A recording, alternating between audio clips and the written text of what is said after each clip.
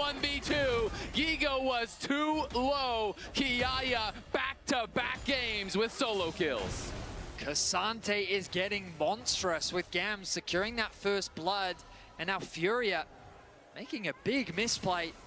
Gigo thought that he had more HP to assist with his jungler and getting the kill onto Kiaya, but a massive mistake means that this Ksatria is now going to get very monstrous very quickly.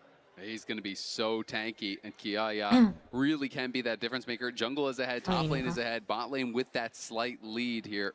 Looking very good already here for Gam. But they have got to keep their foot on the gas. We saw what happened last game. They got up to a 5,000 gold lead. Did still lose that one. But again, it is another good early game. And we've seen a lot from them throughout the tournament. You know, you think back even to the BLG series where they were able to create advantages. Why should I watch VTuber debut when I can just watch Yasuo ADC in pro scene, man? Now, this is a consequence of the roam that we saw from Eris in the early game to assist in getting that first blood on the top side of the map.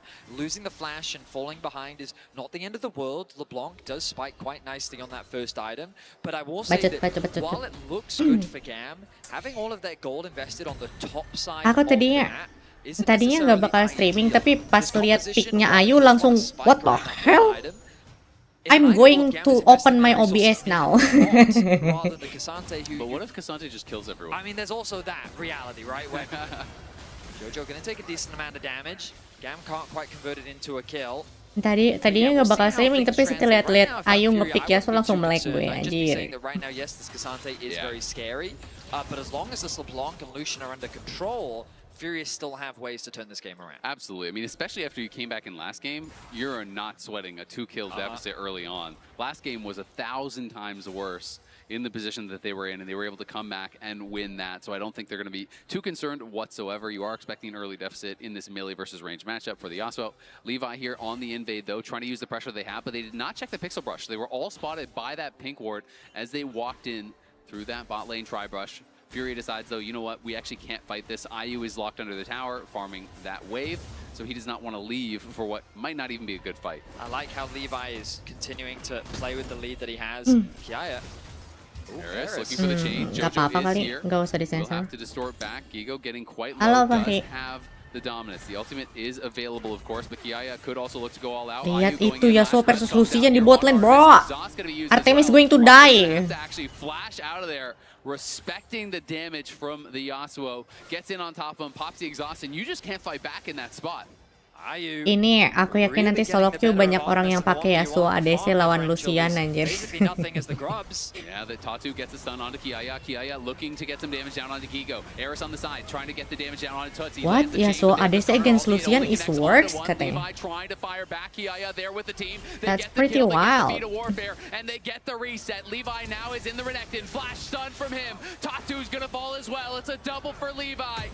The star of Gam comes to life in this game, makes the early game read on the jungle path and gets the double kill. Ayu and they're going to be able to grab the objective off the back of it as well. I will say it was a bold play from Furia to try and fight Elio in trouble here. Tuts in a 1v2. How about that? Flash follow. Easy kill for the Azir. Tuts will not be Ronaldo. We find ourselves in Jungle-nya fur Ronaldo anjir. 9 minutes into game 4. Furia finally get themselves there. Baru masuk langsung lihat anomali di bot lane. Goes into the mid laner's hands. It's kind of work, you know. These grubs was an ambitious. Setelah dipikir-pikir, iya anjir, bisa cok. Yasuo ADC lawan Lucian daripada dibully early. Wants to skirmish. Daripada makin ADC pok gitu loh Lucian, wah nangis anjir. Especially after falling behind already, trying to go for that early fight, I just don't think was a good It decision. works. I think we can try this. Punished it. Just short of 2K is now the lead that they sit on. Jojo in a bit of danger. Yeah, we'll be backed up Mau there tidur by kagak jadi. level 7 at this point. Both supports have been roaming. Ini kita tidak akan tidur sampai BLG versus GT ya. Lu belum bikin thumbnail nih. And has that Heartsteel axe? The Hearthbound axe? Heartsteel axe? I can't even remember. Hearthbound axe, there you go. There's a lot of components. There are a lot of components. I always forget. He built some long swords and then they turned it into something. That he did. Bikin apa dia? Look across the field, and right now it's. We can try this but 09. Towards 45 seconds until that next objective. It will be Gam. Yasuo aku mah GG bro. Pressure on that objective. Of Of course, given how the bot lane is playing out, Real ini kita praktekkan ini ya solusian. It's just Ego is getting very low. Yep. Ksatria with a lead. Yep. Ksatria does not have all out, so doesn't have his ultimate and dominance Ikan available for Ego. pik-piknya Ayu seru ya. Kemarin main Nila. Getting poked down here. Eris going in for the trade. Proxy electrocute, but honestly, sekarang mainnya Suwo anjir. More as he dealt. And Tuts has just been handling this matchup without any issues whatsoever. He really has been looking great. Ayo orang Brazil. Doing him wonders right now. Just having that extra bit of health. Tatu makes his way. I wonder if he was spotted there. If Levi's still in the brush, he would be. Support fiddlestick ya. So they know that Tatu is in the area. The question is, do they look for a fight here around the scuttle? Eris is already ada yang lebih trying to bagus. threaten the move down towards Tapi that river. bisa work But it sih. looks like Gam Ada will just be calling you silentnya, up. We ada gotta give it up. We don't want to fearnya. actually engage into Jojo and Ayu, especially when Jojo just hit 6. Will be Can very be work. difficult to take down. Eris though going aggressive here onto Tuts. Does land the chain. Tuts getting quite low. Combo Azir But Yasuo-nya trading bisa back gak sih nih? effectively every single time. Ada dua combo kan, Azir Yasuo sama apa nih? Yang banteng namanya siapa? Alistar ya? Alistar Yasuo.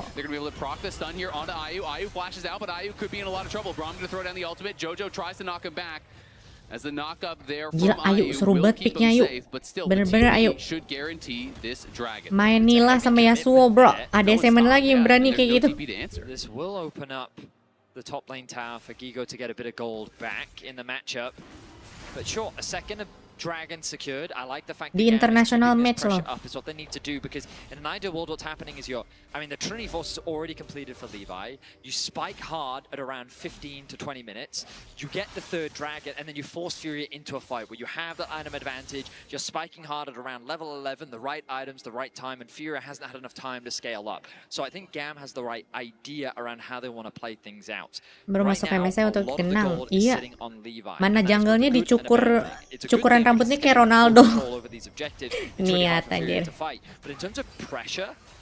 Niat untuk diingat itu Mario. Mid control and is always punishing Eris every time Eris tries to move. And on the bot side of the map, Artemis is not dominating in the 1v1 matchup, and this Yasuo is just having a lot of time to free scale. Now they've moved Ayu towards mids, and we see these kind of lane assignments once again from Gam. They're threatening the dive on top. The TP will come through from the Renekton. Oh, they definitely want to try to look for a dive, but Tatu is in the area. Will they be able to actually pull it off? The culling is just ripping through him. Levi is fed, and Artemis gets the kill. And now we can actually take over the body, but Ayu is coming up here as well. They're going to try to look for more. Tapi pas di CC sama Skarner udah ditembak turret ya. The CC into just a full tank culling was way Cepen too kalau much di CC sama for Gigo to be Skarner able to survive. They udah are looking for dideteksi Eris turret. down on the bot side, but we'll be able to just throw it out to safety. The mobility to get away. Oh, but now Ayu is isolated in the top lane. No flash, does have the exhaust. Can he outplay? He's going to have to try to dodge. Gets the knock up. There's the last breath. The shield. Lihat Ayu. Ayu 1/3 anjir, hampir menang, Cok. Is barely able to survive there. Jir. Levi jumps out as well. They can't take down Ayu. Well played by the Yasuo to be able to survive in the 1v3. I thought Elio might have been getting knocked down. The exhaust doing some serious work. Ayu. It did seem like they were going to try and trade Elio. Ayu is God. Which would have been a worthwhile trade, but he manages to find the outplay. Gam still holding on to Mungkin the ini yang gold bisa lead, but mengalahkan now ruler Tuts is being nanti. given more free farm in the bot lane as he extends his individual lead to 1.1k. The Nash's Tooth doing some serious work on the split push. And Furia. Goldnya kalah sih tapi. Scaling elements. They're looking pretty good for the time being. Goldnya kalah tapi Really are. Furia match point jadi chill kali ya, mau eksperimen. Ini Leblanc juga udah sekitar seabad, kita belum lihat Leblanc di prosim, baru nongol lagi. Has been looking for trades, but mostly they've been answered and often surpassed by what Tuts is doing, and this is Zero always a problem. The further you get into the game, the more problematic he is going to become. He is that kind of ticking clock on you that once it gets late game, time can sometimes just be up. Herald now spawning in about 20 seconds. Furia. Oh, they're going to look. Nice combo there as Jojo knocks him back and he gets stunned to the wall immediately. Eris has to flash out, but will it even matter? Flash there to follow. They're trying to chase him down. Tatu used the flash, but he can't close the gap just yet. You can see Ayu moving down. Ada sebut pakai Trinity Force kayak harus Spain sama Ezreal, Kak. Emang itu itemnya, Kak. Varus sama Ezreal emang itemnya itu. means that the gap between the mid laners is only continuing to grow. Of course, we look at the rest of the map and it's still advantages across the board in favor of GAM. Soalnya mereka kan asal ngehit 3 kali, ada damage tambahan kan.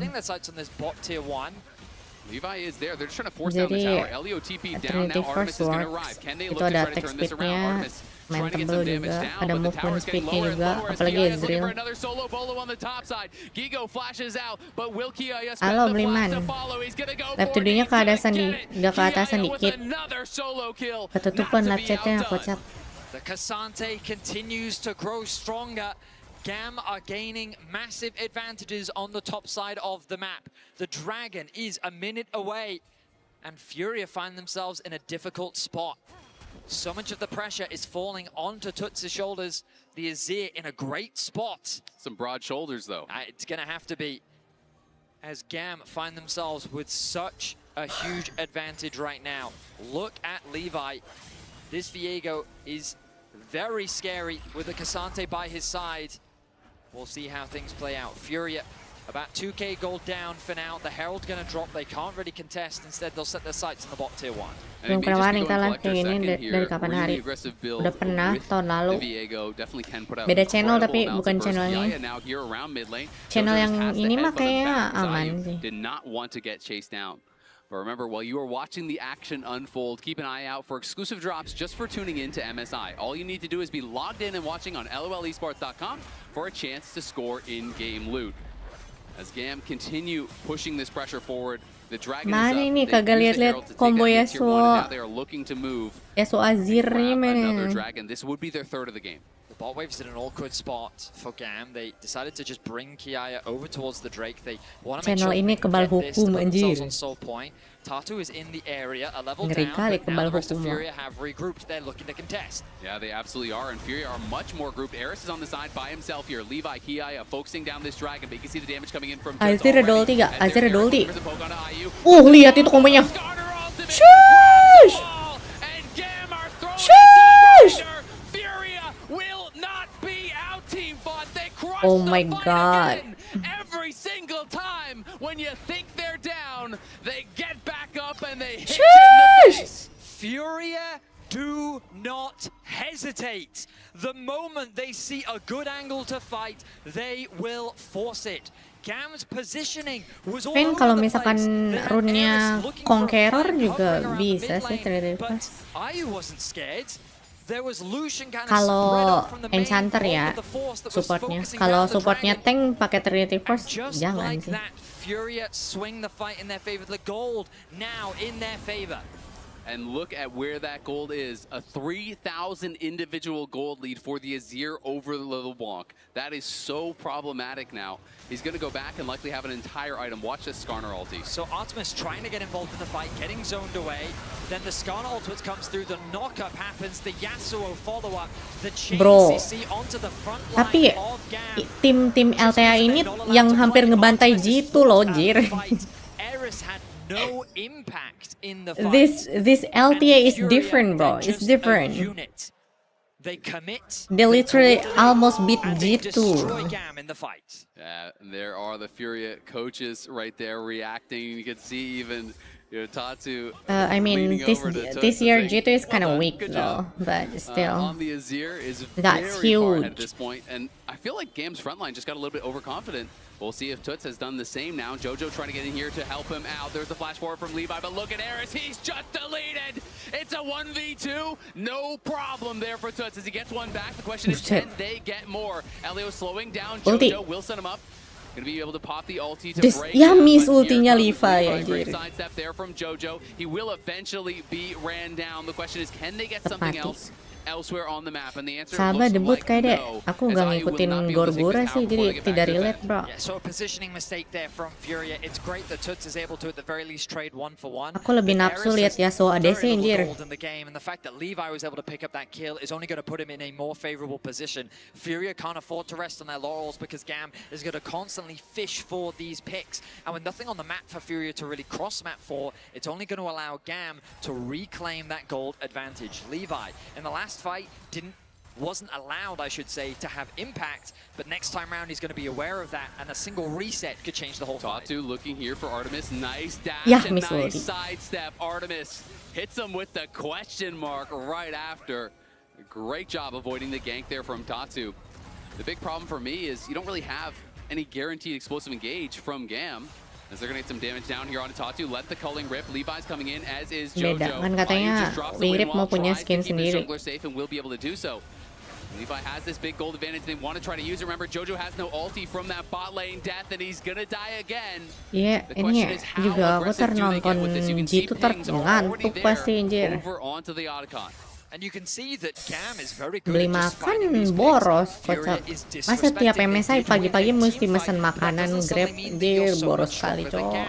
They have the numbers, they're finding good catches, and with the TP being invested, they're securing an Otacon. They're going to grab this Otacon. Yep, no chance of a steal here. Tatu not in the area, and Tuts is not even going to look for it. Great plays there from Gam.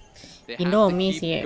Nanti paling ya pas break ya, pas break masak Indomie dulu. Very difficult for him to use that in a team fight compared to what the Azir is going to be able to do, where he just basically has to hit anyone, stay safe, and look for those plays. Gigo pushing out that bot wave. Beli jajan pas malam solusinya. Masa tiap MSI jajan mulu, boros, cowok. Kita harus berhemat sebelum perang dunia ketiga, bro. A wall of HP when we think about the upcoming fights. If he can zone away the Lucian, then that's definitely a job well done. Kayak aku tidak peduli Indomie aman atau tidak, yang penting kenyang. Who's now really starting to stack up this magic resistance, so he's becoming an immovable wall. We'll see how Furia deal with that. Meanwhile, Ayu kind of quietly continuing to farm in the background. This Yasuo had a nice combo in the previous fight. Eris making his way down from the top lane. Gam starting to stack to protect their mid lane. Winwall's so difficult to play around sometimes for Lucian because you are already a relatively short-range character. You get in the mix, then the Winwall comes down. You're trying to reposition around that without getting hit by a combo or a knockup. But it's Gam already positioning aggressively. Kiaya looking for something here on a Jojo. He's going to pop the ult, and in comes Tatu. Quigo is here as well. Kiaya trying to kite back now with Artemis. As Kiaya took the worst end of that, does not have his teleport available. Salmon sama Indomie mahalan salmon anjir. The ultimate was spent from both Gigo and Jojo, so they could be vulnerable. Furia though pushing forward, eyes on this tier 1 tower. They're gonna get it, and again, Gam is just completely split now. Keep track of the cooldowns at the bottom of your screen. The ulti of Alistar and Renekton were both used. Big ultimates that are important for a team fight. Braum was used in exchange, but they still have the Ksatria and the Viego ult available along with the cult. But they just can't walk through Tuts. Look at this. Kiai is trying to get aggressive here, but he's just gonna get knocked down. He's hilang tuh Ksatria. Artemis now the job is up to him. Mainnya dempet gitu anjir. Wah di Winwall ultinya, wah counternya Lucian asli guys. Real, Yasuo is real. Yasuo ADC is the key. Ultinya kena Winwall. Trading gedean Yasuo damage anjir. Bro, it works. It works anjir. Bro, and they are damn well sure gonna take the dragon as well. The front line just evaporates for Gam. Bro, it's work. What the fuck? You were talking about how difficult it is for Gam to approach. Lah. Kill back. Shuts down Gigo and gets a bit of anjir. into his pocket, but the dragon is still gonna fall in favor of Furia. Apalah. The fights are going the way of Furia.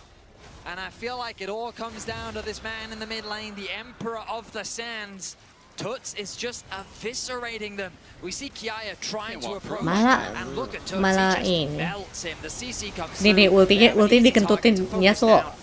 And like, what options to get an easy way to start the fight. Their engage is limited. Instead, they try to poke down their opposition, but Furia is more than healthy enough. Bro, it works. It works. Chip away his HP bar, but now Levi is isolated, and Furia are quick to collapse.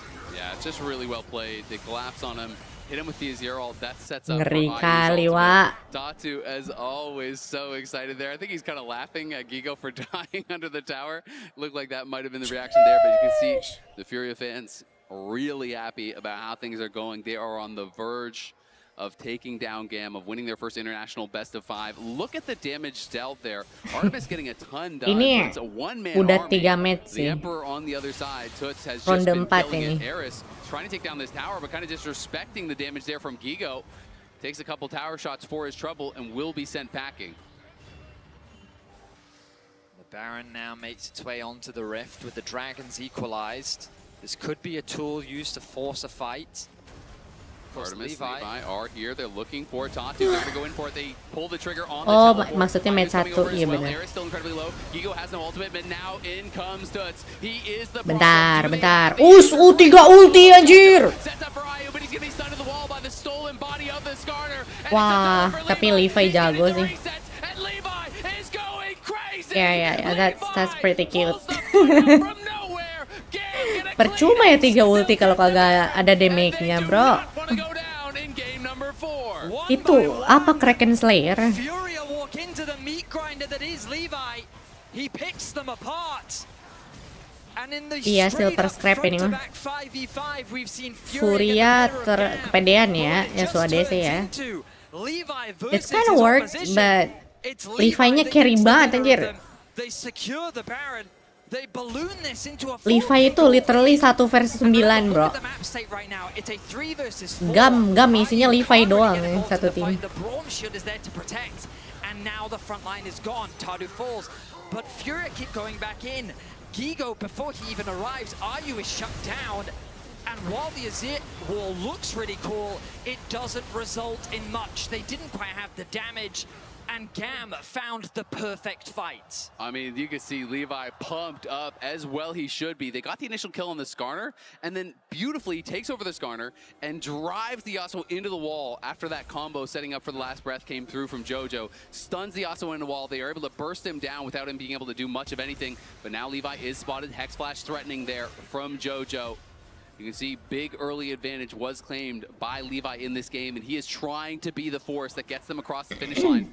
Eris now level 6, critical for the LeBlanc. Getting that really short cooldown on the ulti helps with the poke. Gigo fighting aggressively here, but he's against Kiaya and Levi. Kiaya can tank the tower for days. Iya, kayaknya silver scrap ini mah. Masak Indomie dulu lah ya. And now it's Tatu that's in trouble on the other side, as the culling won't quite be enough damage to knock him down. Toots though holding strong here in that bot lane, defending the tower. Gila, Levi itu harusnya jungler tier S gak sih? Dia konsisten mainnya, tiap match pasti dia yang carry, bro. They find another pick in mid, converted into a tower. They're gonna secure another one here in the bot lane. Kemarin lawan BLG kebantai kayak karena tim defender. Have claimed full control over this game. The question remains, can you win a setup front-to-back fight against this Azir who is monstrously fed? Because they are going to have to answer that question. They're not going to be able to close out the game with this Baron. They're still going to have to win 5v5s, and that has been the problem. Eris is able to land some poke. Chains war sidestep nicely by Toots, but he is hurting. Like, Elio takes a couple stabs there, loses half his health. Eris again looking, but will tank a tower shot. They're just trying to make sure that Furia can't get any vision on the dragon. They can't even get over there. They're trying to make sure it's not that 5v5 I'm talking about, where it is established battle lines. Nggak bisa beli yang ribet-ribet guys, jauh. With his 3 items completed, is dishing out some serious damage himself. And while so much of the conversation has been about Levi, Ayu in these clustered fights, sure, he's been getting some great ultis off, contributing to the chain CC to set up for Toots to just dish out the damage. But now that Lucian, I feel like he's just going to melt through this Renekton. And when we think about the front to back and the fact that Kiaya has been kind of getting destroyed, now that the level 17 is going up against this Azir, sure, Azir is scary, but we'll see how the fight plays out. Dragon started off. I think Fury is just going to give this one up. Yeah, they are going to give it. I think it's the right choice. I really liked how Gam played that Baron. They kept the pressure on. They never allowed Fury to enter their jungle, so they couldn't get any vision to even approach the Dragon. Just denied any possibility of a fight. Was really well done. The last Whisper now done as well for Levi, so Gigo could be in some trouble tanking that calling, and he is just getting burned down under his tower. Not even safe there, but Toots is trying to turn around. Look at this damage coming through from the Azir. Levi barely survives. Jojo may want more. Does have the flash, but I don't think he's going to be able to get in range here to stop Levi on the recall. Masih bisa. Belum kalah, Furia belum kalah. Can't actually ward Jojo away. They are worried about a potential chase down. Tried to go big for that dive, and it almost turned tragic. That flash from Gigo was so close. He almost ended up has Tapi fodder. Gam dapat soul Flashing ini. away from the Levi Next. ultimate, getting him away to Harus safety. rebutan Baron He ya has abis not ini. had a good game. Mau ngambil 14 soul kan is ya? his level compared to the 17 of Kiaya. He just melts at the hands of most of the GAM members, as you saw in that bot lane skirmish. And GAM, they're desperately trying to force the Baron, of course, now worn off. They didn't really get much off the back of it. They got that tier 2 tower in the mid lane, and Azael, it still feels like Furia have the tools to win out on these fights, especially with the death cap on the horizon for Tuts. I think they absolutely do. I mean, it's all about the start of the fight for GAM to me. You have this 4,300 gold lead on Levi, which is absolutely absurd. But if you get CC'd, if you get comboed, you get hit with the exhaust coming through from IU, you're getting Skarner ulted out of an Alistar combo, you can't really do that much. Whereas there's so few tools to actually get that explosive engage and lockdown to it. So it's going to be so much harder to stop what he wants to do. He's almost on his death cap for the forced item. And as long as he is staying safe and the battle lines are established, you drop the win wall to zone out Artemis. As the melees come forward, they can kind of just focus down. And we've seen that in a number of fights. So we'll see. Gam gak mungkin langsung ngambil soul sih. Mereka pasti rebutan Baron dulu. So Baron spawns in 50 seconds. Biar lebih guaranteed. Deep vision control. Dan bahkan kalau dapat Baron mereka bisa langsung end nih. Here. Gigo is around, as is IU. He gets the bad news. They don't have a teleport to back him up. He's going to have to take this fight by himself. We'll see if he can actually do it. Seru banget lihat ya semua anjir. Bentar, itu makan 30 ulti masih hidup orang hitam itu anjir. Riot! Riot! Oh, what the fuck? Makan 30 juta ulti masih hidup anjir.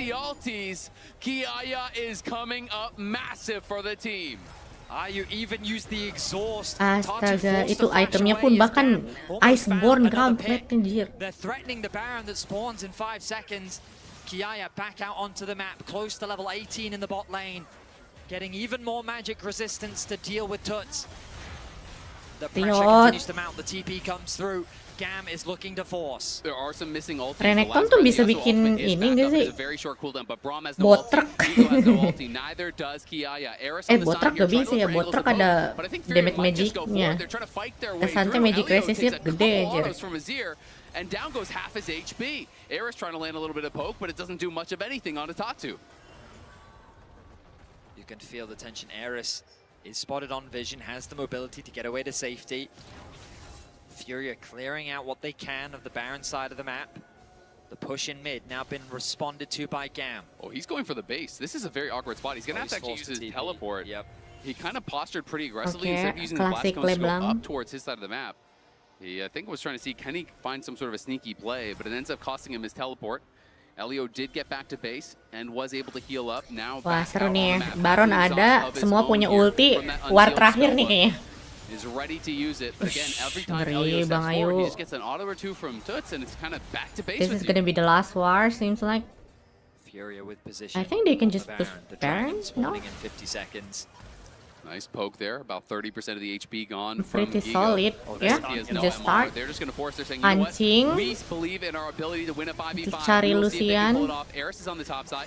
Furia do pull off, though, as they don't want to be tanking the Baron when GAM engages. They're looking to try to go for the fight here. GAM is in a 4v5 until Eris can reconvene with the rest of the team. Tato is able to help push this out. He's trying to ward them away. Make it difficult for the Viego. That's his job. He's got to be the one putting the CC down on Levi if he goes aggressive. Poke being thrown, nothing too serious so far. The Dragon now the priority. GAM on Soul Point, they can use this to their advantage to try and threaten the Baron themselves. Main Aram aja. Oke, Azir.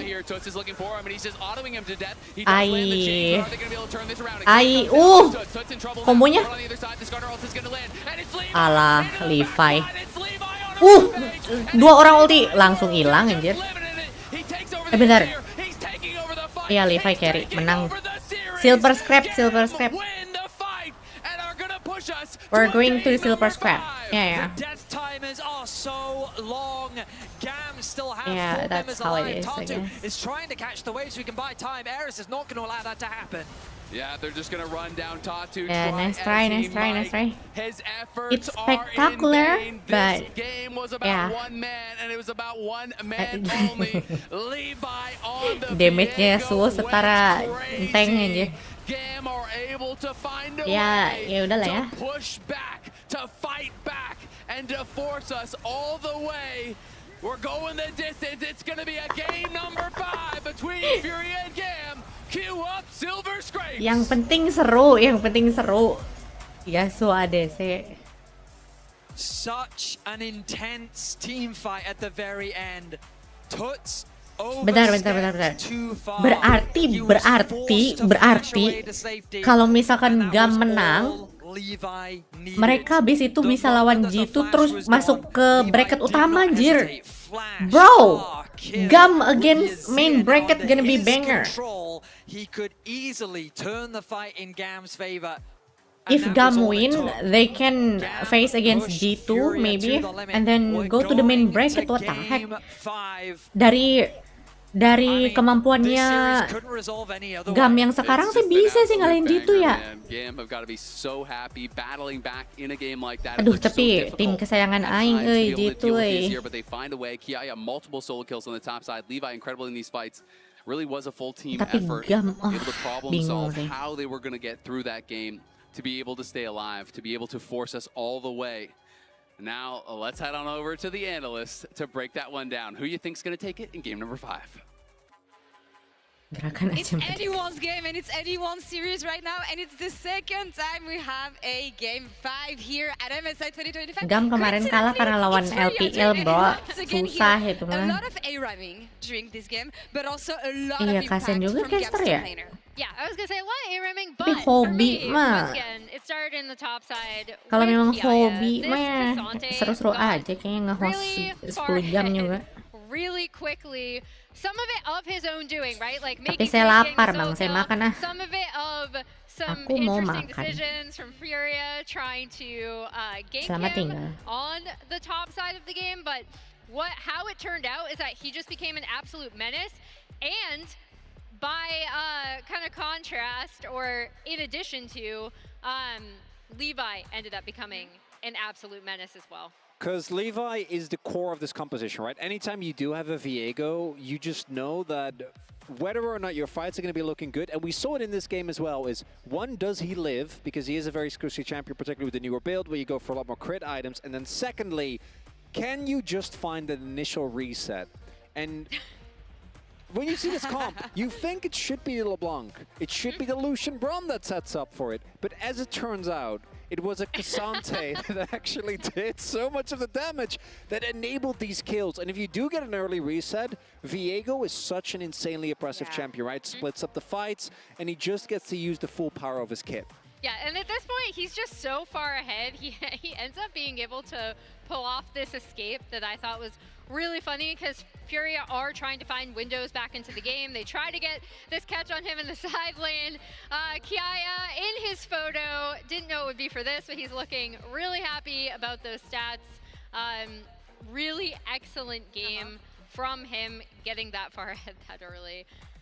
I mean, that's the thing, Emily. You're saying that regardless of what everything Gam has been doing, it was still, Furia still had a way to come back into the game. What did it come down to? Because in an interview that Tatu gave with Sheep Esports yesterday, he said that macro, discipline, timings is something that they need to work on. And I do feel like they still have this here. Yeah, absolutely. I mean, both, let's be real, both teams have these opportunity areas. I think the big thing for me for Furia in this game was kind of that, and like they got back into the game through team fighting and better team fight setups, right?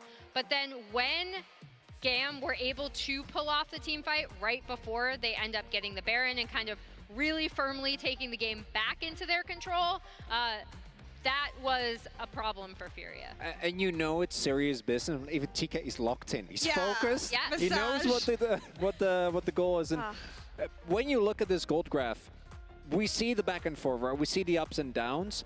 To me, once Furia had kind of rounded the corner again, had a Azir that was approaching a death cap, that was actually looking insanely strong, that 25-minute drop, that was kind of self-inflicted. I think that they got, as they do, the reason why they get behind in the first place is a little bit too over-eager on the fights, and it cost them there as well. It cost them I'm there. curious to see. Yeah, let's see how this one Zoom in evolves. on that, yeah.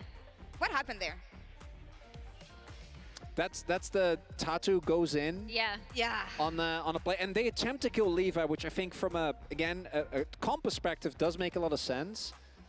But if you don't kill him, if the damage isn't there, and really it was just the Skarner initially, and the follow-up damage just wasn't there, because again, for me this composition on the flip side revolved around Tuts, who really tried. And yes, the final play obviously was him overstepping, getting taken down, but it's understandable given how much was off him in this game.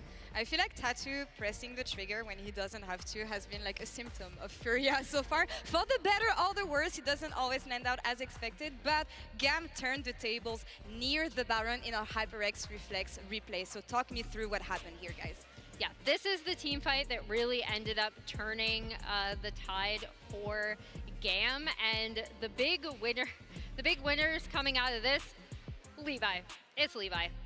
Because as we mentioned, what happens here is you see the attempt to take down Levi, so the Impale does hit, but it just doesn't matter because Tuts isn't there.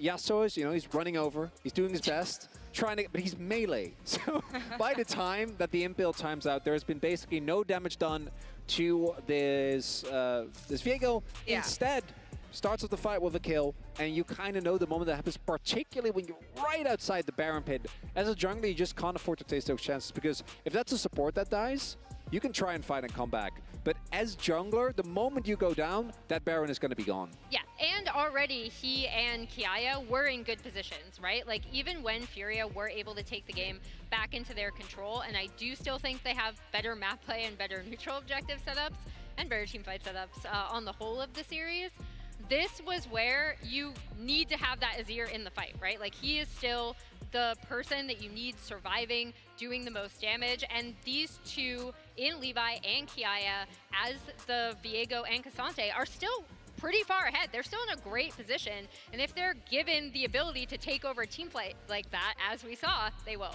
All right, the past is in the past now. It's game 5.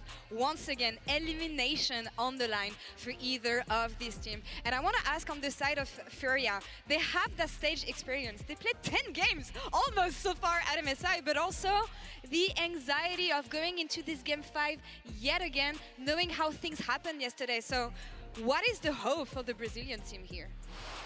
Ooh, that's a tough one. I do think that we saw if Gam can come back from the loss that they had in the game before, then Furia can come back after this one, right? As mentioned, they did already get there. The one thing, and I'm sure they're aware of this as well, the draft they ended up with yesterday last match, in game 5, they were not happy with, right? That Lilia really didn't feel like it hit the mark. They have been extremely focused on jungle bans. I think that this will continue here, because in the games that Gam has won, I feel like it's very obvious that Levi is leading the charge, particularly in this Viego game where he really was the main character.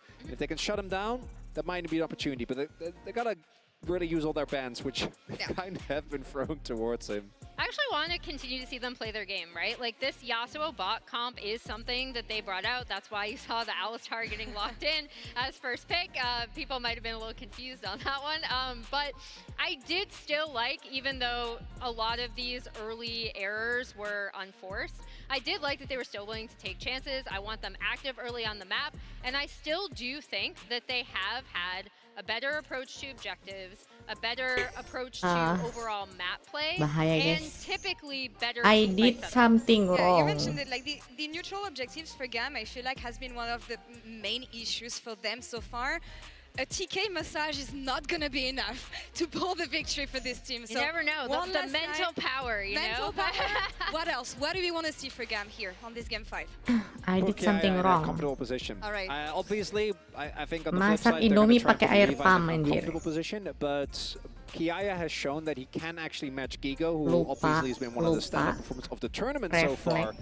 But if you can find a way to get him a counter pick or a matchup that he's super comfortable in, he has shown he I mean, can it's in fine, fact right? carry. Asalkan Hopefully that'll direbus be ke enough to sih. get Gam to Ya the nggak win. sih? Hopefully, no nerves allowed here, only good preparation and only good mental here coming into this game 5. It is Silver Scrapes once again. We'll be right back. Penjir. Ya, dah lah. Selamat tinggal archive. Ya, udah deh. Selamat tinggal archive. Berapa menit lagi tadi dengerin Silver Scrap?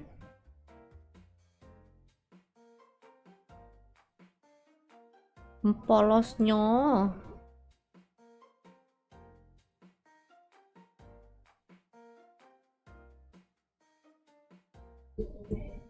Mie kuah. Gak tau makan mie goreng gak pernah kenyang. Kayak sesuap doang itu.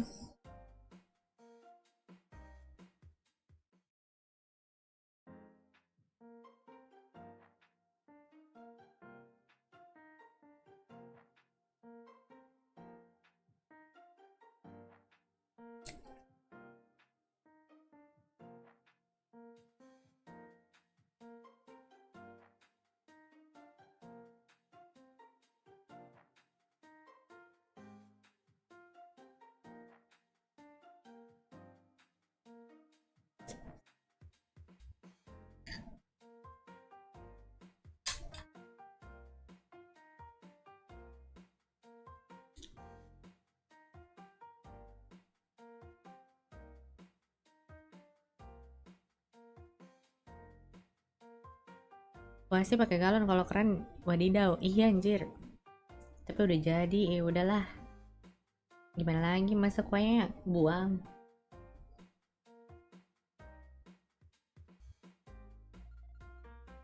Forgar, aku forgar.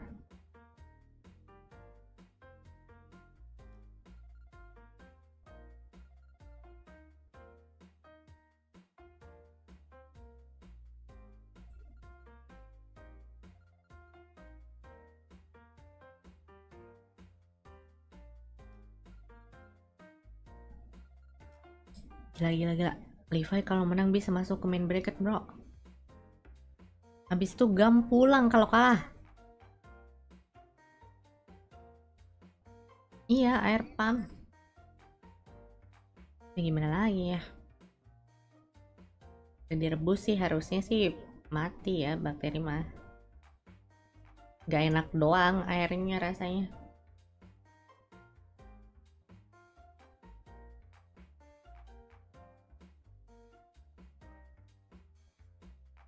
Lots of similar bands here getting spent. It is going to be a really interesting one. It does feel like Kiaya is consistently getting the best of Gigo, but likewise, kalau misalkan gak menang seru ini, mereka punya kesempatan untuk masuk ke main bracket. Tapi Furia pulang. Sedih banget. I wonder if we are angling towards just the Karma Ezreal late in the game, and we have a different combo. You've seen the Nocturne Orianna combo. This can kind of work somewhat similarly with the ult coming through from the Nefiri. So we'll see if Levi can pull it off here with Eris. The Trundle finally getting into the hands of Tatu. We've seen it banned multiple times from both sides. There it is. The Ezreal. That's what I figured. I mean, my instincts were just lock in the Ezreal, very safe AD carry. Wah, main championnya Ayu nih, Ezreal. Dapat Ezreal Ayu ya.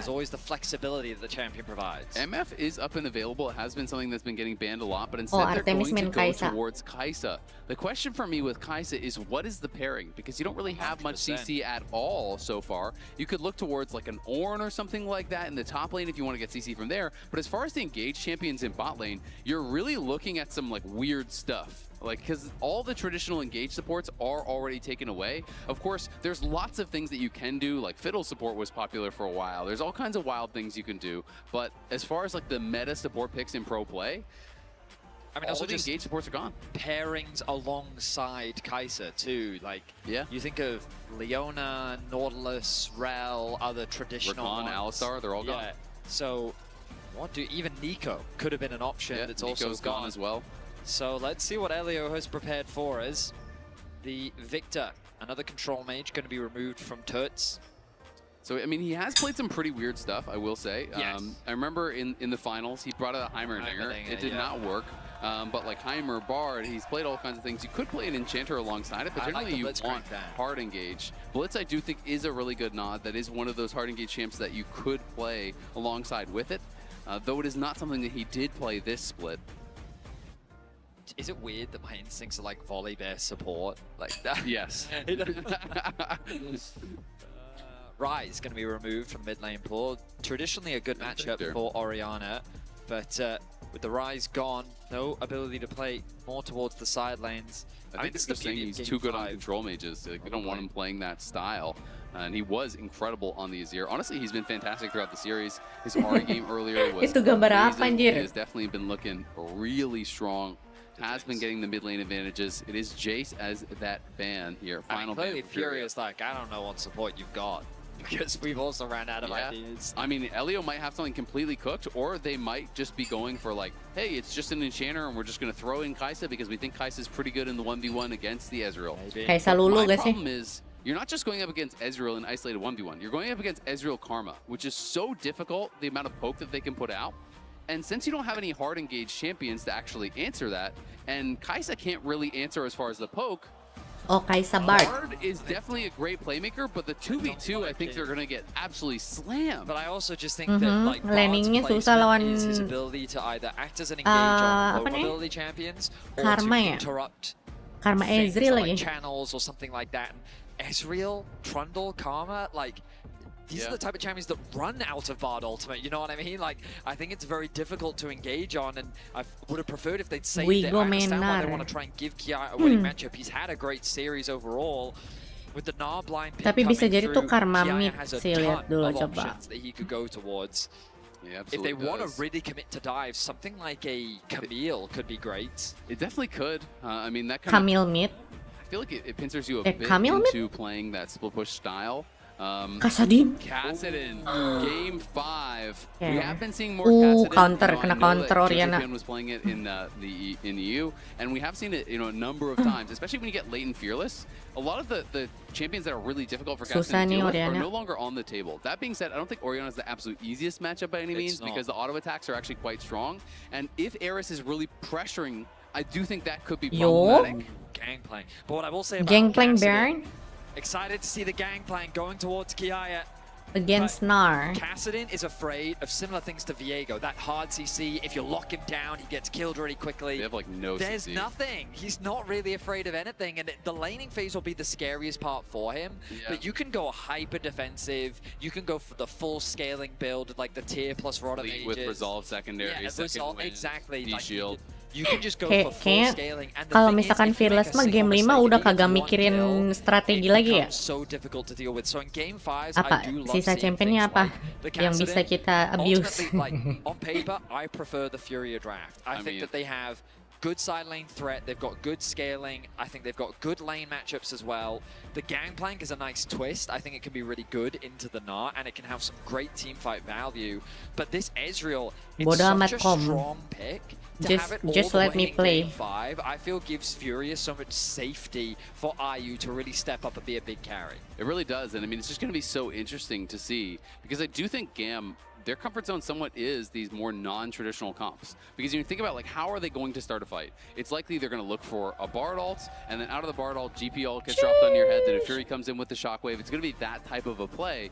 But it's not just the Ezreal, it's, you know, Kassadin can just riff walk out of these Bard ults and dodge those. You have, you know, the Karma shields that you talked about for the speed up there. Hampir semuanya Fearless Out of it. Like there's a lot of difficulties termasuk there. I think Challenger for Bard sama to land EMEA those key Master. ultimates, it's not impossible, of course, but it is going to be very difficult. And that's later into the game. That's not even factoring in the early laning phase 2v2, I think, is going to be this brutal. bot lane has to play through. Bard, Kaisa, into Ezreal, Karma.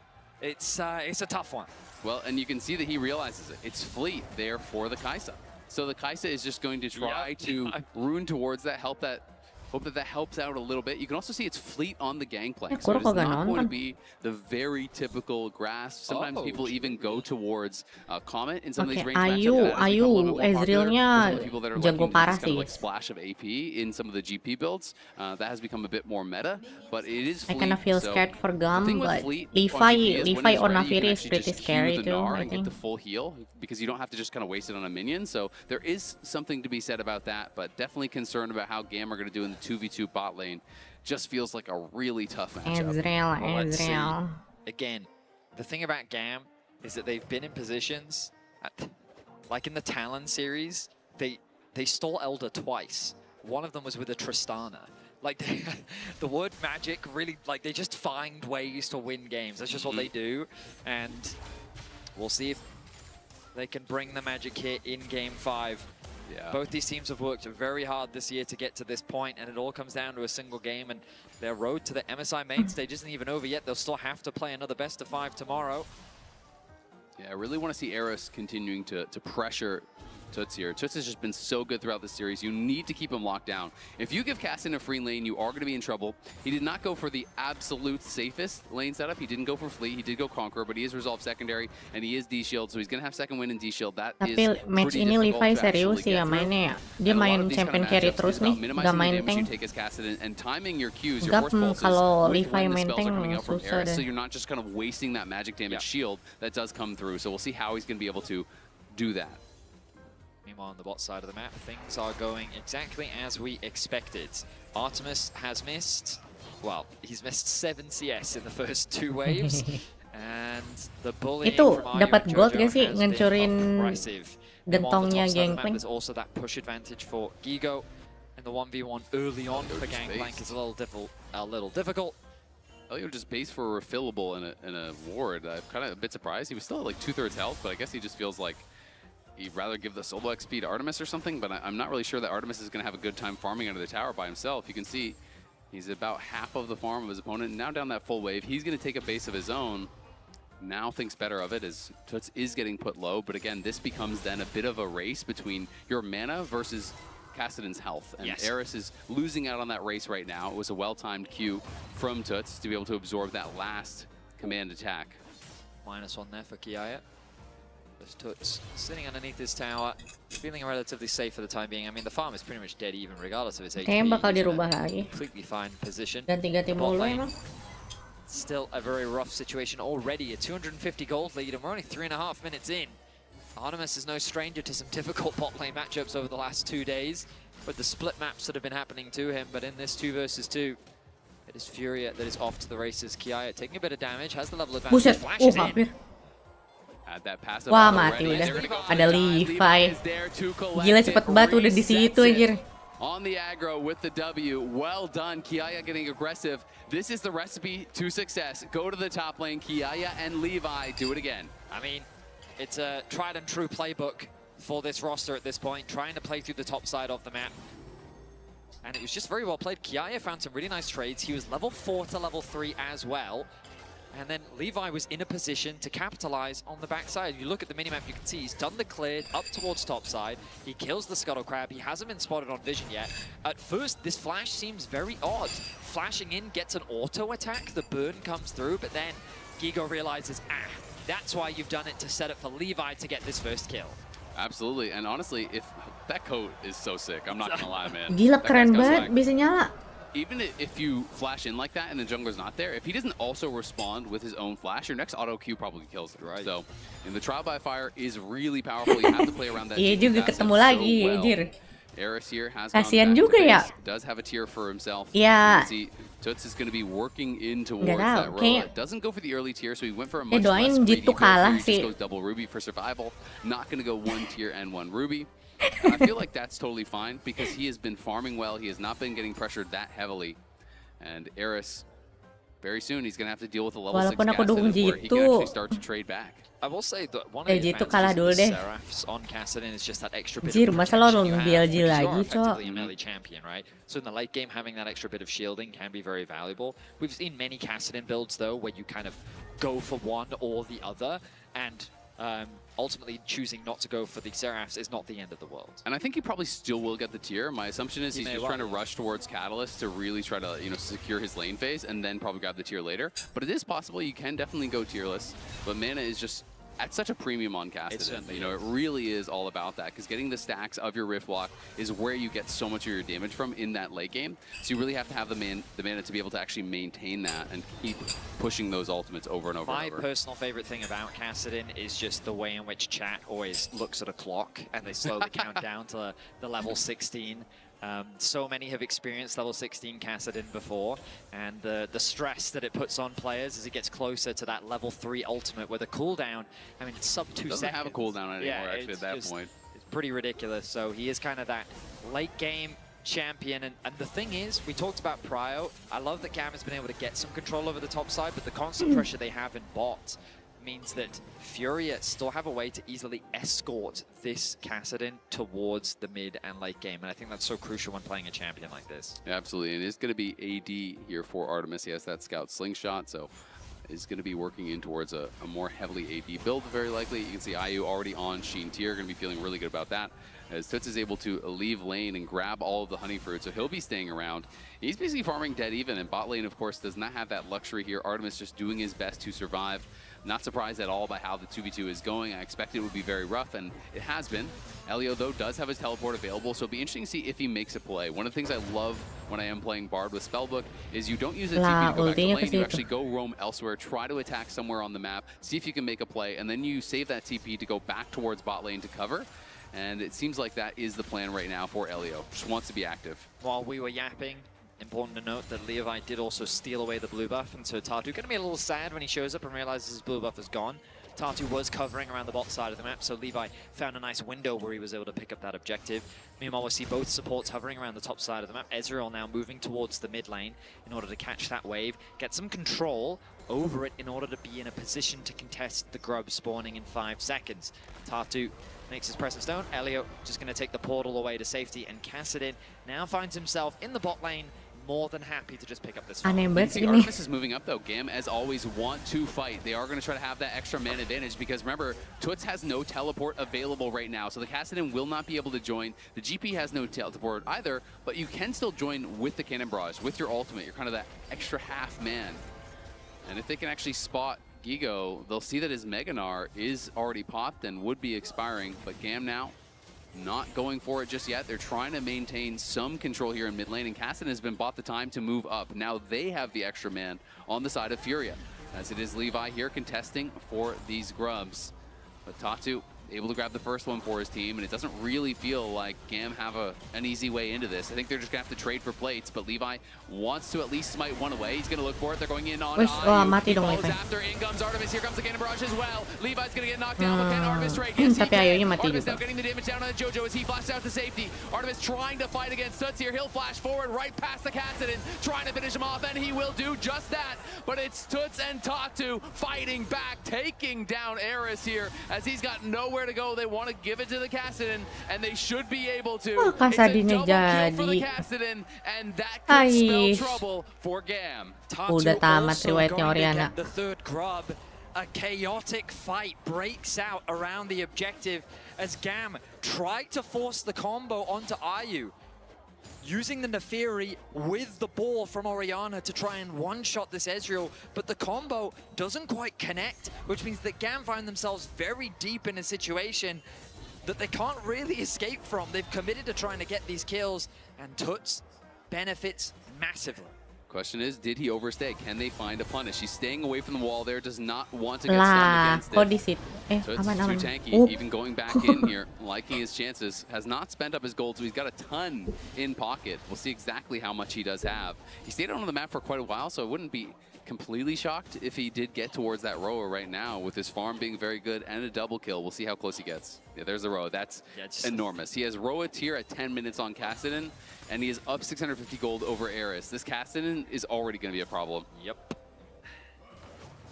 I mean, I was hoping to get a replay of that last fight because I wanted to showcase how Gam just really overcommitted. The idea being that with Gangplank and Gigo being stuck in the bot side of the map, they had the Cannon Barrage to assist with the backline dive. We know how good Levi is at locking down AD carries. He flashes in, he uses the R from Levi, but Ayu immediately ease out. He immediately gets away to safety, and the shockwave just doesn't quite connect. And even though they do end up getting that kill, considering how deep they had to go, Toots is just like, all right, I will just pick up kill after kill. He gets himself a double. They get themselves 3 grubs, and Furia, while the gold is not strictly in their favor, the advantage that they're currently sitting on is pretty significant. It absolutely is, but I mean, it's kind of flashback to last game. It's can Kaede make the difference on the top side, where he was getting those early solo kills. During that attack on Grubs, he took a plate bot. He's now up 1,000 gold already, has the early Triforce completed. Tatu moving down here with Jojo, though. Artemis is caught out, and Artemis Lari, has no dekat flash. Sadin. Getting out of this one, but Run. Levi is coming in, trying to support Run. him. Oh, Trying to get away shit. from Toots, but Toots is right there waiting. Levi goes in with the Hound's Pursuit, but he's got to run for it Serbet now. Kasadin, Eric's here to jir, try to kayak back off, but it's pocong, Elio bro. in trouble on the side. As Tatu's going to flash forward, he flashes over the wall. Kayak to try dikejar to get back to setan. safety. The command protect there from Eris will keep him safe just barely. But again, another kill for Kassadin. 1K ahead this early. Eris is staying around. I don't know if he really should be. Could be in a lot of trouble here. They're going to look for the dive. The shockwave connects on multiple members. bentar. Levi looking for the cleanup here. They get the kill on Eris, but Levi gets one back. Levi now looking for Tatu, who has no flash. Wah, And he's going to get a Levi second. gigi There's banget. a double back for Levi as he wants Bisa even gak sih? more. Toots No, should be able to kan? get out to safety, though, with his ulti. Oh, I ada, mean, ada. Gam navigate the situation pretty well, but it's Toots that still gets himself another kill. The Kassadin continues to ramp up. Even though Furia, they overextended on the play, it ends up overall being a 2-for-2. banget si And notice Kassadin. Artemis quickly Sedih moves his udah way Oriana. towards mid lane. The death timer's not that long. Shit, Sets his sight shit. on this wave, pushes in deep, secures a plate for himself, and is able to get a little bit more gold back, ticking over to level 9 even. We'll look back at the play, and it's Artemis that's first to fall. A really good placement of the pillar means that he has nowhere to go. Kan dia Tries ngedes his ke best to use situ, the ultimate to create some Kassadinnya space, but nahan Toots commits ulti. the flash, secures the kill. At this point, Fury is saying, hey, Elio is very low. I think we can make a play. But Eris makes the bold decision to stick around, thinking that he can get this wave. He has no authority to stick around underneath this tower. Levi feels like he has to stay in support. A 3-man shockwave comes through, and Toots gets the aggro, which means that he can't really assist with the damage, forcing him back, and that leaves Tatu in a very awkward position underneath the tower. Yep, laughing about the dive there, but still things going well overall. Close game, only 500 gold separating the two, but Kassadin is going to be the problem. Of course, there is some powerful scaling on the other side, and you're looking at the Gangplank to maybe try to be a difference maker, but Kassadin versus a team with low CC is always so tough to deal with. I mean, I will say that there is a traumatic personal experience where Bin on a Gangplank did in fact crush the hopes and dreams of Europe. So I know what Gangplank can do in the late game. There's always that possibility. Yep. We'll just have to see if Kaede can make that happen. Levi hovering over the wall. Levi is looking, Ayub posturing very aggressively, but Jojo comes in. Now the Bard ulti is there. Can he find the angle to actually land the stun? He can. He nails it. And Kaede solo is kill, looking we for a go. solo at the same time. He gets the solo, and in goes Artemis to get a second. They're winning across the map. Gam roar to life and take kills in mid and top. Gam are making the magic happen. They get a solo kill on the top side. They punish the Ezreal. The ultimate from Elio that we thought would be so difficult to connect, he finds it onto Ayu, and they convert it into a kill. The Bard Q as well. Tatu tries to body block. He gets very close to the Bard, thinking, I won't let you connect it onto the Ezreal on the wall, but then Tatu ends up being the wall. So he ends up connecting that binding, allowing for Gam to chase down the Ezreal. They extend the gold lead ever so slightly, and Artemis, who suffered a very difficult laning phase, finds himself nearly a full level up over Ayu. In terms of gold, it's practically dead even. And we once again find ourselves in a situation where it is Toots that's holding on to the gold lead. We'll look back at this 1v1, and it's just the Gangplank just running Gigo down. Yeah, really well played. He hits that first barrel, knows he can just go in for the flash. As soon as the flash is responded to, just drops the GP ulti for the Nonton slow. yang And then caster this is Jepang back nggak to sih? that binding you were talking about, Betty. A nice Jepang binding live comes kayak. through, the ultimate committed by Jepang Artemis as kayak well. casternya hype Levi deh. is the one that picks it up.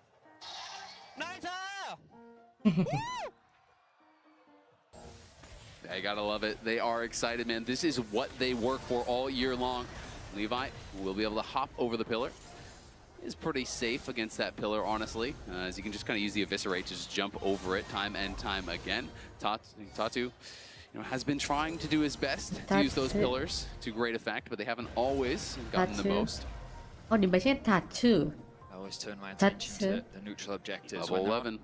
And there aren't really that many on the board to play for. Yeah, the level 11, level 2 ultimate now for Toots. The Herald becomes the next focus. You can already see Furia gathering on the top side. Arrest needs to play very careful. Elio kind of fishing, seeing what information he can gather. A lot of the vision just being denied by the control wards put out by Furia. Artemis going to clear out this mid wave. Kaede has joined the group. Gam, I feel like need to force something or convert this into something because that bot tower is completely exposed. It absolutely is, but they're going to be forcing at this objectives. This has been the recipe, whether for success or failure, all series long. GAM is going to show up to the objective and they're going to try to fight you. And they have the GP ult too. They can just throw that bot lane if they want to clear out that wave. It's going to commit the TP instead. Oh, he's going to get interrupted, though. He tried to TP in their face and just gets pillared out of it by Tatu. So now that is -1 on the teleport and -1 on the tower, very likely here, as Gigo should be able to close the gold gap and be able to pick up something for himself. Nice objective secure. That's going to be the first tower of the game. GAM want to respond in kind in the mid lane. They have the Herald. They should be able to knock this one over. The bot wave needs to go and be caught by Kaede, so he's going to make his way down. And that teleport getting interrupted is actually so critical because that's first tower feat for Furia. It would have been for GAM with the Herald that they just grabbed, and that would have been feats of strength. They would have grabbed those upgraded boots right there because they already had the feats of warfare. As a result, it's going to come down to this next objective, which will be the Dragon here in 45. Whoever grabs that, not only will they get the stats, not only will they likely get a teamfight win, they're going to get the upgraded boots too. Static Shiv and the Rage Blade now finished for Artemis. Level 11 means that he also has level 2 on the ulti. It's strange how this Kassadin that felt like such a force still continues to scale up, but feels somehow more manageable as Artemis continues to get stronger and this gangplank is getting so terrifying. I mean, Levi, again, 1k gold lead. He just finished the Black Cleaver. There's a lot of physical damage, obviously, on their team. He's going to be shredding that armor for them. GP going to be problematic here too. You know, still maintaining over 1,000 gold, even with that local tower gold going to them. But they're going to look for a dive on Air as he clears out the wave. Can he survive here? Tatu's tanking up. The shockwave comes through. Great Bard ulti to buy some time. The GP ulti as well coming through as Jojo. It's just going to go down. Ya, shutdown for now, and now Gigo does take up that tower. It's just Elio up on the top side by himself. But it does mean that Dragon is going to go to GAM. They get a 1-for-1 on the top side. They claim feats in the Dragon on the bot side, and no one's there to answer the GP just yet because Gigo has no TP. Kassadin TP mid. This is definitely problematic here for Furia. GAM have easy access towards this bot tower. It's likely going to be a trade, but as you already identified, the Dragon being secured for GAM means that they will get the feats of warfare. Gigo a little bit slower to secure the objective, but Eris doing his best in the 3 versus 1, 4 versus 1. The Gangplank ultimate doing massive work. The Seraph shield also providing a lot of value. Tuts, yeah, he's going to interrupt your match. He's giving you the thumbs up. I love it. All right, okay, so dia nggak ada damage GAM in a overtime. great position. 2 dragons to their name. Kenapa? Levi going to clear out this ward. And now this is where the big objectives really start to spawn. A lot of the outer towers become unavailable. GAM should set their sights on that top tier 1. Furia will ideally want to knock down this mid tier 1, Ulti which kah? means that Emang Vision needs to ultinya start global getting ya, deeper GP? into the enemy jungle, controlling those spaces in order to set up for these objectives. Elio just providing the necessary cover. Eris doesn't have a tower to help him defend, which means that he needs that additional bit of support. You can see Tuts almost level 13 and 9 stacks on the Roa, so he'll pretty soon in tahu the minute here, dukung he'll be mana 14 sih ya. and a bit. So Ayu definitely gonna be picknya seru-seru on the sih. minds here of GAM. That time could be running out Tapi on pengen that lihat level 16 game here masuk for ke main Tuts. bracket Of course, lah. it is not a guaranteed win by any means, but you can be incredibly effective. You do still have to be very careful that if you do go in and you get hit by any sort of CC, you know, Bard Binding or something like that catches you, you can still get burst down. So there is that to worry about, but GAM moving around the map now. It is Gigo pushing down bot lane, but of course the tier 1 was already gone, so not any immediate response available for Furia. As GAM, I feel like playing the map better in this game than for the rest of the series, really. They are answering pretty well. I like the way that they Beda, ini kan bukan North, South. Nah, kalau South America, jokes near airport tidak valid, coy. Furia don't really have easy options. That mid tower is a difficult one to siege, especially with the static shiv sitting on Artemis. The wave clear is difficult to pierce through. While the poke is something that IU will have a decent amount of, the Mora mana also about to come through soon. I think that GAM are doing a really good job here. 20 minutes in. The next few fights are going to be massive. Ideally, Oriana wants to complete that second item. But there's Tuts level 14, that level advantage we were talking about coming through from the Rod of Ages. 14.5, only a level and a half to go to hit that massive power spike here for Kassadin. Of course, it's only 20 minutes into the game, so level 16 will be very fast. Elio will take a chunk and is going to pop both the barrier and heal that he had from the spellbook there to keep his health high. Will not be in danger of dying, but just going to continue cycling through that summoner spellbook. We'll see if he can find a big moment later on into the game to really make something happen with that. I do think it's so effective there as they're going to go in with the Hound's Pursuit, looking for Tatu. The Shockwave doesn't connect his Tatu. Flashed out to safety. Jojo now looking for Levi terus dah perasaan dari tadi yang engage ya. Just eviscerating over the wall, gets back to safety. Oh, tapi iya supportnya Bart sih kalau bisa engage Bart mah ya. Use the flash, but now they're actually going to pull Otacon. Ngeri banget lihat Levi maju. It's nice to make a play like that when there's not really a big objective on the map, but of course with Otacon there, that is something that Furia can force, knowing that the Shockwave combo isn't available to engagernya siapa anjir? to buy Gam. Tatu getting very low though. I mean, you could solo it for sure, and it is going to be spotted out, especially with Jojo there to help. It wouldn't even have to be a solo trip. They are aware of it. Can they get over to stop it? That's the question. Now the TP is going to come in from Kiaya. They know that they have committed to it. Artemis taking a little bit of damage there from Jojo as he tried to enter. Kiaya arrives. Elio still not there. The TP coming in. This is a dangerous position. Si Levi kasihan banget dah. Nico going to take a bit of damage there as the barrel chain will not connect. Heal's going to be used by Jojo. I trust you, Levi. Oh, Bart, nice ult. Go. No, they cannot. Imagine. Cannot connect on that one. Kigo down to half HP, but he almost has the Imagine. already. The Otacon getting incredibly low. Wah, Levi, jungler tier S nih bos. Steals it away. Do they want more? It looks like the answer is yes. Gigo trying to find a good ulti. He whiffs. He doesn't connect. He tries to flash out to safety now. Gigo in some trouble. Kiaya trying to keep them interested. Toad's going to go back in for Levi. Chunks him down. In comes the Hound's Pursuit. Buset. Wah. Wah. Wah, kombonya gila anjir. Just be that. Levi finds the window. Steals the Otacon. Takes the team fight. This man cannot be stopped. Kaduit banget baru bangun. Aku nonton dari game 1, cuma males live tadi. Tapi terus aku lihat Ayu ngepick Yasuo, langsung ku live stream aja. Ayu ngepick Yasuo, wah sayang banget kalau kagak live ini. Kalah anjir Yasuo deh sih.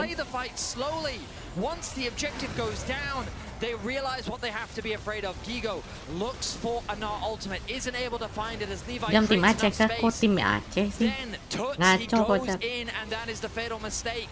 The engage comes through, the ultimate from Levi. The Gitu, connection, gila, he doesn't gigi have banget. to flash. Connects on Berarti three. bisa kayak Nocturne Oriana ya? Itu apa Nafiri Oriana bisa gantiin Nocturne deh. Gam set their sights on the best of 5 victory. Oh, they're locked in. Dia keren banget masuk highlight-nya Kaede.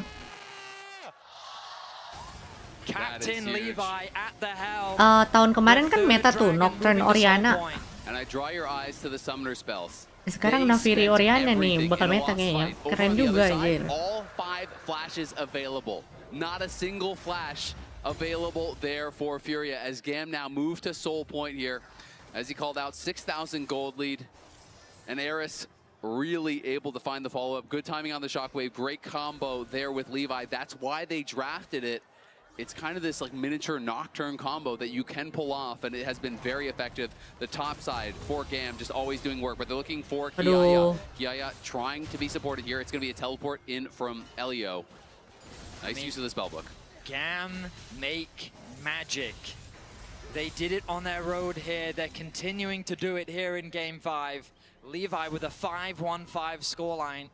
Elio's Bard, I was skeptical. Tahun kemarin tuh G2 tuh nge-abuse Nocturne Oriana anjir.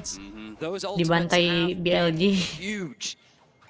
And while the Kassadin is on the precipice of level 16, Nocturne Oriana yang meta. Di abuse itu sama it G2. feels like Gam is not afraid at all. Baron. Kalau ada tahun kemarin kalau misalkan ada Nocturne pasti ada Oriana. But now you're down 7k. Now you're facing down a potential Baron start, a potential Dragon Soul, to the point where, great, you hit level 16 on Kaede, but can you even survive? Tapi 3 game kalah iya G2 kampret lah. Not just get burst down. And of course he doesn't have a Zonias, he's not building for that. Tatu able to just outrun this. Remember he has the Dead Man's Plate plus the Frozen Domains. That's a lot of bonus move speed there for the Trundle. Pretty difficult for Elio to lock him down. Gam with full control over the top side though. They've left Toots isolated. There's the level 16 secured for Kassadin. The timer has been reached. But is he alone enough? Ayu needs to connect those skill shots. Eris looking, the Shockwave forces the flash from Tatu. As he tried to step forward, Eris looks for the big play. But they do have to be careful as Gigo has the ulti available here. They want that Mega Gnar to expire, and they're going to respect it. Midwave Oh iya, itu yang kayak yang Tristana lagi meta tuh pas MSI 2024 tuh. Notice the level Juga difference between di the bio sama carries as Caps. well. Artemis level 15, 13 on IU. He has done a fantastic job of coming back into this game. Yeah. I've got to give so much credit to the Gam bot lane. We obviously talked so much about the top lane, but Gam's Tristana bot lane nge-split, was anjir. drafted into what I consider to be a pretty big hole. It was so difficult to play out that 2v2, but they stayed relevant. They made the most of the opportunities when they did arise. They're able to find these big fights to make a big impact. Elio, with the spellbook, has been around the map a number of times, finding teleports to defend his team. Always right place, right time, it feels like, with the ulti. Iya, MSI Faker championnya di ban semua. Masih menang itu. Tutsu does complete his third item. He goes for the Malignance. So now we'll have to see. From this far behind, does he feel he can go towards a Zhonya's? Does he feel he needs more damage, like a Death Cap or a Lich Bane or something? It's always really risky to get in these super late game scenarios and not have a Zhonya's, but at the same time, when your team is this far behind, tapi semenjak itu kayak ada peraturan tersembunyi deh, kayak targeting nggak boleh lebih dari 3 gitu loh. Soalnya mulai jarang lihat orang targeting 4 champion gitu. Kayak ada rulesnya kali ya sekarang. Target ban kayak berkurang.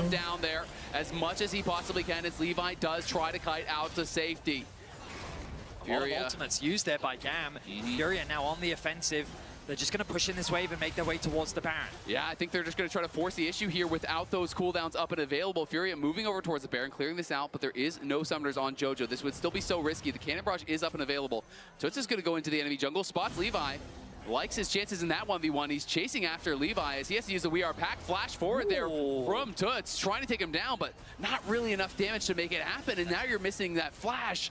The all-important flash ulti with that full stacked ultimate can be massive for a Kaede. The idea is if he gets that kill onto Levi, that's the hero play.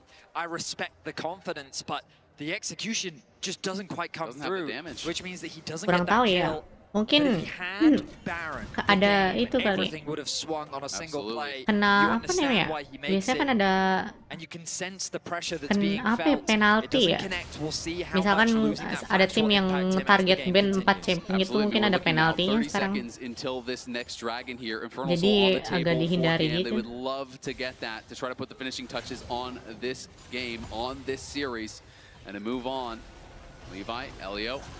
Not by themselves here, but will be A-okay from that pillar. It's all going to be about the setup here around the Dragon. Air is still not level 16. We'll see how much gold he has in pocket. Has been sitting on that large rod for a while, but it's going to be Furia pushing the pace. They don't want to allow Ares to try to have the time to base. They are on the Baron. It has been spotted out. Gigo just went Mega, though. He could look for an angle. It is revealed. Tuts on the side here is going to be threatening. It's actually Kiaya just soloing the Dragon right now, so they're going to try to have a 4-man defense. While the GP solos the Dragon, he can join with the ulti. It's all going to come down to a flip here. Levi ada ulti. Wah, Bard lagi. Kecuri lagi ke sama Levi ini. Untargetable. Gimana? Siapa? Wah, dapet.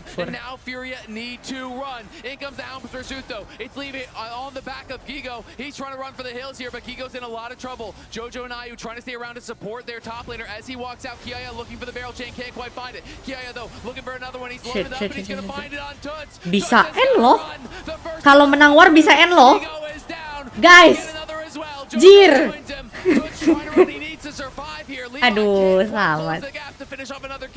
They get the Baron, but they lose the soul and they lose 2 kills. Furia limp away with the Baron in tow. Gam securing the soul, force Furia to retreat after securing 2 kills. Itu kapan soal ya? On Tuts, but as 3 members, can they defend against the 5-man sieging of Gam? They set their sights on the tower, and Furia, they just don't have the wave clear. Yeah, they just need to delay. You have to give up the inhib, wait for your members to respawn. You have the Baron buff, they do not, so you can slowly clear out these waves here. We can see IU doing his best possible job to do that. And now for Furia, I feel like your only chance is waiting for the Elder, hoping you can get an opportunity to get that Elder stolen away. Udah partner sama Riot kah? Play there. Enggak. That is really what they are counting on. as Furia Kagak ini, nggak tahu gimana caranya. So Bingung. Elio, he was just trying to buy time with the Bard ultimate. It was an insanely close flip between Levi and Tatu, and at this point they're on the retreat. The Shockwave can't quite get in range for Levi, as the Orianna is quite far behind. Levi, at this point, is trying to just find exit kills, and they're able to do it. Tuts goes in, pushing Kaya away. Mau nonton sendiri di TV kagak seru, kagak ada memorinya gitu. Kayak apa kenangannya dinikmatin sendiri anjir. Garing banget. Desperately trying to escape with as many Barons as possible. Yeah, you can see the emotion from the crowd. Play goes right, you know, you feel it. You feel the hope, you feel the joy. A play goes wrong, you can feel it sink.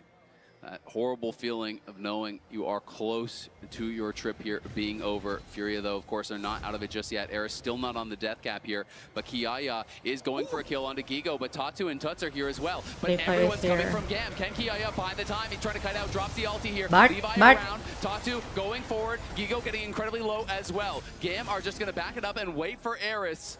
That was a very dangerous fight on either side. But Itu rosternya jelek, Cok. Ya gimana lagi? The idea there from Furia, they knew that Kiaya would try and punish Gigo, and so they're right there to support him. But the barrel damage was just crazy. Gigo and Tatu were almost killed. If it wasn't for the arrival of Tuts, it would have ended in disaster. But he was forced to flash away. Kiaya just barely gets away with his life. And Cam, they're not hesitating though. They're back out onto the map. They're pressuring this quick reactions there from Levi. Tuts had the ulti fully stacked and tried to go for Levi as he stepped up to that brush, but Levi immediately reacted and is able to immune it with his W. Really well played. Tapi Fur awalnya menang sih. Hampir 3-1 tadi. Gara-gara Yasuo ADC. Gara-gara Yasuo ADC malah pulang anjir. Gigo's trying to desperately charge up that Narbar. We'll see if he can find a game-changing play. Pressure continues to mount as Furia do their best to defend with the Baron worn off. Gamma chipping away, but the tower remains steadfast. Elder spawns in 2 minutes' time. Furia, that will be their last hope. If they can steal away the Elder, Tuts can completely change the dynamic of the game. Ayu doing what he can to farm up close to level 16. The last whisper. The Lord Dominic's regard soon to follow. The Seekers are done as well. Gonna be big there. Apa coba Ksatria udah di ulti Yasuo, udah di ulti Renekton, di ulti apa lagi? 5 ulti masih hidup anjir. But it doesn't feel like Gam are really willing to push in. They are happy to just control the enemy jungle, deny vision here, and set up for this Elder. That is where they feel more comfortable taking the fight. They don't want to look for the siege. Look at the vision, man. Like, it's just wards, just full control over the whole bot side jungle. I mean, you can't see anything if you're on the Furia side. You know, if you toggle vision to Furia, they've got no vision on that entire section of the map. It is really, really tough for them to be able to actually walk out and even get close to the Elder, but they do still have over a minute to try to get that done. Tuts looking for a pick on the top side of the map. You can see Furia getting quite creative with their ideas of trying to punish. Kita mah percaya keajaiban. 60 seconds now. Siapa tahu BLG belum sarapan ya kan? Behwan sakit perut. Anjay. Jitu menang, bro. Even try to get him in a position where he can try to steal it. I will also say Artemis, like with the Bloodthirster shield and the magic resistant shield that's going to come through, he is that much harder to kill. Yep, there's a big task here for Tuts, and he's going to have to do a lot of the heavy lifting. Is level 18 on the casket, and the fight going to break out. Tatu in trouble already. Tatu down incredibly low. The heal comes through. Does keep him alive just barely. They've chunked him out. It's back to base for the jungler here. Bisa Elder and ini. it's only 20 seconds now until the spawn happens. Levi over the wall, going to be spotted by a ward. And Jojo gets eyes on him. There as well. A big ulti unavailable for the ensuing fight. He gets back out onto the map as quickly as he can. It's Gam with the push in the mid lane. Again, full control over the bot side river. Tuts trying his best to chip away at the HP of Gam, but they're not feeling it. Shockwave.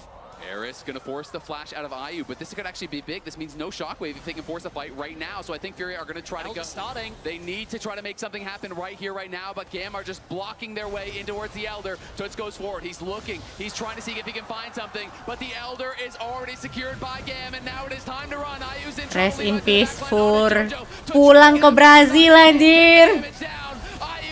Ya. Bro, gegara Yasuo, ADC pulang ke Brazil anjir. GAM provide no opportunities to Furia, no chances to even get in range of the Elder Dragon, and with that secured, they've set the nexus pulang ke in Brazil. their eyes. Lah. To a pause. That was a teleport coming Mangsut through amat. from Tuts as he was trying to get back to base to defend. They are without their AD carry. They can try to defend, but they don't have any wave clear. Your Castan is your mid laner. You're up against Elder. You're up against Soul. It feels like it's almost all over here for GAM. It feels like they can close out the series within the next minute or so. Furia will need to find some incredible play to turn this final game around. Levi udah cengar-cengir tuh. Alone is not enough. The damage from GAM seems so monstrous. The top side putting in huge work. The bounce back from the bottom lane. GAM on the verge of an incredible victory. Both teams have fought so valiantly, but with the Elder Dragon, this game feels like a foregone conclusion. It's going to take perfection from Furia, and it's going to take mistakes, let's be honest, from GAM. If they were to be able to turn around this game, to even be able to hold at the Elder is such a tough task.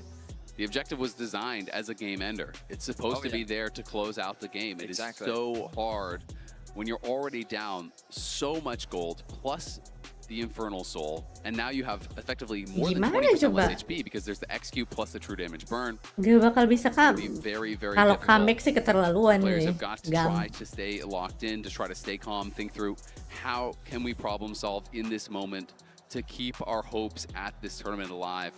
Would be absolutely heartbreaking for Furia if they are knocked out in this way. Sedih banget pulang. I mean, Sultan, 300.000, uang kos dari Sanma, pesan, selamat pagi Ma. Sedang gajian kah bos muda, thank you Sanma. So the update I have been given is that there was a bug report made by Furia, so they have reported that something masalahnya kalau kalah pulang that will be anjir. investigated. Of course, our Comp Ops team will be looking into that, investigating was it a bug, if it was a bug, was it gameplay impacting. And, Ditraktir Sanma guys. Give you the updates as soon as we have Bisa any beli more information. sarapan But nih. for now, it is GAM well and truly in the driver's seat, looking like they are moments away from closing out this series. That man on your screen has certainly played his part in it. Levi with a lot of heroics, but Tatu on the other side has been very impressive as well. Furia really have Asli kalau comeback keterlaluan sih Jam. Ronaldo sedang bingung. They've showcased some really impressive stuff throughout the series. But for me, like, Kaede has really had a phenomenal series. Talon iya, translate his leads into game wins. It feels like in every single game he was getting the better of Gigo in the 1v1. I feel like that in the games where he had his impact, you could really feel it. And in game 5 on the Gangplank, my goodness, the GP ult, like if you could just isolate how much damage that did, like it has to be insanely high. It's such, like we don't see Gangplank that much. We get to look back at this replay. So the Elder gets secured by the duo of Kaede and Artemis. Then the engage comes through, and I love the use of the Gangplank ultimate early. Look at how much damage he's able to do onto IU. They turn their attention onto whatever target they can hit. Levi forcing Jojo and Tuts out of the fight. Burulah. For Artemis to ulti in. Burulah pengen nonton BLG. It just becomes cleanup. Furia's goal is to try and get back to base as quickly as possible because they know they don't want to fight the Elder Dragon. Yeah. And so if they can just get back to base, defend, wave clear, maybe they can stall things out. The Elder doesn't last as long as the Baron does, so maybe there's a way. But losing 2 members, I mean, it's going to be a very difficult defense against GAM. Yeah, no kidding. And I mean, it's 2 of your only kind of ranged characters who can actually help you clear out these waves, right? Because you can't fight into Elder, so you need the Ezreal, you need the Gnar to be able to maybe thin these waves and buy time. for the Elder to potentially expire or for something to happen. But even if it was different members alive, Gam in a 5v3 with Elder, with Soul, they are diving. That is the kind of team that this is. They are going to force the issue as they have all series long. And Kiaya, I fully agree. This guy has just been doing it at the top level, at the elite level for so many years. Regardless of the surrounding cast, Kiaya always looks good at the international level. He comes and he performs. He has been so consistent for so many years. Really one of the most impressive players from the region to me. Has just been always a standout. He certainly has been. And when we look at Gam's trajectory, the journey that they took to get here, a lot of the way in which this team has found success has been playing through this top side. Levi and Kiaya are a heart of the team. They're a lot of the voice of the team in terms of their shot calling. And as a reminder, whoever wins in this series will move on to play the loser of BLG versus G2, which is the series that will happen right after this one. Exactly. You know, Furia obviously hungry for a potential rematch against G2 if G2 were to fall. You know, but we're not going to be able to solve this just yet, so we're going to be heading on over to the analyst desk to hear what they've got to say.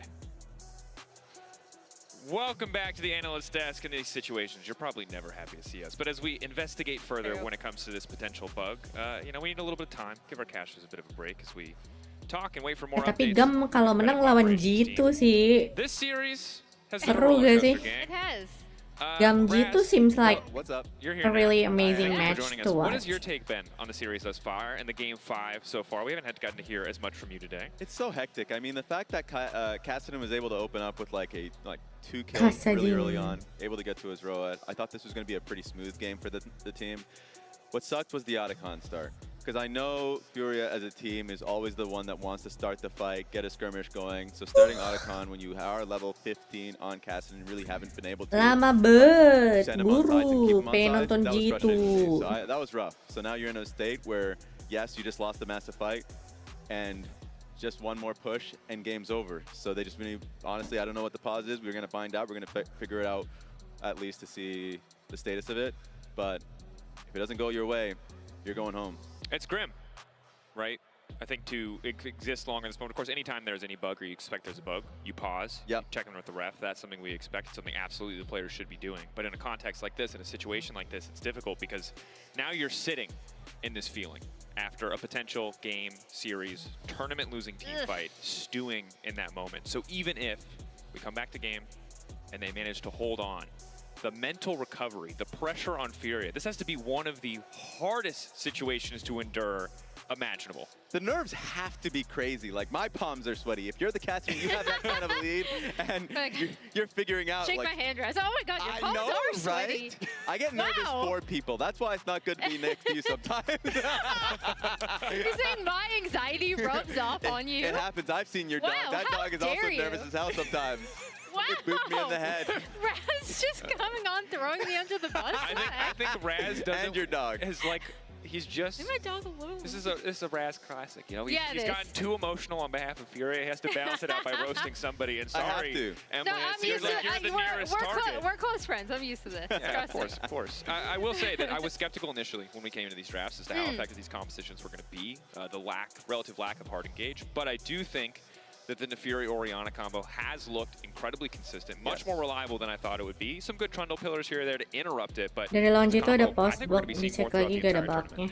Yeah, and I mean, the interesting thing to me with GAM specifically apa sih is bugnya yang in ini? these, if we're presuming, considering the game state, that GAM will be able to close this out and move on, and the previous game, is that Levi has kind of shifted from what I thought his role was kind of throughout Split 2, which was more of a facilitator, right? Like engager, kind of setting up team fights for the team, but not being the primary damage dealer. Yeah. In these past 2 games, the Viego game and now the Nefuri, he has been an additional carry on the team, and it's been kind of a return to the classic Levi that I was familiar with from years prior. Yeah, when he's on the Maokai and stuff, I always feel like that's a great band-aid for the team because they can play front to back. It creates innate structure. That's why I felt like I liked it most when they were going up against CF4, when they're going up against like bigger teams. But now being able to go into what Levi is so good at, being the carry that has automatic direction. Like if he goes in, you better go in. it really does help the team, and I feel like they are just getting better throughout this series. Yeah, and I think that this is kind of the improvement that you want to have if this is the continuation of the tournament run. Facing up tomorrow, whoever wins here, of course, against the loser of BLG versus G2. BLG versus G2, our second match will qualify through. So, whoever plays tomorrow, again, the pressure just continues. Once you are in this lower bracket, it does not get any easier. Kejauhan Personally, ngebaknya. for both of these teams, they've been under that pressure yesterday, and they must have a level of confidence. Furia as a team getting confidence, knowing that like they were so close, one game away from taking down G2. Same could be said for GAM. Sure, it was a 0-3, but like they had the early games down. They just feel like they needed a few more tweaks. We do now have an official update. So at 35:58 in-game time, Furia paused, reported a potential bug to League officials, and after investigation, League officials have confirmed the bug and are in the process of initiating a chrono break to 6 Beneran seconds katanya earlier kedetek at bug beneran. 35:52. If you're here on YouTube, of course, you Bugnya apa bang? Kenapa kagak dikasih tahu ya? On screen shortly to show you what the state of the game will be at 35:52. So we kind of know what we're hot dropping into here, but of course chrono breaks do take a little bit of time, so we are just in the process of setting back to that game state. We're hanging out. Hanging out. I'm pulling up YouTube myself. I got to figure out what that part of the game was. It's good. Good initiative, Rez. Thank you. I appreciate that. You could scroll, but you're hitting back by 5 we seconds. We are watching 500 Raz times. just hit Honestly, the backwards button on camera, I see Benny right over there. Benny will cast Raz trying to find the moment on YouTube. I can see it. I can see it in his eyes. He's keen. He's looking over at us and laughing, yes. Yeah. So Benny's laughing at you, Raz. How do you feel I'm not even looking back at him. A little bit more time as our 35:52 is after the fight. 35:52 after the fight. Okay, so for those concerned, because I can imagine for the Furia fans, or excuse me, for the GAM fans out there, worried that a chrono break might take away. All right, we're getting the bird's eye view of that time in game, 35:52. So as you can see, still incredibly comfortable position for the side of GAM. This is after the fight is already broken out, and you can see that this is the cast and retreat, maybe trying to pull that mid wave. So it seems unlikely that this will have a massive negative effect, although we have been clear to say the bug did prevent a teleport to a tower. So that may result in a base defense that allows Furia to play this game out. So excellent call from the players. That is something you don't want to ignore it, even if the game does seem like it's in a dire state. But it seems like we are dropping back into a game state that is incredibly GAM favored. Yeah. Although after the chrono break, a little bit better for Furia now that the bug will no longer be in effect. Let's list it. 40-second death timers on Ezreal and Gnar, Infernal Soul and Elder for GAM.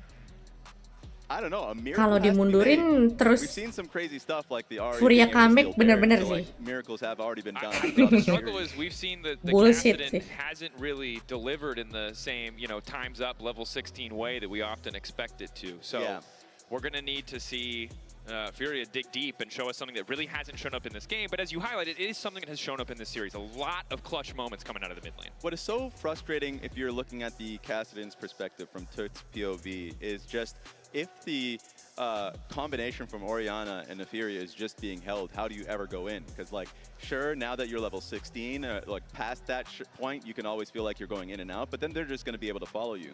So it's really difficult. It's just going to be a test on GAM whether they can end with the conditions that they have. And if they can't, then yes, you're in a late game situation where, you can just get clean. So bisa really bisa testy. rewind. I wonder what the mental state's going to be. I like the fact that Furia game lain ada kah yang bisa kayak gitu rewind? just yesterday, so atau game lain juga bisa sebenarnya. Sure. Of course, it is important to note, though, I think just a reminder, the odds are about as stacked against them as they could possibly be. There is a sliver of hope. Are you providing the sliver, Emily? No, I was actually going to provide more. The reality. Don't do that. Don't hit him with another reality check. It's basically, like this does make sense. They want to TP back to base for the base defense, right? However, the game state is not in their favor at all, right? Yep. We Salah have a tempat TP. situation where it's going to be really, really difficult for Furia to stop this oncoming push that GAM are about to have, in particular because of that Drake take. Yeah. Belum ada Dota kemarin pas bug mereka rematch. Numbers. Jir. Yeah, it's a very, very rough game state. Probably the mental's a little bit of a rougher state. the odds stacked against them. Okay. The first time I've seen, unless if you want to continue on to another point. I was just going to remind people really quickly before you continue to your point that if you're just joining us, whether you stepped away at the start of the pause or you're just coming in now for Game 5, at 35:58 in game time, Furia paused. They reported a potential bug to League officials. League officials confirmed that that bug prevented Toots from teleporting to a tower. We are now in the process of initiating a chrono break to 6 seconds earlier, 35:52. If you don't know where that timestamp is, we've covered it once before, but reminder that the Elder's still gone. Everything is still looking like Gam are poised to clean this one up, but potentially that teleport will allow him to make a once-in-a-lifetime base defense. Yeah. And now I feel like we're waiting, for the season finale of a good season of Game of Thrones, not the last one. So we're, the next time is going to be really good. We've been left on a cliffhanger. Emotnya Uzi udah dibenerin belum tuh emotnya Uzi? It will go exactly as expected. No M. Night Shyamalan-esque twist. But if there is a miracle defensive hold, this has certainly made everything a little bit more dramatic. But we're going to be back soon, so we are going to send things back over to the caster desk to continue this discussion. What's the twist, Vedius? What's the twist? Tell us. It's on you. I hate it when they ask me questions. I'm not engaging with you, okay? You don't make any sense ever. Instead, I'm going to focus in on what is an intense moment between these two teams because keren sih, bisa ngepas sama rewind tuh keren. Their only option is to defend the siege with an elder. Walau bugnya 5 bejibun. members of GAM staring them in the eye. It feels like a foregone conclusion. Of course, the teleport, whenever you see a bug, it is important that you report that bug, especially with something like a teleport. You need to get back to base ASAP. Yep. And so, pegel, it's totally understandable why they would make this. This is their last opportunity to keep their hopes alive. And the base defense, 3 versus 5, will have to put everything on the line to stay in this game. And the reality is, Bang, as bleak as buru things mulai, look bang. for Furia, Woi. there's a reason why we play the games out. Because sometimes miracles happen. Sometimes things do not go to expectations. Sometimes mistakes are made. Mentalnya Gam You have to be keburu locked in. keburu meleleh ini, udah membara-bara tadi. These moments where the amount of adrenaline that is pumping through Iya, you. tinggal berangkat ke airport You have this break where you have to kind of cool out, but you still have to stay locked in enough. Tinggal terbang ke airport, bro. We are back to in the game here, and there is the teleport being used back to the base here from Toots. Gam on the march here, oh, looking to bugnya TP-nya malah ke minion. Dia ngeklik ke situ.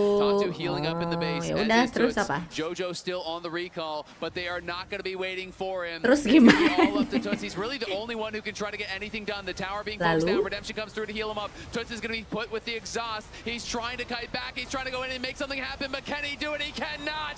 Gam will. Wow, nunggu 30 menit buat gini doang, anjir. Of the next round. Wow. Gam show up. Huge. Wow. The combination of the Nefiri on the Oriana was instrumental in their success. His gangplank, the bot lane weathering the storm. Furia put up a valiant fight throughout this series, but it was Gam that walks away victorious. Wow, 30 menit begituan so many difficult situations. Really deserving winners here today. Especially the top side for me, just amazing, really amazing. And Kiaya in particular looked incredible. Cuk, itu dibully sama negaranya anjir. Pulang ke Brazil gara-gara pick ya Swadese.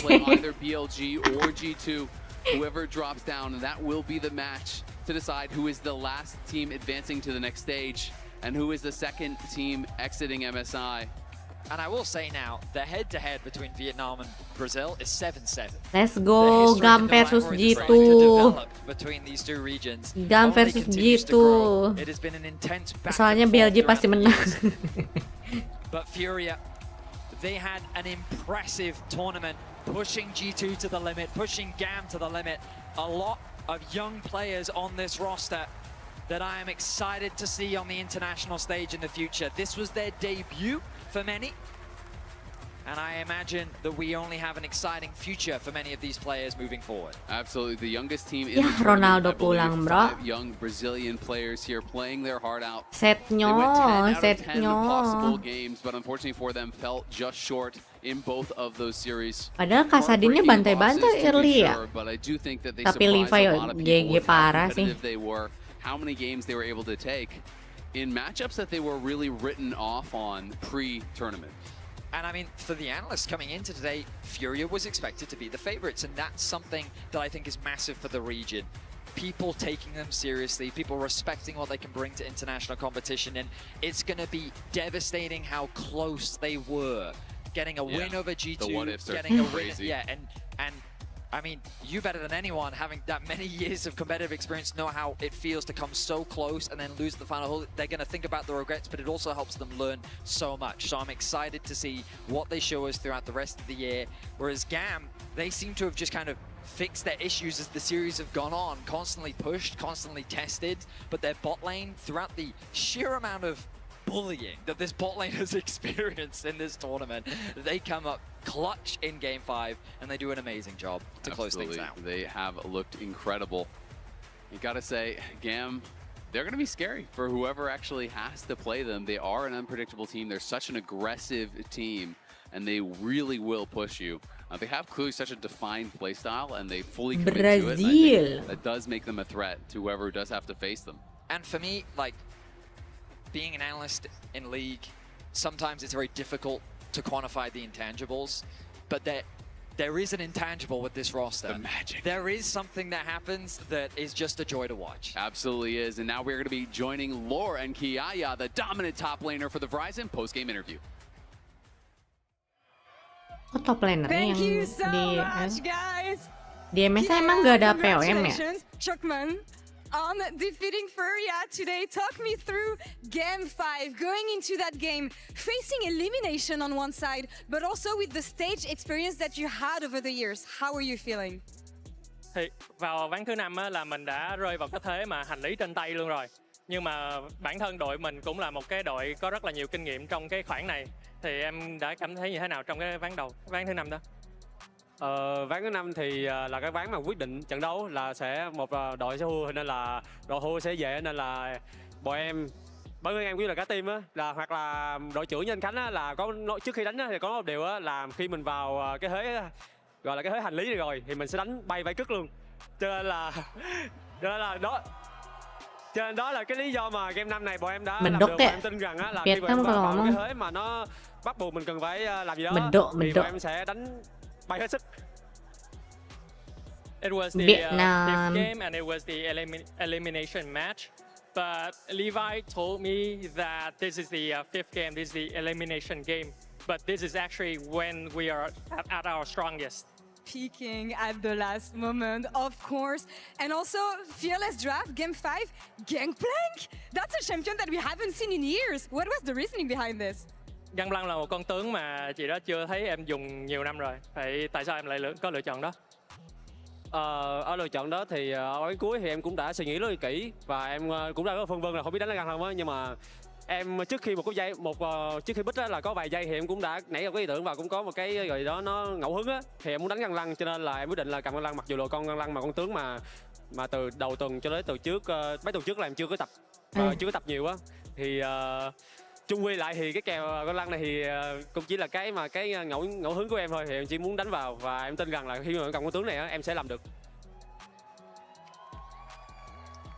Gangplank is a champion that I have not practiced in weeks, but it's just a random thought that came to my mind when it came to this matchup, and I just did it. Well, I applaud the random thought here. Kiaya, the casters were saying that you've been playing for such a long time, 9 years actually, and you kept on the same level. You stayed consistent throughout so much time. What is the secret behind this consistency?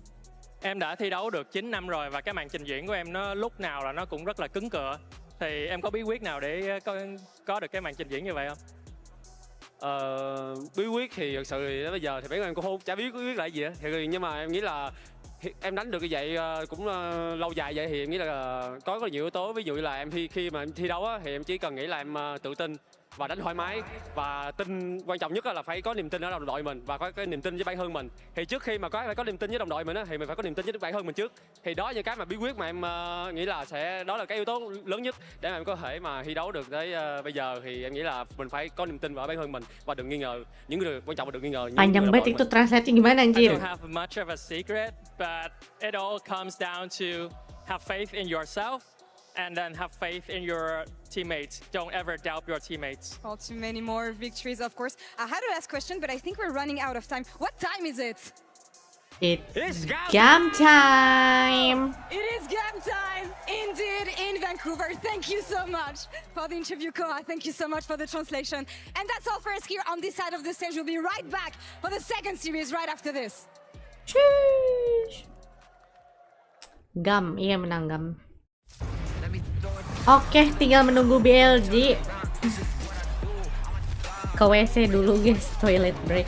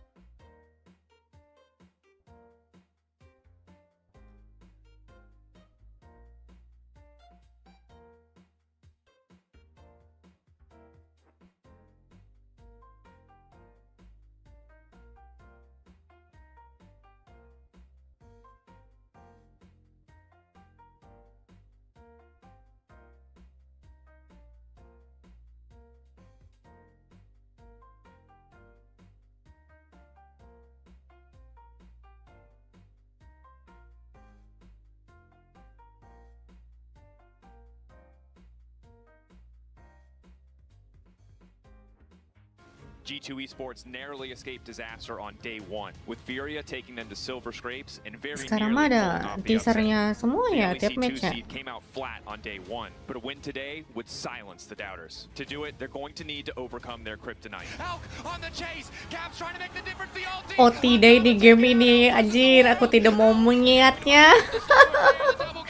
BLG have eliminated G2 from 3 of the last 4 international events, and they have a I don't chance want to put remember G2 on that the path match, to an early bro. flight home.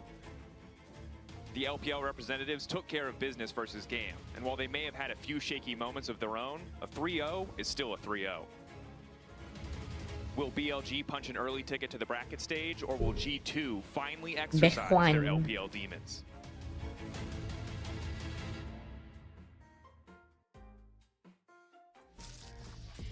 Death, taxes, G2 versus BLG here again. But honestly, given how G2 looked yesterday, I would be even more worried than I usually am for the LEC representative. That was not pretty against Furia. Yeah.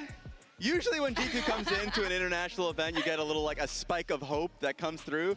I'm scared as hell. I don't know what to expect, Emily. Okay. I think that I still saw some of BLG's flaws, but I do think they should be favored in this matchup. Not only because of G2's kind of ups and downs throughout the split, but Kamu ini again, as we bicara touched apa, on budak it, koyo? they had a very rough day against Furia. What did it come down to, though? For me, specifically, it felt like at the very top side of the map, we expected Broken Blade to come in hot with his picks. Actually, he was getting dominated throughout the series. It started with the solo kill, and then as the series continued, he was getting targeted by Tatu. So, like, for me, I need to see a lot more consistency coming from him. And then it was Skumon that was actually kind of tilting it back into G2's favor top side later on in the series. Yeah, and for me, I think G2, we saw when they were able to slow down the game, kind of not be surprised. It was a lot more methodical, right? Especially in Game 2 and then again in Game 5. And that's more what I want to see from G2, just like more control, especially around objectives. Actually, I had a chance to catch up with Caps yesterday after the series, so let's check out what he had to say in the Verizon Game Day. Oh iya, FGO. Caps, thank you so much for joining me FGO. ahead of today's series. First things Sekarang hari first, terakhir event nih. quick reaction on the matchup against Furia. Going to Game 5, not something that we expected. So what do you think went wrong for that series that you can make better? Yeah, I'm definitely happy with the win, but it was a lot closer than we had hoped for. I think Furia came in very strong, and I think we often have this problem where we don't play stage for a while. We Bukan are very kocak rusty. Vietnam. And I'm happy we got to get a bit more comfortable throughout the series. But we definitely want to step it up for today. Something that we've been talking about is the fact that you have so much international experience, being like the longest standing member at G2. Any piece of advice that you gave Lebrov or Skumont ahead of MSI, especially going into LPL today? I think a lot of it was, of course, a lot of like jet lag. Dealing with jet lag was at the start of coming here to Canada. Kemarin di chat Bang Al semua namanya jadi berubah gitu pakai channel-channel gede kayaknya udah mulai kayak gitu. Di channel ini juga bentar lagi nyusul. YouTube gitu kalau misalkan ada update pasti channel gede duluan aja. You stay focused when we play against them and keep looking for like whichever out we can get to actually win the game. I feel like something you haven't been used to in your career, especially internationally, was to be playing as the underdogs, being underrated. Soalnya suka ada yang apa nih, nickname-nya niru-niru nama channel gitu terus bikin onar di channel lain ya kan. Bikin apa? Bikin rusuh. Kayak waktu kemarin kan ada viewer yang pakai nama Tsukimi Project tuh bikin apa? Bikin ulah. Jadi mending apa ya? Mending ada ad-nya bener. I feel like that's exactly what happened. You Wih, cannot be. Rafael Raditya, thank you for Exactly. I think a lot of people are the raid. focusing about individual lanes and solo kills and all these things, but what we saw was when chaos happened throughout those games just yesterday, G2's fight selection and general like understanding of where to be during those fights were chaotic. Because Furia was not playing that well during those games. Specifically, I remember the Tatu's Nocturne ultis being pretty haphazard, but they didn't know how to respond to it. They saw a very confident team and took a step back off. Itu bagus ya update-nya. Jadi kagak ada yang bikin onar di channel orang pakai nama channel kita gitu. Bikin ribut. 2023 Worlds and 2023 MSI, they were all eliminated from those tournaments by this BLG kind of core. Obviously, some pieces have changed, but I think that initial MSI 2023 is the ramp up of Halo, the salam kenal BLG disuruh Henry team that we DJ. kind of know and love, which is built Halo around Bang, really thank you for Sure, but at least there was some hope from the European side, just because in all those instances, like G2 took games off of them. 0% win rate for real. That we saw like in World Swiss, like it was like, okay, it went to a game 3. Those situations happen, but this time their hope is a little lower. Yeah, I still remember Elk just popping off on Ezreal as we saw kind of leading into this. A bright spot for, wow, okay. That's my We already know Raz's prediction. That's what I'm looking But at. I did want to highlight on, what? Pada ngumpul di sini nobar lah kita. Habis pada nobar kah? Yeah, that's just the suggestion. Mulai seru sih. I thought On had a stellar performance. G2 BLG lah. Right? He ended up being player of the series for yesterday because of how he got back online. But I thought On consistently throughout this entire series. Padepokan lol ID. He just saw amazing angles. There was one time where Eris was in a position because Gam had great positioning around Dragon, but then the moment he saw a misstep, instantly found the engage. And especially if we're going into Lebrava, who I thought Habis had a dibantai very BLG off terus night dibantai just Gam. yesterday. Enggak lah. We need to see a better version of Masa Lebrava. G2 We kalah need to see a sama better Gam, version bro. of G2 to be able to Crazy kau. What about BLG? Because I feel like we came into this MSI thinking Sedih that banget they were anjir, a weaker masuk team bracket pun compared to tidak. the team that they sent at Worlds last year. What are the takeaways after seeing them play yesterday against GAM? Still, but Emily, what do you think? Yeah, I mean, I think BLG, Gam versus it was bukannya kind of udah interesting kemarin. to see, especially the Bisa bot ketemu side lagi plays kalau against misalkan in that game BLG one. kalah. That was a little surprising, but overall, I think BLG still have the same Kalau strengths. misalkan BLG kalah, nanti ketemu lagi sama Gam. Mampus Gam lawan BLG lagi. It's very bad. I gotta ask the follow-up because you gave him an extra game here. You think Yeah. it's gonna go to Yeah, 5 5, match. and you talked about the weaknesses from BLG a little bit. Expand on that a bit. Kayaknya cuma I 3 think match sih. it has the potential to be really, really back Win and win forth. rate-nya G2 lawan BLG 0% katanya. They actually can be a lot Gila better gak lu? than BLG on the map. And then it's going to come down to, okay, can they win the team fights? Because I think where BLG Win rate comes back 0%. is either Buat through just raw serem laning banget. power and then also their 5v5. You cannot underestimate this team in team fights. Talking to Ben yesterday, to this new very PR 2025 I know. Ben version that we What's have. I'm about- very sad about this. What's going but he on was about saying that?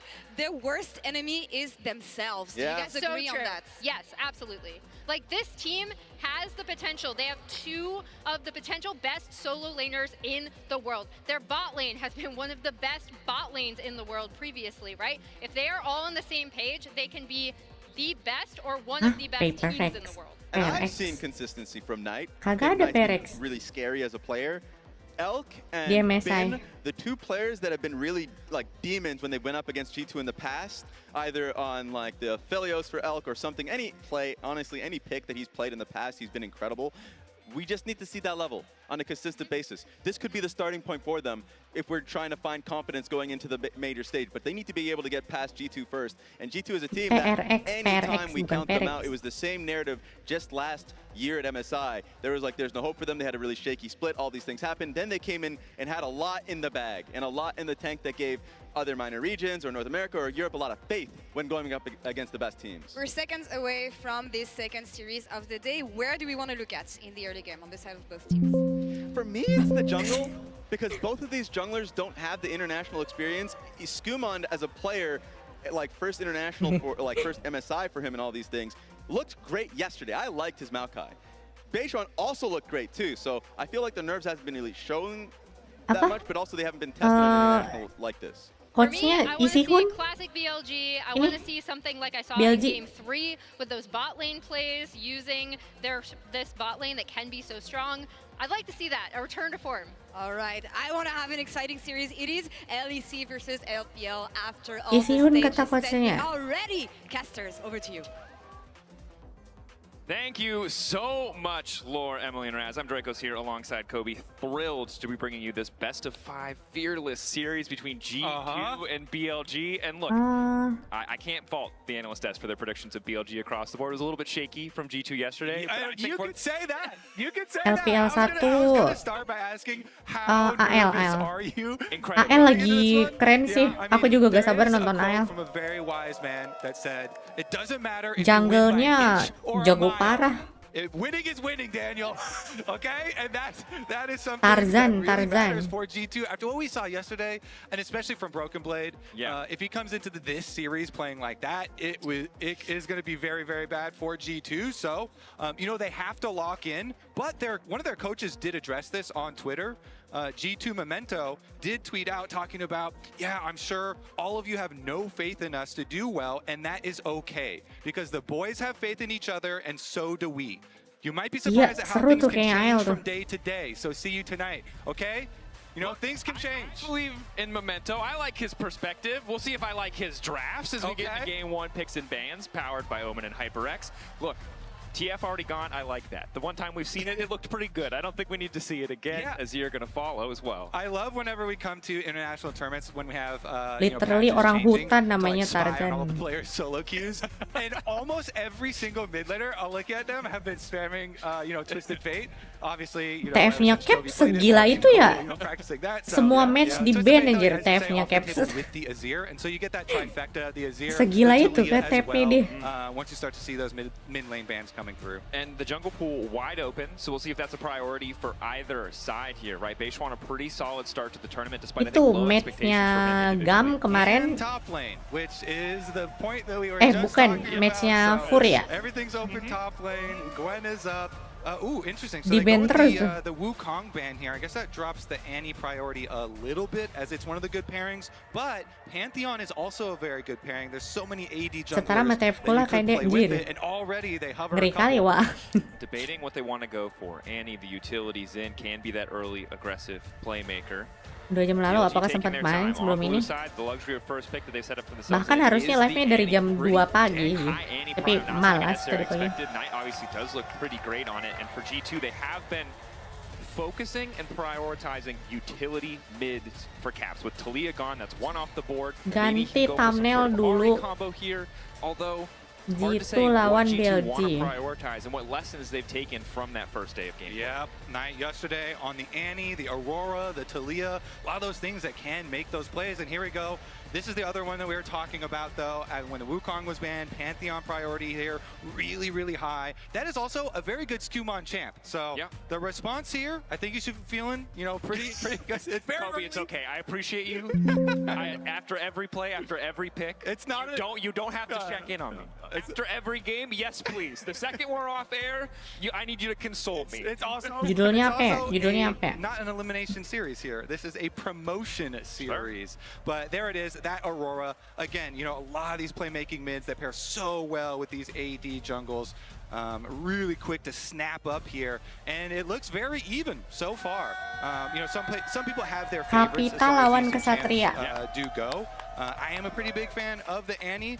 But I'm actually a bigger fan of the Pantheon than the Xin Zhao, so they're kind of splitting them there. And then the Rumble does come in from Bin, and they think it a lot. But he literally said himself he doesn't like it. Yeah. So Ksatria motor. Because when you look at the expectations for these top laners coming into the tournament, Broken Blade did admittedly have a rough day one. You expect them both to be pretty solid in their respective roles, great at their best. Namanya Faker aja judulnya biar makin join anjir, scam. For top laners in this tournament. So you could see what's his answer going to be. Baby Faker. Well, immediately we don't even have time to go over like the Galio possibilities because the answer is indeed Ornn for the top Clickbait side. aja G2-in. I think a lot of fans after the performance yesterday from Broken Blade will actually be happy to see him start out on kind of like tank duty top side because yesterday was very rough, with some of the matchups that he did go into. So this one is pick for team, nice. And very clearly they're just all in engage. Both sides here are going to have so much heavy engage. Yeah, and I like ease of execution for the side of G2 after that rough day one, but I am still nervous. Even if Bin isn't the most self-proclaimed, most comfortable Rumble player in the world, we've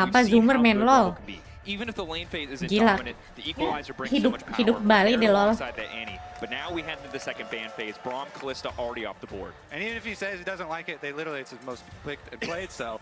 All right, so bottom lane here. The Disuruh si Rohiko. Does open up more of the Disuruh si Rohiko suruh clickbait. Very clearly, counter engage will have high value in this series and in this particular game. Hansama main Parus nih kayaknya. BLG, the counter to the would be the bomb support, but I can understand why. You don't want to give any more forms of CC. You don't want any more meatballs coming to your back. They're thinking about their engage, and they don't want their engage to get stuff. That's the same idea with the Xayah ban, of course, too. G2 don't want that going into the hands of Elk. Oh yeah, di ban. Interesting thing to track. What does the rest of the composition look like? Because right now we essentially have two shotguns, two compositions. Great ulties can just blow one person up. G2 added a bit more adaptability to the Ezreal, champion who can get away, can play at arm's reach, can kind of stay away from the Rumble and the Annie threat. Bener sih daripada diambil Elk anjir. It's exactly what I was gonna say. Is Xayah the other really good anti-engage? Ezreal diambil Elk ngeri kali wa. Is Ezreal and Elk is exceptional on that champion. So it was really a must steal away for G2. Very good one to get into the hands of Hansama. The misfortune, though, this boring. One, big ultimate combinations here. Annie AoE stuns, Alistar setups for Rumble and Misfortune. We are going to have some Smolder kalau lawannya Sena sih ya. Most certainly. And normally, you heard me complaining about it backstage. We won't get into it too much. I'm not a big fan of compositions that rely too heavily on just an Alistar for engage. But when the nameplate says on, I don't really care what he's playing. He's going to find the angles, and when you have that layered, that shotgun-style composition, he is someone that can make it work. The Leona now, though, both compositions, I think similar goals overall, but BLG have committed much more into this Wombo combo. Skumon main assassin ngeri juga ya. It feels like it's a little bit less about those high-impact fighter lah ya kontennya ya. And they have more kind of long range in Ornn, Skumon obviously Ezreal himself, but also kalau main champion damage agak sedikit khawatir, tapi I think we can do it. As well. And when you have that pantheon that they really index highly onto, menang it gam. does give you more Aslinya itu Fur udah menang, tapi mereka malah ngide ngepick Yasuo ADC terus kalah. Reverse sweep sama gam. And try and push more decisions towards BLG, which I think is going to be a good strategy. BLG are notorious for taking a lot of fights that they don't necessarily need to in a lot of positions, and to be clear, macro, so. They're notorious for taking all the fights. Some of them they need to, some of them they don't need to. This is a very aggressive team. When everything is clicking, as we heard from the desk, they look incredible. They have the hands to back it up, but sometimes the composition, the map state, the setup, it's just not there. Yeah, when they can get some early leads, when they can snowball, boy, do they. Early skirmishes here, watch out. Something we'll keep track of as we get ready for this game.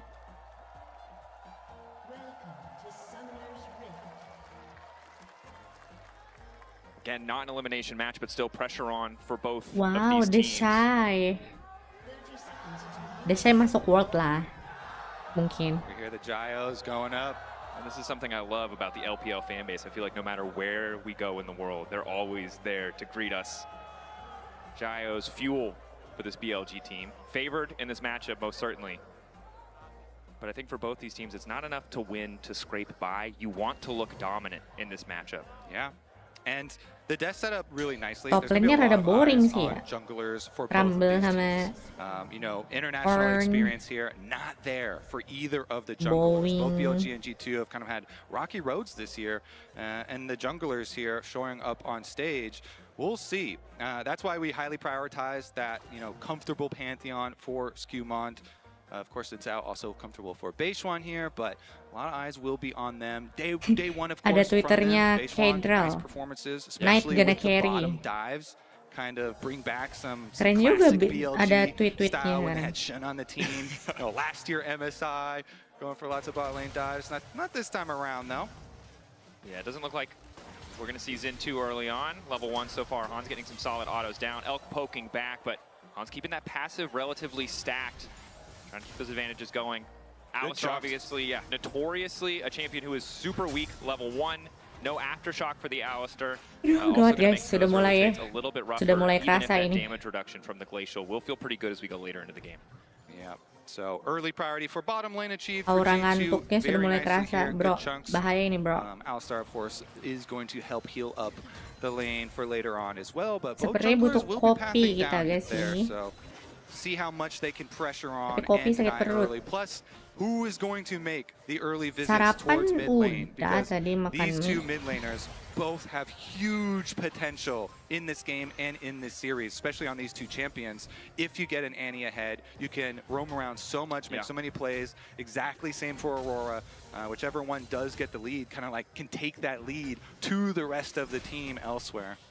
Such a good value proposition for either jungler. If you go mid, you know you're winning more than just that mid lane. Yeah. But it's something we'll need to track. Important to note earlier, Skumon was spotted on his clear, but so far no concrete information on Beishwan. I imagine they can guess it's a top to bot side clear, but I think BLG playing with a little bit higher level of confidence. Yeah. And G2, good brush control yang from masuk them. PWC abis ini langsung terbang kriat. Continue to poke away here. Iya. But it is options Jeda berapa minggu? For level 3. Cuma 2 minggu kali ya jedanya. Nice little interruption there from On. Junglers not going to skip any camps Capek banget too anjir. quickly. Looks like full clear completed for each of them. With the bottom side push, that Scuttle Crab is Skumon's, but we get the recall pretty early on from Caps as well.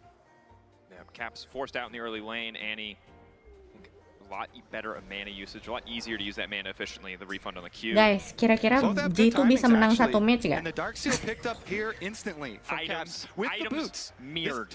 perfectly mirrored. Yeah, I mean, this is exactly what we're talking about. Both these champs have the possibility to snowball. They both have the possibility to roam. They bought those items, Dracos, both of them, the exact same money, the exact same buys, and those are built for roaming and snowballing. You got the stacking Dark Seal, and you got the boots.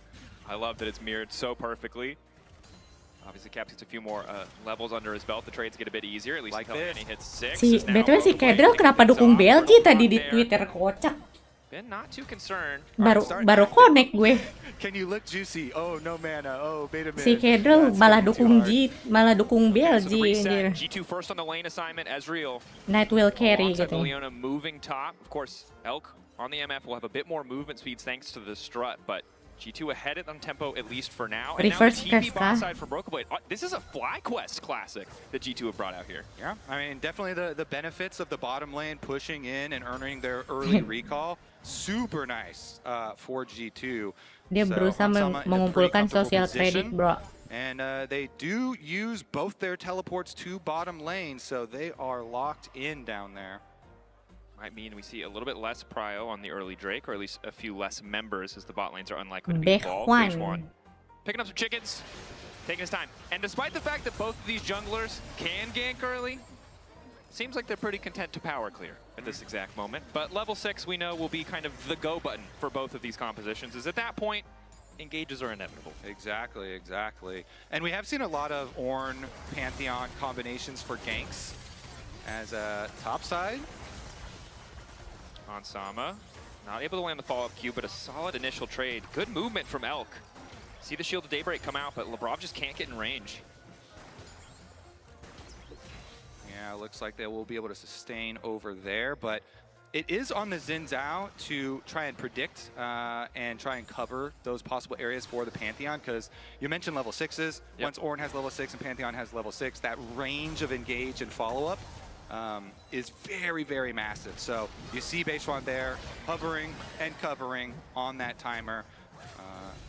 Make sure that he is safe. And retaining, look at all this vision control. He's first into the river by Dragon, and since Knight's got mid-pressure, Skewmont finding some additional damage onto Beishuan, trying to disincentivize any kind of dive, any aggressive play here. Does win out for now in the 1v1. Hits him with a thumbs up, Alpaca. We'll love to see it. Apakah itu stikernya Dev kah? And you mentioned that both champions want to roam, but Knight might be looking for a little bit more. Solo kill. Enggak.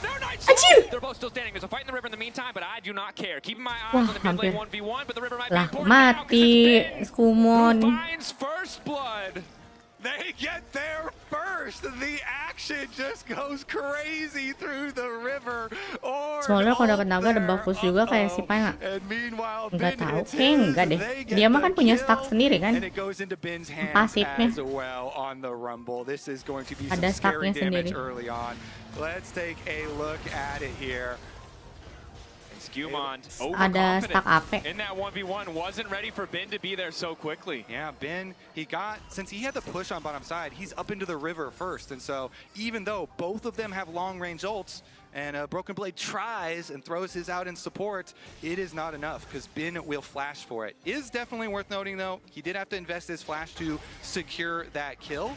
And so we'll see if that flash is then punished by a Skewmont Pantheon ult towards him next time the Ornn ult is ready. Would be a little bit dangerous, but Bin now can play around his flash timer, try and be a little bit safer in the long lane. Yep, and that was the explosion of action that we were expecting. Maybe not in the form we were expecting it in, but you highlighted Skewmont, now level 6, the potential to play to these side lanes, to show up anywhere on the map.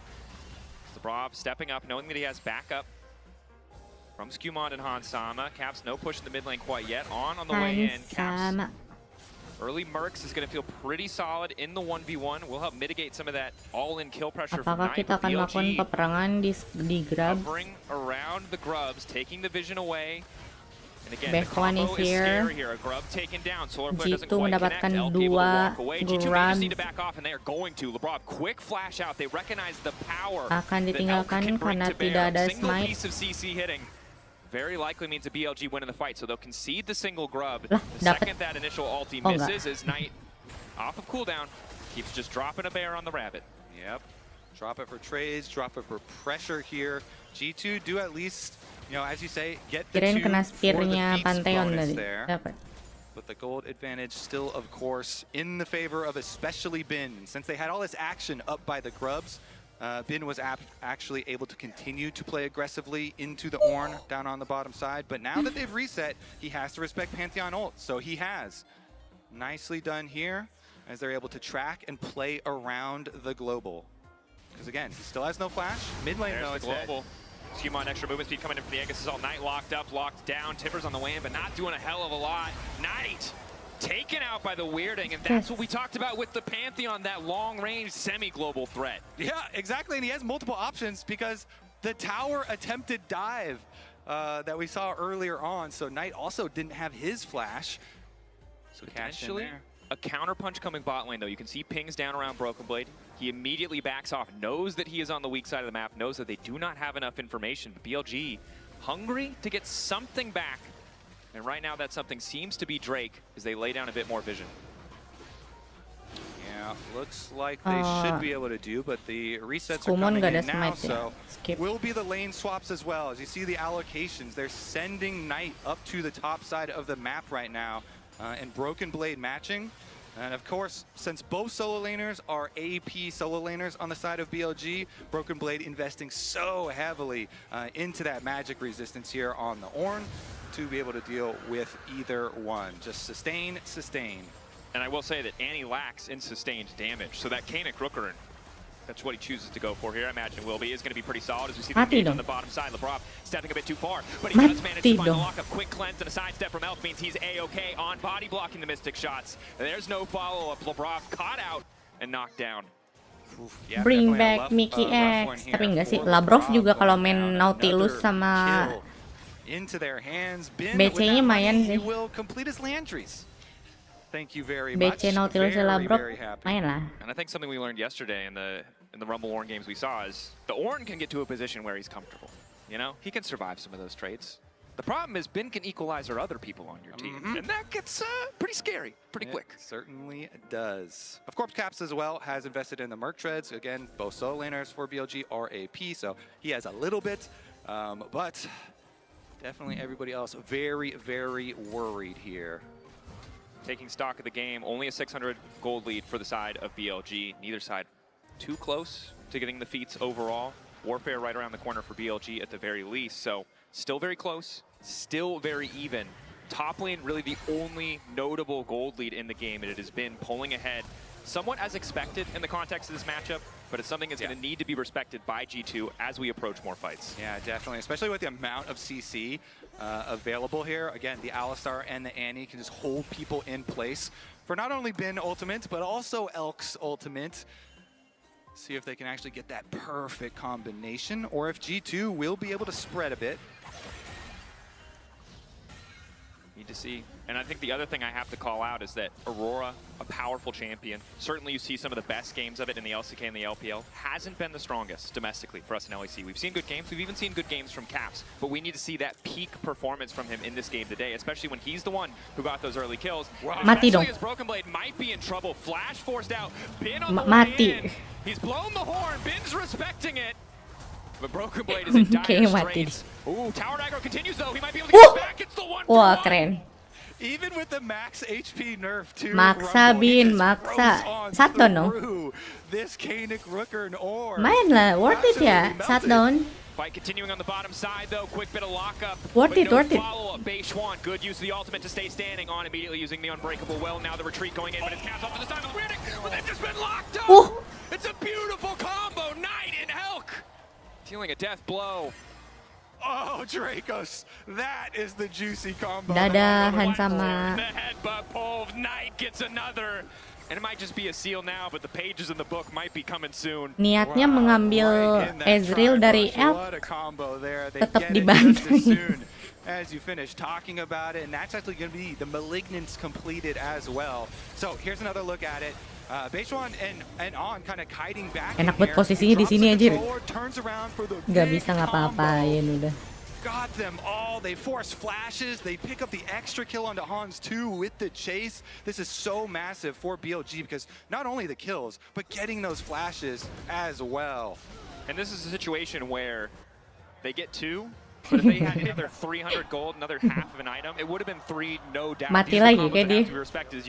Mati lagi sama Bin. Can't stop. There are plays happening. There's Mati. Kayaknya lagi nih. Oh, the footwork is good at the very least. That is one scary barbecue. Right there. He's going to run away. I like barbecue. I don't like being barbecued. I think it's an important distinction. As Elk now also with the BT makes Hansama's general strategy in the early game of poking to come out on top of this lane so much harder. Yeah, and Rumble too loves the new Bloodletter's Curse. Ever since that Bloodletter's Curse buff, that thing is insane. So you see him going into it with the second mask here, and you can just shred through people, shredding magic resist for him and kelihatannya sih beli bahan armor tuh dia. On the ground that also shred flat magic resistance. Yeah. It's when double AP solo laners can really build and help each other here. So BLG's damage really does not stop. It certainly doesn't. And the thing that we talked about was Hansama. This is what stopped the composition from being all about all-ins on the side of G2, but he can't afford to get caught like that. He has to play perfectly on this champion if he wants G2 to come out on top, because there's no question in either of our minds, I think, that if he gets hit by any piece of CC, a cleanse is probably not enough. He's going to be in trouble. Yeah, definitely going to be scary. Skip RH. Double sums down for Hansama Skip at the moment. push so bawah. I think there is no world, and once they want to try and fight over this Rift Herald, of course the Rift Herald does have so much value, being able to knock down these outer turrets and progress the game very quickly. MF not really worried about the lawan dragon stacking. Rice Just want to kali ya. continue Enak. to snowball, get that money, get the cash. Lawan Aksan Keep gitu. things going in pretty comfortable control of the game. G2 doing a solid job of trying to cross map as best they can. It looks like it will be one tower for one unless the Herald comes down. And of course the Herald for the Drake. Gold gapnya BLG unggul 3000. Hello, Kaguya, welcome. Not too bad for either. I also envision a lot of team fights where people just get bursted down and don't have a lot of time to heal. Yeah, that's not it's not the dream. I think in this maybe Mountain would feel pretty good. Mountain would or Infernal. Mountain feels great. Mountain actually. looks real nice. Yeah. But we will see now, with some side lanes starting to open up. Remember, we were kind of looking at, can this Pantheon Global be a big factor later? You know, the range of Ornn Ultimate. Maybe there's some angles where, Caps gets to push on side and start to flank or something like that. Maybe G2 can kind of craft something once the lanes start to open up to fight their way back into this one. And I think that is Aku males nanggepin right? Is her presence on a side lane. She's much harder to lock down. Ngetik JP ya, suka ada yang orang Indo anjir. Ketebak bahasanya, Cok. G2 laying some vision down on the top JP side, ketikannya gak kayak gitu, Bang. by that control ward. Caps now moves to catch the wave, and G2 might try to catch Elk. They see an angle, but Elk's movement clean thus far. Lock up Ketikan aku tahu ya ketikan yang beneran orang sono sama orang Indo. Ornn Horn called, and this is the combo. Broken Blade sniping with the ult, but it's Knight looking for the follow-up, waiting out the Aegis Assault for Skewmon, but he knows he doesn't have an angle anymore. On though, may be the one in trouble. Instant use of the Unbreakable Will, and a quick retreat from the side of BLG as G2 are keeping the pressure up. Oh man, Elk, that was very cocky. He really wanted to use that move speed, but under tower actually, Broken Blade starts to take a couple tower shots, does flash. Equalizer, decent amount of ticks here. Broken Blade might be in trouble. Where is he going? Herald on the way in, so he didn't want to walk into River. Broken Blade slowly being burnt down. Beishwan going in mid lane into 3 members of G2! And he is unconcerned! Herald will not finish the tower! We watched the Ornn get chased down. Well, we got a little drive-by side story here, Daniel. Beishwan goes into the turret. It's super low. It actually didn't quite fall. But we have Caps still focusing on the side lane turrets, gets immediately back out to the side. He actually does finish it off. Of course, Elk will be able to return and finish this one, but again, out in mid lane, he gets teleported on two. Bin fat banget sih. Coming to the party, Elk is fast though, and G2 not gonna be able to find the angle. Beishwan doesn't have ulti, but I gotta respect a man who just goes in every time, no matter what. Yeah, he sees him going after his AD carry, and he's like, get away from Elk. He chases him off. Make sure they're not going to go for that play. Teleport goes down. Of course, the original one where Elk is just trying to, play with the Rob and be like, all right, Juke's check right now. They're trying to hands check at the moment. G2 did have a bit of an opening, but again, BLG extended their lead. It was around 2K, now up to 2.9 here, and taking down that mid tower. And G2 are doing what they can to stay even in terms of CS and towers, right? They've got a lot of these side lane plays. They're trying to cross map where they can, but it just has not been enough to balance things out. A lot of that is just the kills that continue to go to bin. 4-1 overall. Whether or not he likes the Rumble, he's doing pretty damn good. Hell yeah, he is. He is roasting them. Yeah, and as you see here on the Coinbase gold grind, 3K from minions, 2K passive gold, 1,300 from kills. So this man is just racking up money. All right, let's see what can they do on the side. Caps out here on the Aurora. Daeshwan finding initial knockup. Caps forced to use the ulti out. But that is kind of the escape power that Aurora brings, right? Maybe not as always reliably powerful as the Tibbers, but does give you the flexibility to be used as an escape. Hansama slowed. Engage on Hansama. Now moving back. Elk slowed briefly. TP coming in from Broken Blade. Likely the horn to be called. Fokus. Nice. Apa yang bisa kita dapat? Jungle-nya mati. Have the cooldowns, and now G2 mid, trying to finish off this mid lane tower. Knight just now resetting, and it seems like BLG will have to concede it. There it is, G2, the global coming in big. When BLG just want to continue fighting, they reach too far in mid. They go for a second play, like Basewan just ganked on top side, then goes towards mid lane. They get the punish with the Pantheon ultimate, so G2 cut that lead down. Credit to G2 for finding those opportunities, for leveraging the powers of their composition, but it is some of the weaknesses highlighted on the desk, right? Some of the reasons that we saw games given to the side of G2, even when BLG feel like the heavy favorites, is because of that tendency to overfight. Yeah, BLG definitely inconsistent this year, especially. So Dragon comes up, G2, they get their reset off. Caps is recalling at the moment, so he will be delayed. Ulti cooldown's the other big thing to track. We're pretty far away from most of what G2 can bring to the party. If BLG want to push this wave and aggressively start the objective, they will be favored in terms of overall ultis, but Baishwan is going in. On with the initial knockup. Again, BLG don't really have to be concerned about counter engage here because they know the major cooldowns are not available. But Solar Flare around the corner. Wardingnya sih udah kelar ya itu. BLG cepet banget.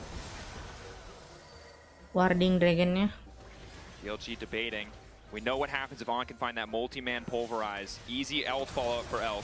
And Hansama right now playing confidently on the Ezreal. He does have his cleanse, he has his flash, so he's going for poke. Trying to use his range here towards mid lane. Trying to soften them up before the fight, before the commitment.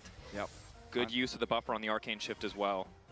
Knows that he can play forward and doesn't have to be too concerned as long as he has that crucial cooldown. Caps ready to go over the wall if needed, goes invisible. Not quite clear where he's going. All trying to escape, but the knockup is good. Back into the wall. Oh, sakit itu backbone langsung segitu nyoy.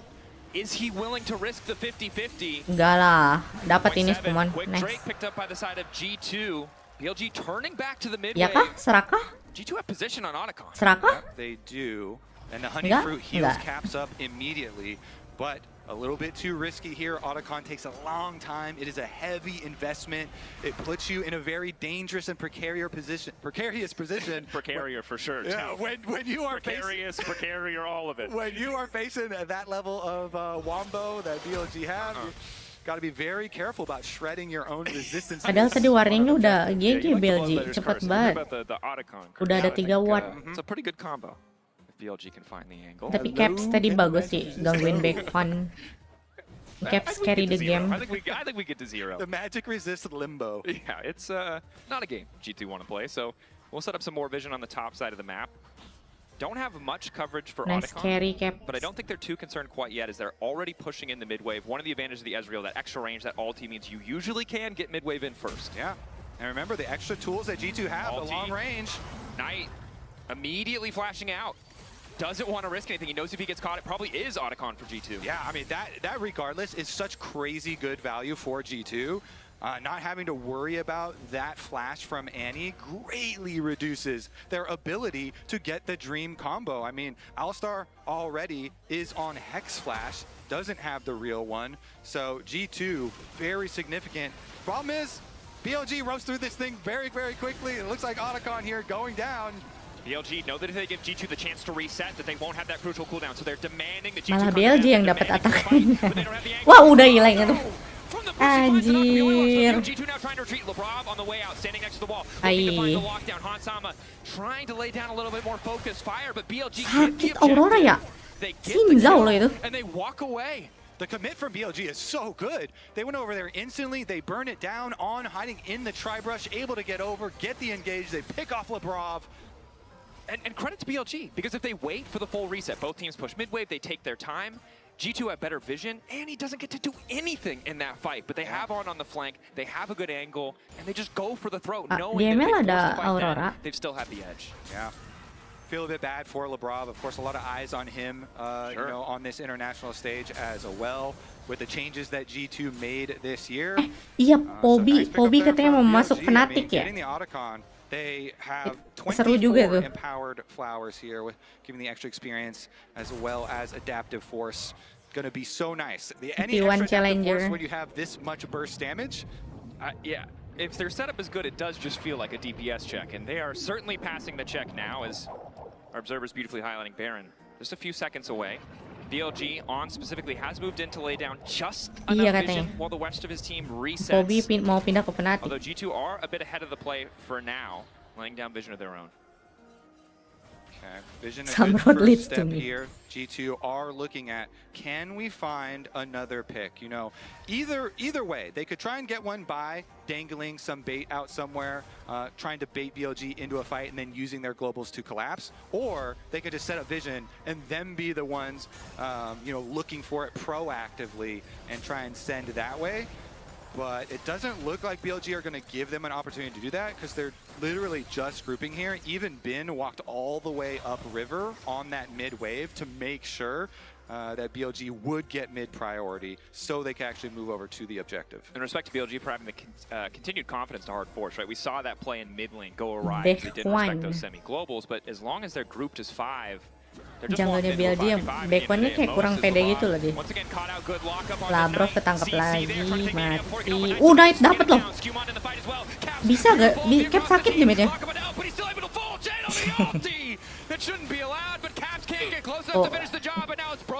Oh, main pro player mah kalau main MF enak banget ya ulti ya. Bentar. Ini rencananya apa? Caps. Caps? What was that? Apaan sih Caps anjir? Yeah, they'll take the extra rabbit for free right there. Beishwar with the W flash hunts him down. They're gonna get the Baron as Itu well. rencananya apa anjir? Taking over. And again, it felt like G2 were starting to find a way back into the game. What was that, Cap? The bot side fight, the force on the Otacon into that mid lane play. BLG. Bro, dia main control anjir. Now massive lead for themselves. Bro, try to main control, not work. Reset yet to spend his money. Yeah, they even waited for Knight to respawn to grab the Baron to all get the buff. But here's another look at it. So they were focused on Knight down here. They do blow him up, but as you said, he got the tippers off. And there you go, another huge wombo in the back. Alistar combo, Elk gets a channel on the backside. Even at 33% health, doesn't matter. And we've heard the AD sing the praises of On, but I think it has to be called out again. It is his combo MF-nya that ultinya stops Caps from going pas to the mulu other side of the timingnya ya. ultimate and finishing off Ngeselin the juga only tuh. reason that Gimana ulti ya yang channel bisa ngincer completes Pantheon is the doang. CC that On brought to the table. Tapi bodyguardnya banyak anjir. Beautiful stuff. And he doesn't do any damage. Rumble doesn't do any damage. Those are the people that are the most fed, Kobe. Those are the people we talk about. We can get soul though. Right? It's kind of crazy too, because Misfortune is a controversial champion, because you're like, oh, it's oftentimes hard to get your full channeled ult off, especially if you're playing against, a Leona or an Ornn or an Ornn. These champions are exactly Ini what dukung she doesn't siapa? like playing against. Dukung But those ultis from Ornn and Nggak Leona tahu. were used to kill off Knight and lock down him. So that Nggak mau meant ngejinx. those things weren't available to stop it. You know, when Elk did get to start channeling, and as you said, On as well with that CC, able to lock up Cap. So good stuff there from BLG. Of course, they take down the bottom side pretty effortlessly, and then they don't want to overextend at all. So play it very cautiously here, very nicely. Nothing left here to risk. Take your giant gold lead, go back and spend. Definitely. And we look at the side of G2, right? Ornn getting more and more experience, more item upgrades coming. So for G2 to take another fight, to lose that fight probably means the end of the game. Waiting for a better angle, waiting for another opportunity. Hansama still not finishing that third item. Elk already on the way to the fourth, and there's no attack speed in this build. Normal for MF, but the last ult was scary before armor penetration was a part of the equation. Yeah. It's only getting more scary. One more combo like that from BLG and this game is over. Yeah. Okay. Behwan. Now, it becomes really Demen banget aku nyebut jungle-nya BLG. Due to the nature of Baron and the giant lead here from BLG, so Ben can just hover this way, buffs it up as it gets the tower, then everyone can rotate over through the jungle that they already control the vision for. And if you toggle the vision right now for G2, that would show how scary it is for them because the map is so dark. And they're trying to just find a way. Gimana lah, punya bounty semua sebelah, bro. Shred of hope. On a single hex flash, could have gone over the wall, could be a combo. You can't tell if Knight is waiting, and it's not like it was previously. That brief couple-minute window where Knight didn't have a flash. G2 don't have that edge anymore. Every single brush could be a death sentence, could be the end of game one for G2. Playing under so much pressure here as On gets the fight started. Perhaps over eagerly, though. He's too low on health already before the fight breaks out. Unbreakable well, keeping him standing, but he's been sniped. Oke, Behwan mati. Bisa, hajar. Itu ngapain Skumon? Oke. Tower, base, home. Anybody home? And it gets chunked down so low by the time he ults. It doesn't matter. They snipe him out. They send the ultis there. G2 defend. And again, because the turret is actually finished, they wait a few minutes. If they hold, they can get the inhibitor back. They can get the turret back.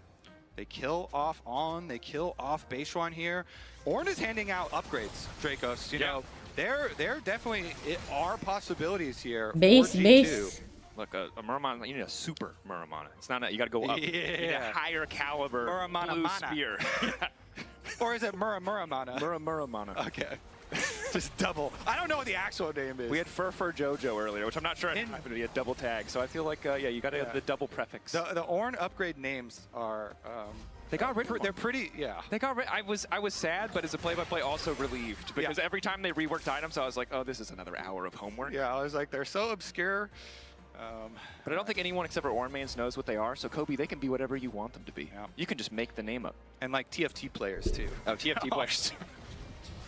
All right. Well, BLG here with their lead still. Can they maneuver this game into the enemy base? Topside tower is still very low after that last siege, and so they once again go into their split push. They push up mid lane. They go up to rotate through the jungle exactly as before. Elk is walking up that top line of minions, so they're going to go for the tower once again.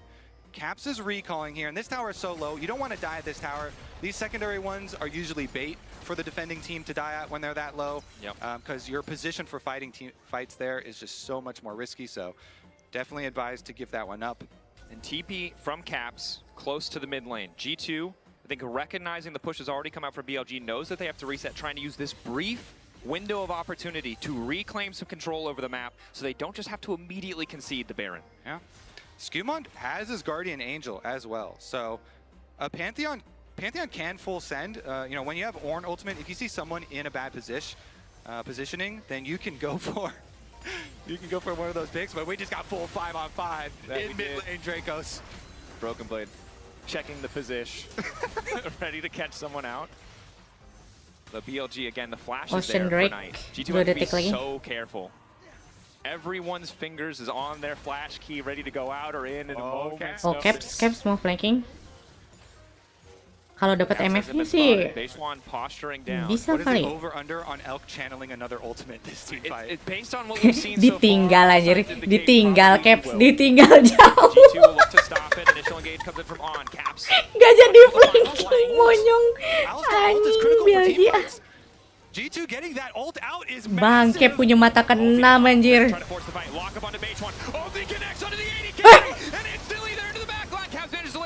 Oke, Knight, nice.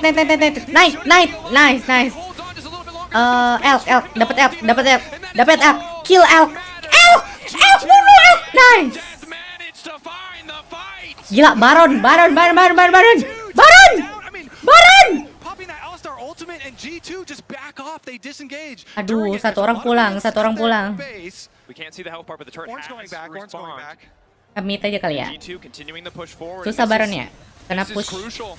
BLG, one more good fight probably wins them the game, but G2 have held on. They're getting things closer. They're getting things back to even. It's only a 2K gold difference.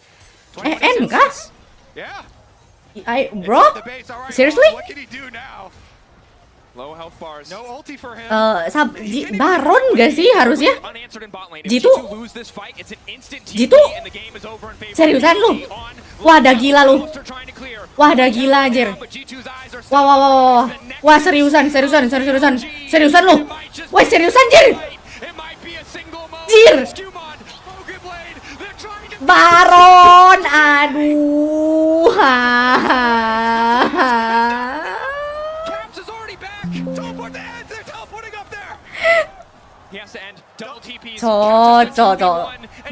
Bener-bener kenapa kagak Baron ya? Kenapa kagak Baron anjir?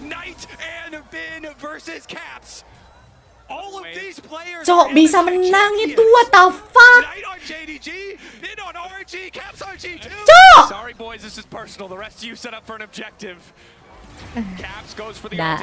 Dah lah. Goes gold and buys a bit more time. Bear taking that so damn low. Tower still standing with Bin's already gone one. Lebrov back up. 10 seconds on Hans. 15 on Broken Blade. Bin wants to finish the objective. He's not waiting any longer. Lockdown there. Minions not going to do enough. Knight and Bin back to finish the game. Kenapa kagak Baron dia? Bingung gue, beneran mau di end bro. What the fuck? Itu sih aneh banget ya. BLG take game number 1. That's just the beginning, Dracos. Anjir, bisa menang itu 1-0. Kenapa gak Baron? That was too crazy. It was too much. You're gonna have to eat up whether you are ready or not. Wow. I mean, BLG. The fights when it matters, bro, ini terasa seperti solo queue. Not without weaknesses. G2 did their best to exploit them. Dude, Nexus to Nexus on game number 1. Incredible options. Bin, of course, headed back. And now it's time to send things over to the analyst desk. We've said enough. We need to get their take on that game 1. I don't know what to say, actually, because I was like, do we have this? Are we cooked shot? Turns out we were, but great showing from both teams here. But like, in the end, she comes in clutch. I am Alergi Baron anjir. Gak suka Baron guys. Haram katanya.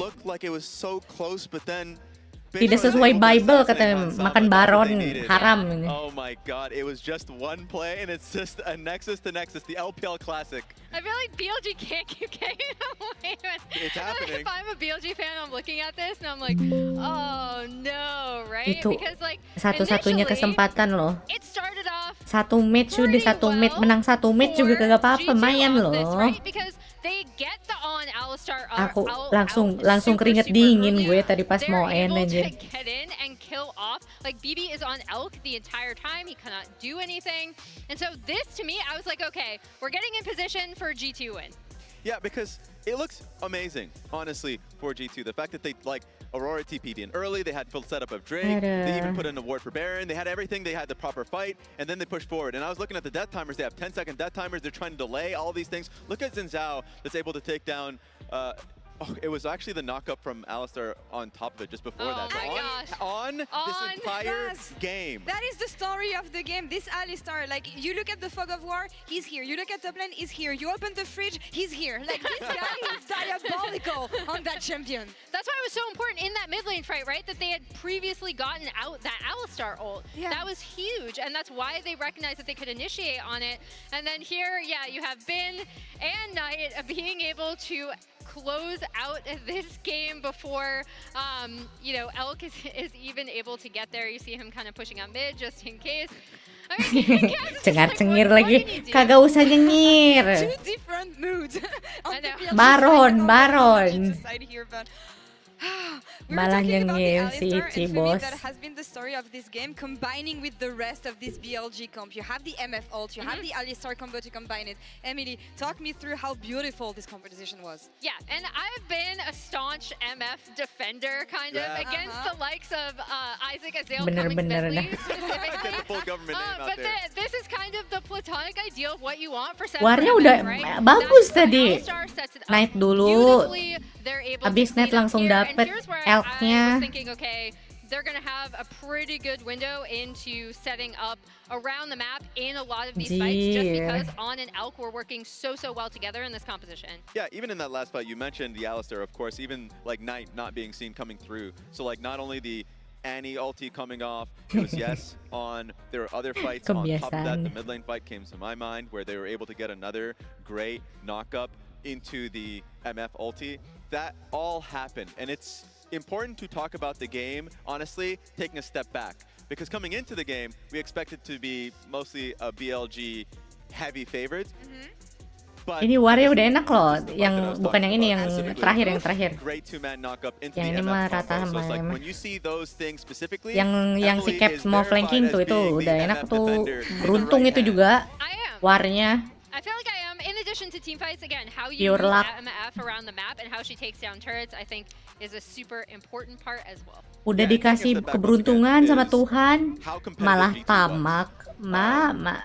Feeling like just looking at all of the moments, and I feel like the highlight member for me is Tsukimiya. Kabur dulu guys sih. Today he found a lot of opportunities. Like he had 3 moments for me, 9 minutes, 17 minutes, 19 minutes, where he was able to like find ulti plays to get them picks and make this game much better. There was also really early on where I felt like Caps was having a pretty rough early laning phase, and he was being set up for a dive, but he countered that dive. Udah dikasih keberuntungan tadi Warmid menang, bisa ambil Baron. Horn clear, terus sisanya Baron dulu ya kan, sabar. Perbaiki planning phase. But I agree. I thought this Pantheon pick was great for Skimon. I really loved how they use, I mean, globals are so important, as we talk about anyway, but I loved how he used it. Udah gitu mereka low HP masalahnya. Mending kalau pada recall dulu ya. Nyawanya kan, nyawanya pada seperempat gitu anjir, mau nge-push. Like what? Today they were on the same page, maybe not on the right page though, because a lot of focus on Knights. When we looked at the damage at the end, this was maybe not the opponent that you wanted to focus here. G2 is going to be playing on blue side for the next game, so who's the player that you want to focus? Of course, it's going to be depending on the composition that BLG goes with, but given the way they've been playing, what do we want to look at here? Who do we want to lock on the side of G2? For me, it's about Caps. It always has been about Caps. So putting him on a pick like an Ares and Zhao, something to allow him to be playmaking through his mid lane. I think the combination of him and Tsukimiya has been itu strong. Sih aneh banget ya. Aku tidak bisa kepikiran itu keputusan pro player aja. Pro player loh. Very interested to see if/when the TF comes through. We have seen that even as a maksa banget, right? Which tells me that certain teams don't necessarily want to lock it in as a first pick, but we did see even in a loss the power of that pick, and that's something that I think in Caps' hands, especially with a playmaker from Skimon, could be very dangerous in their hands. I mean, that's the thing. Skimon, we know, if you watch the ADC, you know how strong he is on Pantheon. That champion is gone. It is fearless draft here. So what do we want to see for as a champion for Skimon here? We saw that kayaknya ketebak gak sih, gak bakal cukup itu. 50-50 tadi. I mean, I love Maokai. You already know this. I love how Maokai sets up team fights. Ada tim Liquid. Mana? Easy setups. G2, bring it on. BLG, keep on doing what you do. We can have an amazing series here at MSI. BLG takes the first game, so let's see if G2 can fight back right after this. Udahlah 3-0 lah, 3-0 anjir. 3-0 ini mah 3-0. Itu keajaiban.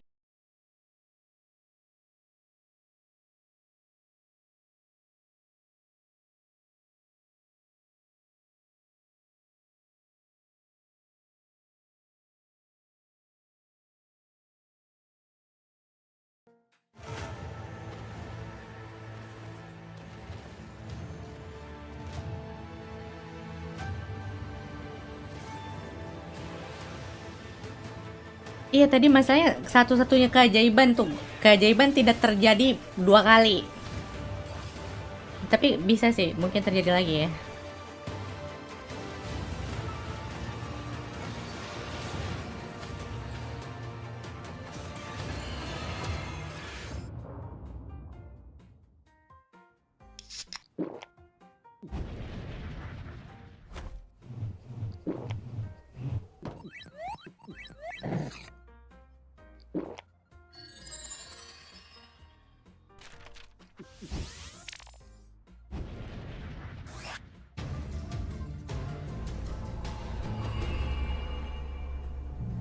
Gila tadi udah bagus banget tadi Sio-nya.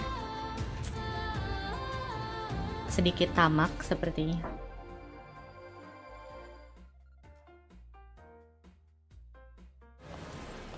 What a car. Living the dream, huh? Sweet dreams are made of this. Who am I to...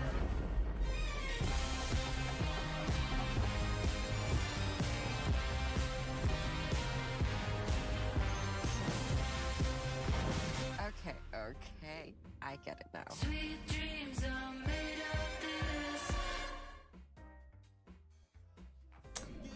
Udah lah 3-0. Gam versus Belgium menang mana?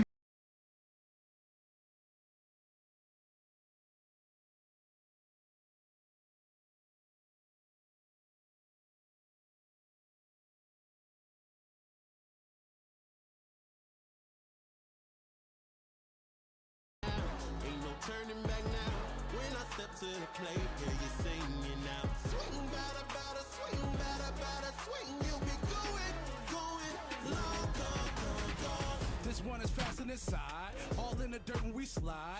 October moon bring the tide. Light 'em up, light 'em up, light 'em up. Right, whole team on deck when I call. You cross the line of foul ball. We clearing the bitches up, bro. Light 'em up, light 'em up, light 'em up. Right, big man above. Alin kiri. Tapi pikem aku BLJ sih. Pikem saya sih BLJ. Walaupun ya begitu.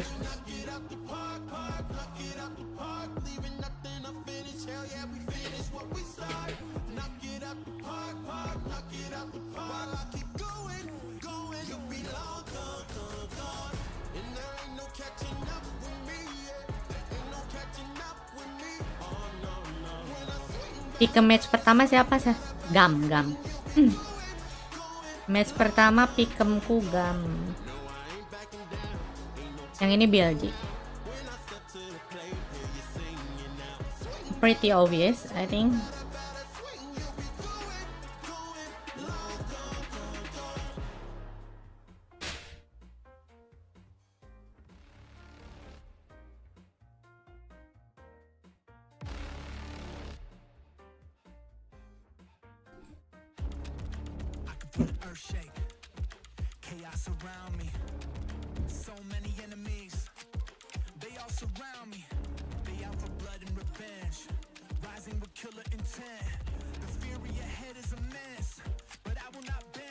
Jitu beruntung banget yang password di mid itu.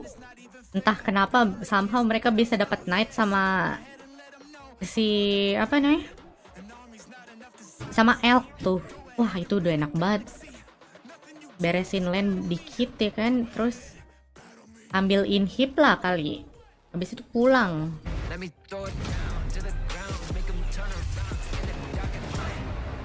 Kalau misalkan gak mau bareng ya.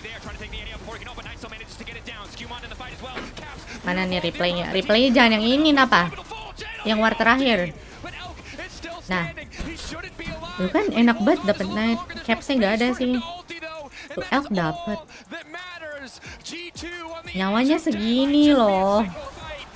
Mending konyolnya penuh ya.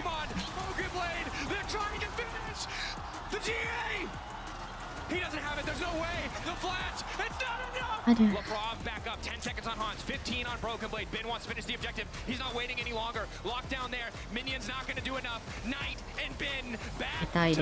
Kita ides.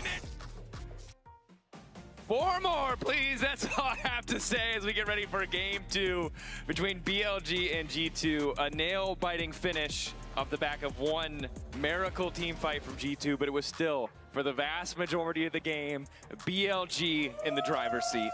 Yeah, and after a game like that, it is so hard not to be like, hey, why didn't we just go Baron? Or why didn't we do this? Or why didn't we do that? But you have to focus on the next game, okay? They have to clear their minds. Game number 1 almost has to be deleted from G2's minds right now, okay? Focus on the next game. Don't worry about what could have been. Calm faces across the board. We'll see what their strategy is going to be. I think the silver lining on a cloudy start for G2 is they're able to take out a lot of picks. They take Ksatria off the board by drafting it themselves. Knight, two of his best kind of team fighting champions in the Aurora, and the Annie removed. Obviously still has a lot in his pocket that he can bring to bear. Things like the Talia, Yone, even if that's something that they want to go for. But G2 at the very least have taken some good champions off the board in the fearless draft. For now, though, as we head into game 2, G2 on blue side, already the Jace, and interestingly, the Maokai banned away. They saw the games yesterday. When G2 got pushed back in the first game, they kept it simple. Varus, Maokai, plain and simple, straightforward, honest League of Legends. Yeah, good, honest Maokai gameplay. And honestly, that is kind of where my suggestion was going to go. So, yeah, it's a very good ban there. BLG also liked your suggestion and hence have banned. I mean, yeah, kind of like you're saying. Yang tuh ada lagi kah? Gak ada anomali itu. Early-nya sih lumayan work ya itu ya Suara sih. Late game-nya tidak berdamage, Wak. Following it up with the Wukong. And of course the Poppy is a very big ban against BLG for both base 1 and on. And it opens up some more of these dash champion possibilities. Jangan 3-0 lah, 3-1 lah. Would like to snag. So let's see how Apa kayak menang sekali this gitu. jungle pool actually gets. Vi is still available.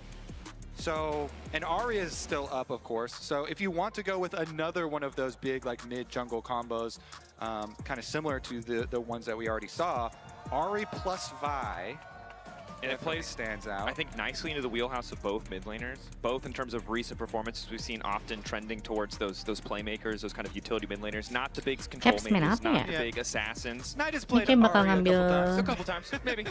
Someone say he's pretty good. Jungle-nya dulu gak sih? Itu championnya Skumon pada di ban itu. Don't want to deal with that pick. So now the first pick choice. They banned Poppy, which I don't think has been a mandatory perma, so maybe they're looking at something like an early Callista. But I don't think you have to be worried about it. Yeah, I'm on the side that early Callista picks are kind of bait. Because then the other team can Skumon fight ya blind nggak apa-apa lah ya is available, you know. So they go with the Vi side of it that we were talking about. Wah, Knight Talia so split Talia or Ahri. And it looks like they, along with most people, bisa main Azir guys ini. Talia side of it. Wih, like that. Whoa! Ada gituan, Wak. So far, the Talia, of course, was a great look for Knight yesterday. Even in game 1 against Gam, where they started to fall behind. Ada begonoan sebelah sono. Online, was able to get a lot of work done. Ahri, a champion who can do a lot of work, but just take me back, you know. MSI, Boring. you know, BLG Boring. What does that name play say? What's that name play say? Hah? One knows his job. Udahlah, gak usah lah, gak usah bercanda lah. Kobe. I love that though. You know. Vi Baron, Jo. Baron Vi. Making it all the way to second place. Broken Blade Vi, kah? When the new jungler's on stage, bro. It's loving. You're doing base one dirt. So yeah, as you say, they get him on much more of a champion that we have Ahri. seen from base Ahri lawan Talia main sih. Really good front line for them. And then no surprise, it is the Ahri lock-in to complement the Vi. A bit of a surprise is the Jax. They're essentially saying lock in your top lane option now, or we'll ban it away. A counter pick.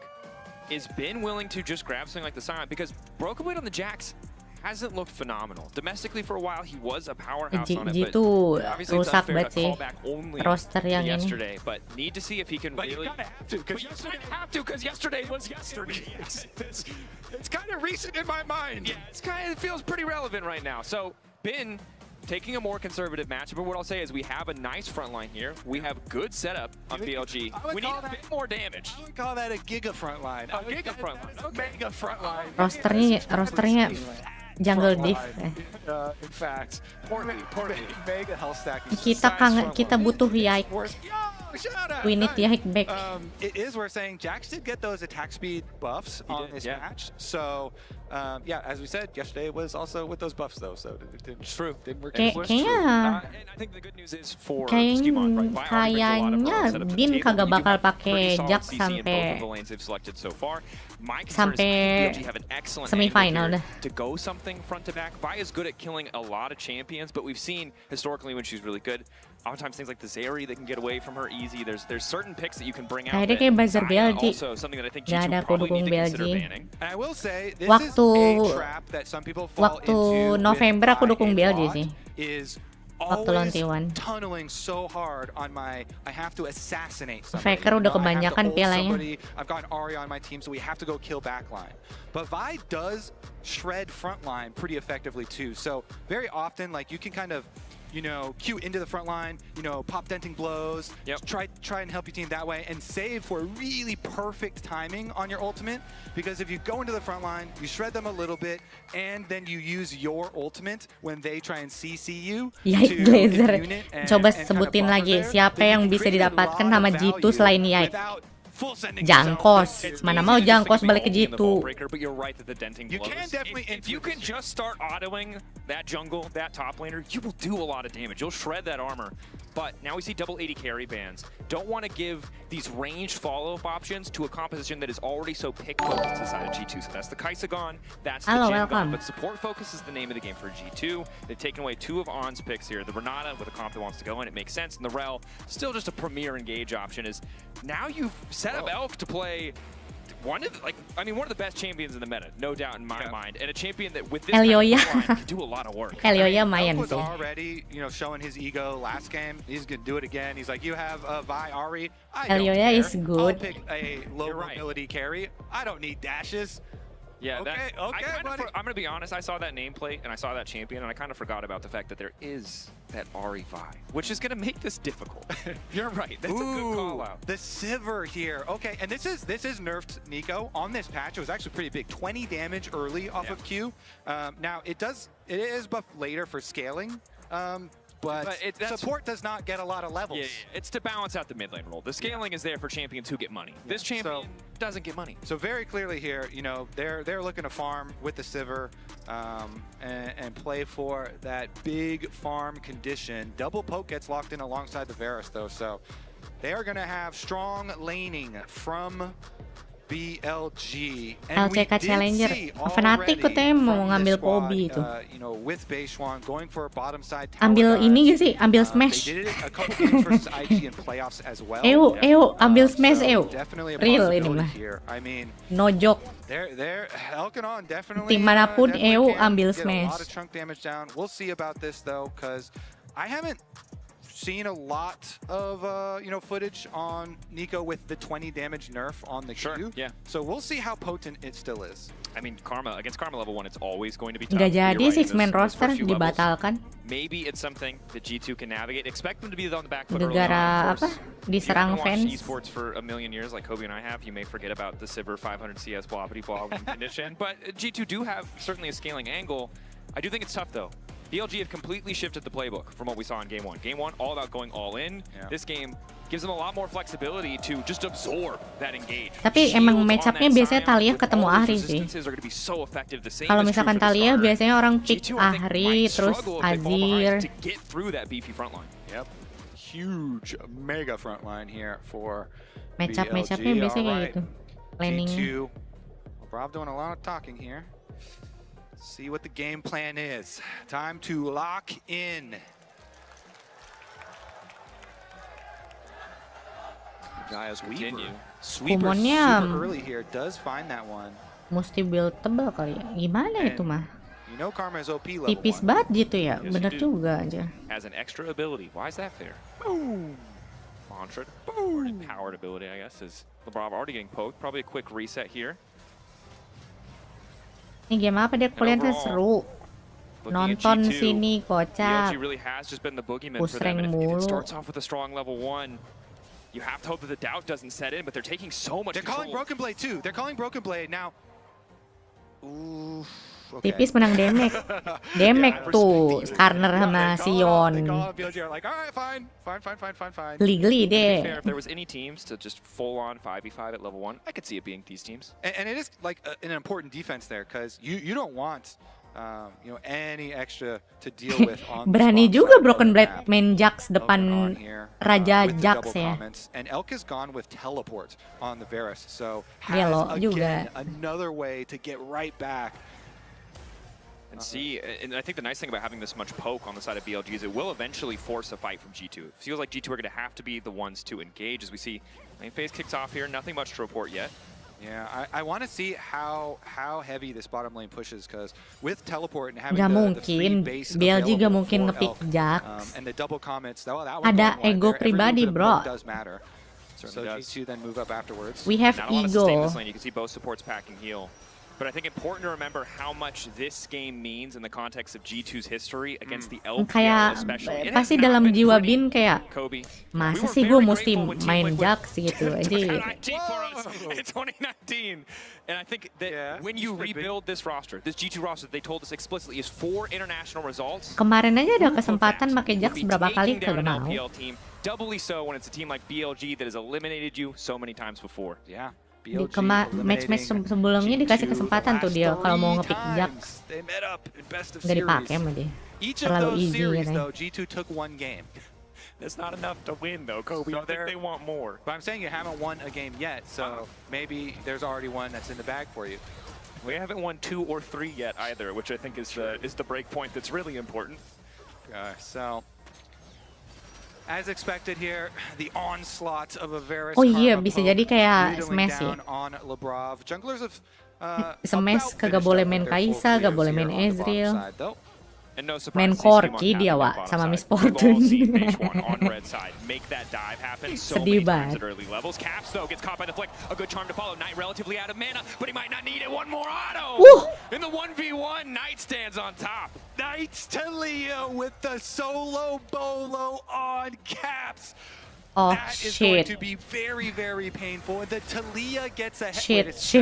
Flashing out, still rooted up. Decent damage with the spell shield there to keep on safe. Where is Nico? Oh man, that is so big for Knight. I mean, that is a dream purchase here too. Even gets an extra control ward for safety off the back half, and he's got flash advantage. The Talia has the flash bahkan advantage di ban mulu versus kan Ori biasanya. here.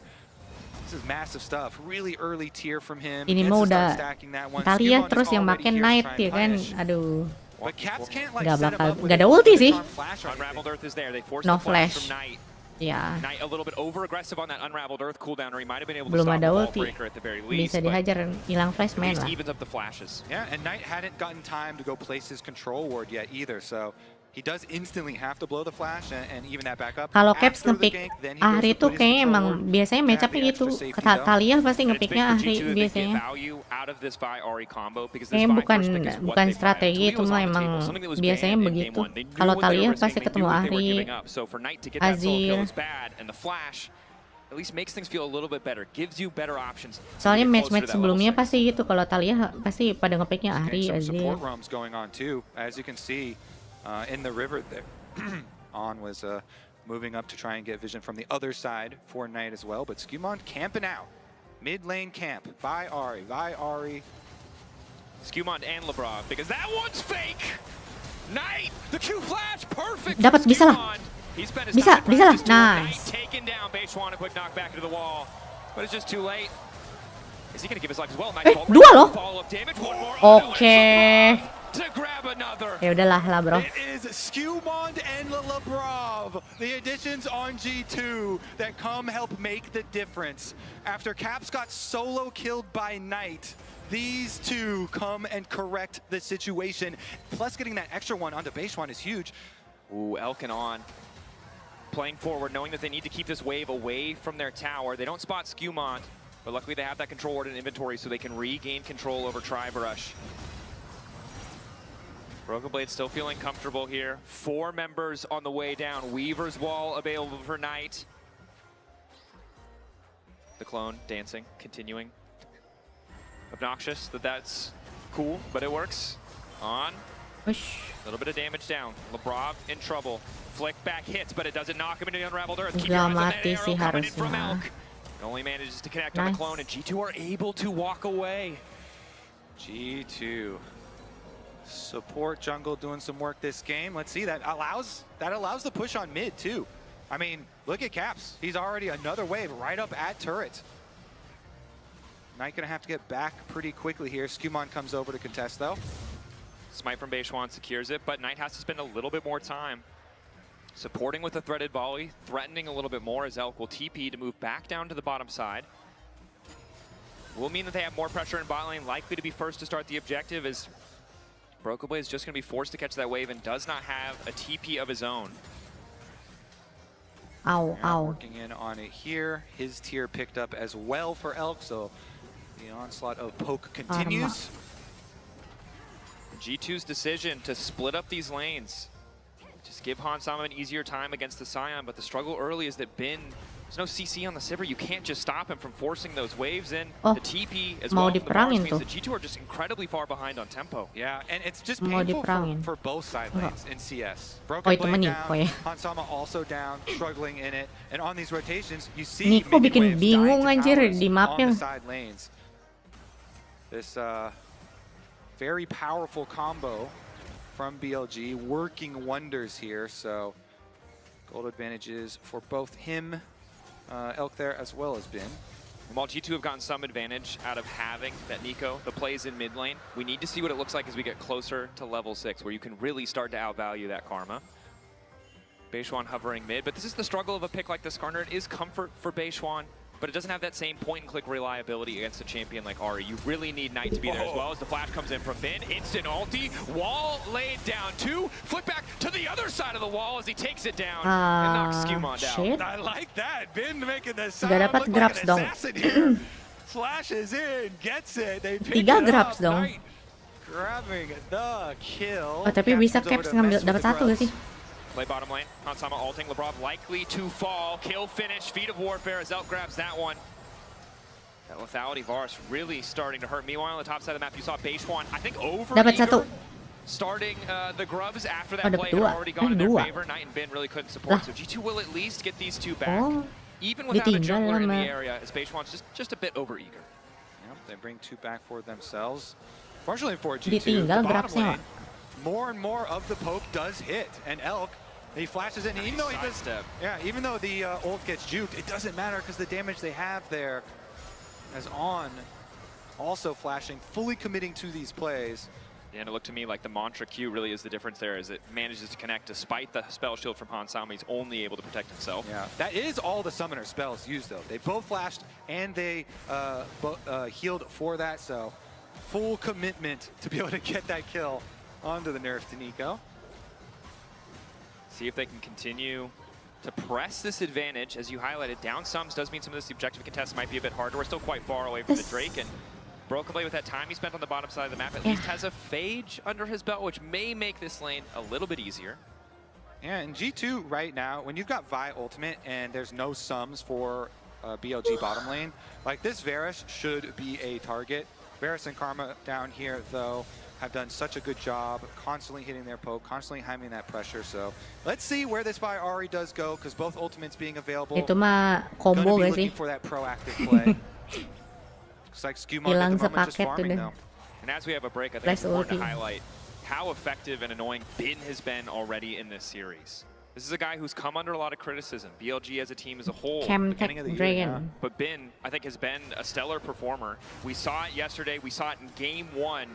Just outputting insane damage, consistently a threat to deal with. And even in this game, even on Scion, who, yes, can be strong early, but isn't someone that you necessarily expect this level of dominance from, is already doing so much work. He's such an annoyance for G2. And you said it yourself, he's playing it like an assassin.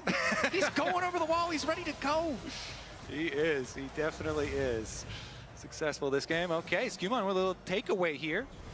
And he's got his little experience lead at the moment over Beishwan.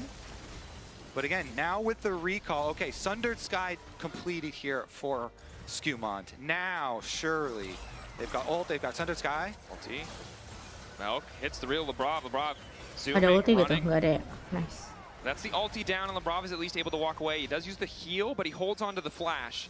And that Sundered Sky is big. Those beefy frontliners, while Scion can do a lot of damage when that ulti is up, when he can guarantee the full channel Q, Skewmon going to be a lot tankier, a lot harder to deal with if they go for a full-on fight, but neither side has gone for a 5v5. It's just been picks, little skirmishes. Those Nikos are hard to hit with Elk, with the Varus ultimate, but no harm, no foul, nobody dead in the aftermath. So once again, jungle support moving up to try and get that mid lane vision. Oke. Oke, Hansama dapat kill. There you go, Dracos. That's the play we're looking for. The Vi ultimate should mean a Cuma nih tar late game gimana ya? He completed his Thunder Sky. Late game gimana ya tar ya? Nicely done from Early boleh lah. Late game gimana tar? Ahead of the dragon, so it's just that gold right Tar now. late game gimana? But we'll see what happens now with the dragon spawning. Because those cooldowns Ada Skarner sama si Yon anjir. Yeah. And Caps doesn't have Malignance Alah! as we see the lockup is there. Ai, Camtech Dragon. Jangan mati, jangan mati, jangan mati. Ah. And Tsukimiya's able to make it away. Thunder Sky is the difference as the charm connects. Oh! Oh! Ready. A three-man. Nice! Sama is here. It's only one item on the zipper, but he might have enough. Camtech Dragon, let's go, Nico, nice. Over eager, Lebrov has to try and sidestep. Gak dapat, gak dapat. Throw rock on his head, and in the meantime, it's been breaking towers. And look, yeah, he got him. Okay, so they did it there. Chased down Lebrov as we cut away, looking at the other side. Teleport goes back out on top side too, for him to push right back out, but. So, you know, BLG with the lead and the dragon finally does come up. They should be able to secure this one to continue stacking. And the big thing about stacking these Drakes is most of the games we've seen today, it's been 1-1 split on the first two Drakes, but when you're the team that can approach Soul Point, you can guarantee the enemy team has to come to you, and we know how good this BLG team composition is when you get that setup on those objectives. Yeah, and well, let's see here. They're going to be a little bit late coming over. Doesn't look like it'll be meaningful. But I have to point out, once again, you already did earlier with the Bin graphic, he is over 1,000 gold ahead in the top lane matchup. The top lane matchup was going to be big, even though it's not on our screen at the moment. The Scion will be massive. So here's a look at them trying to punish Skumon afterwards, after the previous play. Nikonya yang mati. Nice ult dong. Does not tick down to the Scorpion passive. It was 3 Bentar. Apa Apa yang terjadi di sini? Elkin on, despite us leaving the lane phase, are still finding those same advantages. Why he died? And this time On flashes in, and they're like, yep, we're going to get him again. They keep this Sivir down. Bentar, replay? Excuse me? His lead, it is still Elk here on the replay? Varus. Gaining that mid lane priority once again, but on the side lanes, G2 kind of hunting. They have both Lebrov and calling Skumond as well on the Vi. His ultimate is back up and available with addition of Caps, and they're going to go for the dive. Waiting for the angle, Lebrov. Nice. He uses the ult, he knows exactly what Knight has to try and do to escape, so in the end it's Bagus just a clean nih, dive, Knight-nya a dibikin nice kagak main. sideline pick. Yep. He's like, you are going nowhere, Knight. They shut him down, they get their kill. Can they get the objective afterwards here? Pushing in once again, constantly here to after the play, Skumon hovering. And you can see on your mini-map, Broken Blade leaving top lane. Will move back as the wave starts to come in, but with Triforce, maybe Ben is afraid. One more Demolish proc, and this tower goes down. Tuk hilang. Broken Blade feeling better about the fight. You highlighted Ya earlier. makanya nih tar late game gimana ya? Ada Sion, ada Skarner. ADC-nya sipir anjir. Unfortunately. Yep, he's got his plated steel caps, finished Sunfire, which scales nicely di late game on his Soul Furnace. So Ben is a big boy. Yeah, the 15-minute 700 bonus HP is not a feels good. Yeah, and he just takes out these towers. It's definitely been a rough tournament so far for Broken Blade. This Jax being a bit behind here, but does have his training force at least. Skumon finding Knight, 1-2 waiting. Boleh kita buat Knight. The ulti of course doesn't have the cooldown this time around, but Caps does have an ulti of his. Ya, miss charm ya, mati. Mati dia miss charm.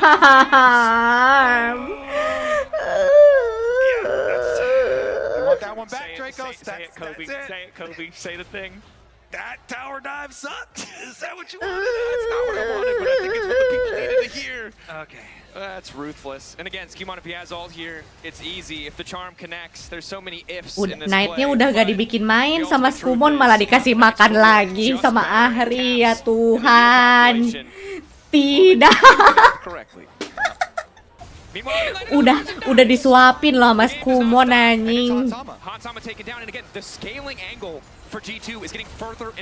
Malah disuapin lagi sama Capsnya anjir. And this relentless pursuit of towers by BLG is so necessary here with this team. They've got the beefy front line for the Ya, mid-part of golnya the langsung game. balik. And so, wait a second, they're going to go up top side here. Look at the roam. Talia's already there. Karma's on the way. They've got their eyes on Broken Blade. On the mantra Q comes out. Uses the tether now, knowing the Broken Blade will have no way out. Immediate response is the flick back. Counter-Strike blocks some of the damage, but not nearly enough. Broken Blade taken down. Tsukimiya just in time to watch his top laner fall. And BLG, not only are they taking towers, they're finding these side lane picks now. Yeah. And the map is getting smaller and smaller for G2 Esports. The triple teleports. Elk with a teleport up to the play as well. Bottom side, Bin still has his teleport, but he's close enough here. Just walk on over, destroy the minion wave, collect yet another. And I will say I really like this adaptation coming in from BLG. You know you have generally stronger lanes when you pick something like the Karma Varus. You add another TP to the picture just to make sure that G2 never get to be comfortable. You can always be Bentar, ahead kok on itu tempo 5 because you have that 5-3? extra TP. Nge-kill siapa And it's just lagi? meant that the avenues for G2 have been just Dapat few kill and dari far mana lagi between. tuh? Talia. Yeah, and as the dragons continue to stack, we have to see when G2 are really going to fully throw down here.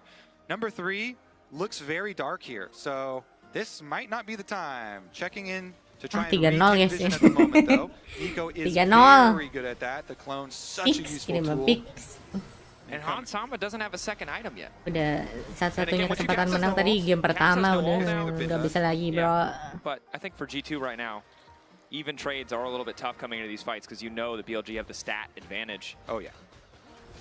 That's got to be Dragon number 3. We You don't can wanna fight number against 3. It's just Gum so though, right? Wait until the next one. Wait until G2 you have versus better Gum setup. is Wait until you have a kind of possibility banger. here, because Could be.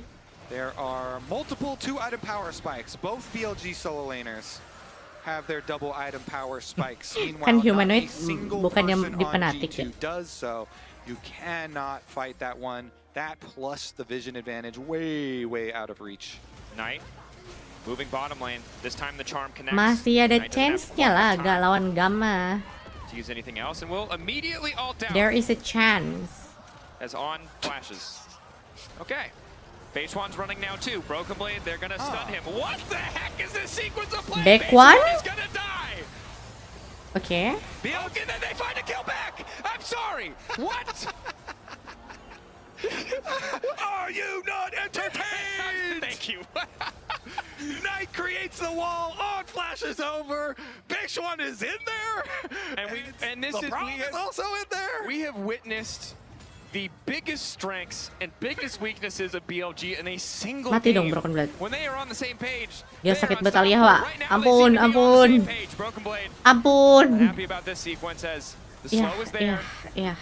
As is the decimating smash. So in the end, if we take all that play together, it's a 2-for-1. We got top though. Tower on Nice. the top side. Okay, a Tapi little bit dapat something hilang back. inner This one, of turret. course, a secondary tower worth so much more than the first one. So BLG will get the better of it.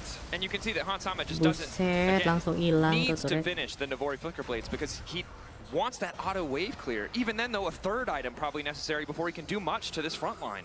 Yeah. Sivir so far behind here.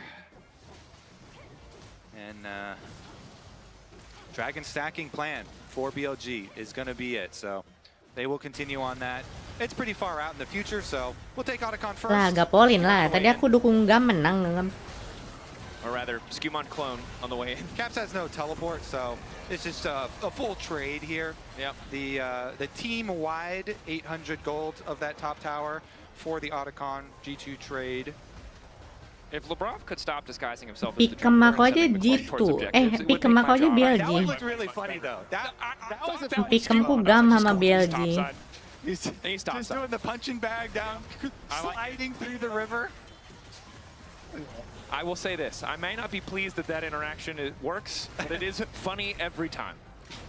Space One grabs another camp. Again, I mean, you can take a look at the bottom of your screen. 2.4k for Bin. He's feeling unkillable. There's no carry on this G2 lineup alone that can 1v1 Bin right now. Maybe Broken Blade with, 10 minutes, but lockdown there. Tapi katanya G2 mau ngambil jungler Korean sih. Caps wants to keep it going now on tonight. Sidestep on the unraveled earth. The seismic shell won't Roster ini catch mau him. diganti But katanya Bin guys. now on the way down. Mereka mau Good news is ngambil they have the clone to give jungler them that Korea little bit of extra free katanya. vision. been fishing for a bit more, but BLG have just Gitu aja bullied them semua. out. Still 2 minutes till the objective, however. So G2 don't mind. Knight trying once again on the bottom side. Lebrov rocket Gak mungkin, kemahalan. Duitnya dari mana beli Canyon? forced to flash over a wall this time, which is good. Duitnya dari mana? Duitnya. Differently, I imagine.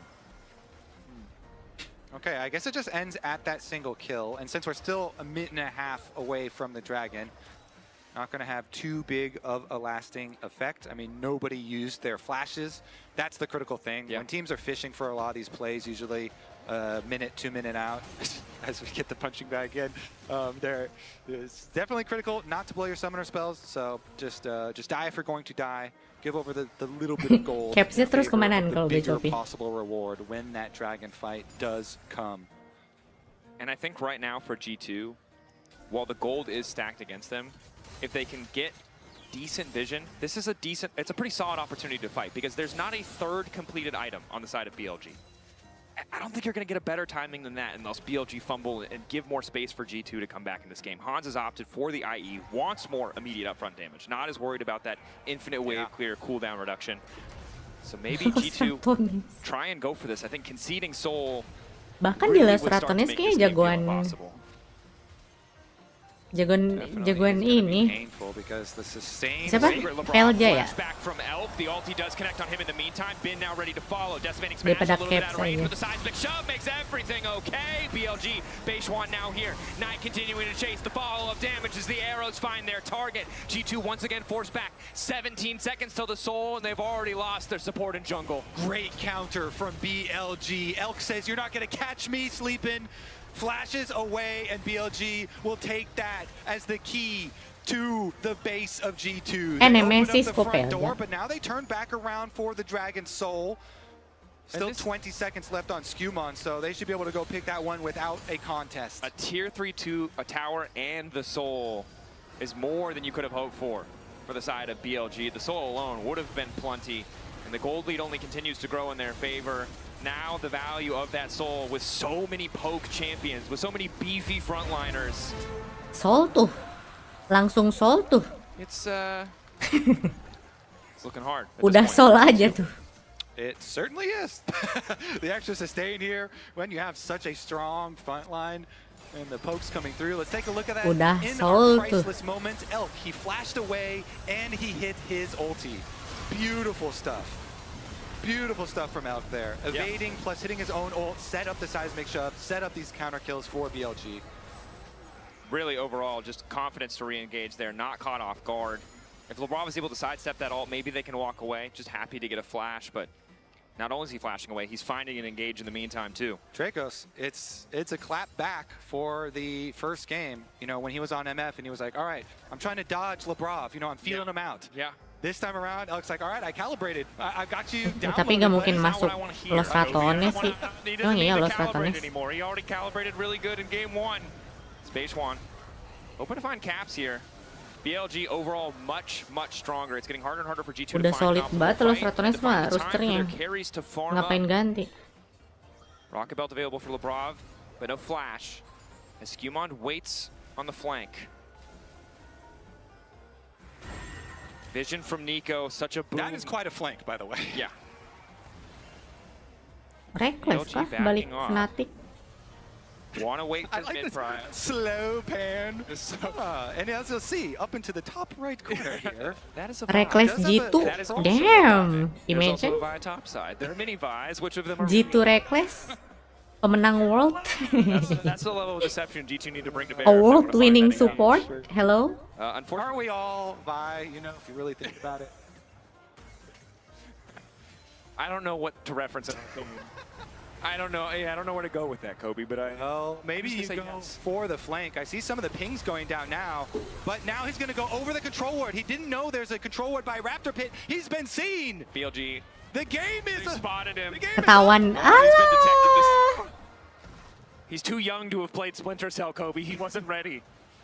The Metal Gear Solid blip. Gimana caranya? Now he's just got to get the hell out. We must go deeper. Gimana caranya? In order to escape, we must go deeper. The only way out is through. Oh, bisa sih. Wah, ditelet. Wah. Baron. The rest of G2 posturing around Baron. He lives a little bit longer. Decent damage on tonight. Baron to nih. make the difference. Knight now on a rampage. The long flank denied. Zero death world champion. Real. Committed. Zero death, zero Committed play is assist, what I would call that. zero kill world champion, bro.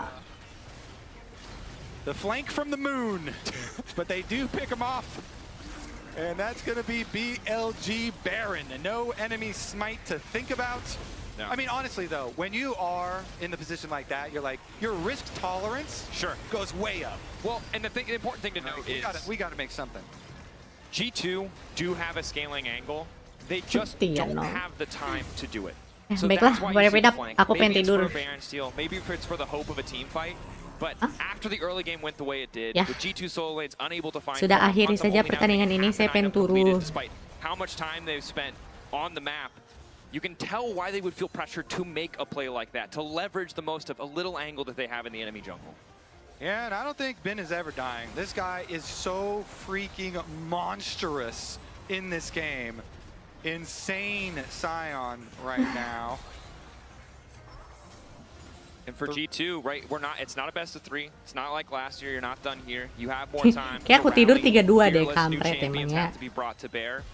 But at the end of the day, even though the core, the Ahri and the Vi have gotten a bit of work done as the ulti comes out. Tsukimiya getting the fight started, the TP there, but there's no one to follow up. Decimating Lah, smash, broke away able to itu flash in time. Looking for a apa? two-man knock-up. Flick back on LeBron. Trying to turn. Bentar.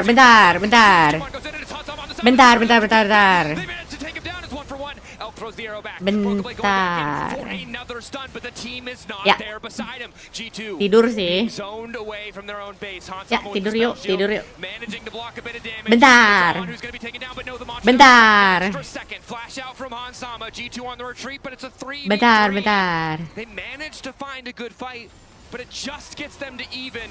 Tsukimiya flicked back, waiting to channel out. Bentar. Will be okay for now. Still a Apa steady sih Talia retreat. sakit banget damage-nya anjir. Find the kill here as Tsukimiya goes back in. The extra shielding not enough. And Kobe, your prediction seems to be correct. Bin will not die, but he will continue to advance, trying not to give G2 any angles to cover or protect their mid wave. Taking tower shots for fun down here. Undeniable, unstoppable. Does get charmed up. A little bit more true damage. TP now coming in. Varus returning to the fray, but Bin recalling. Has a TP of his own. They want to go for the throat. They want to end it here. Ulti goes wide. Charm still connecting. Eyes on Knight. The flick back could be big. Isn't going to hit. Caps 2 charges left. Bin standing in the midst of the towers, threatening to end the base. Counter-strike ready to go. Broken Blade going to leap back. Caps going to go in. Health bars are getting lower, but G2 need to pull the trigger because it's Hansama who's been caught out. Elk manages to grab the kill. 2 low health towers. BLG on the cusp of match point. Oke. Berita baiknya adalah next match kita tidak akan bertemu Talia, oke? Zoning, Lebrov away. Tsukimiya going in under the backline trying to find out the knock is there from Bin though. Base one and Bin. That's kind of cute. The beefy frontliners to find the mid laner and Elk. Oke, berita bagusnya next match tidak ada Talia, oke? Let's go, next match. Holding the line in G2's base and bringing it to match point. Super solid follow up here. Next match tidak ada Talia. Itu berita bagus, oke? Tidak ada Jax, tidak ada Talia. Tidak ada Ezreal. Yo, wait. No Ezreal, no Talia, no Jax.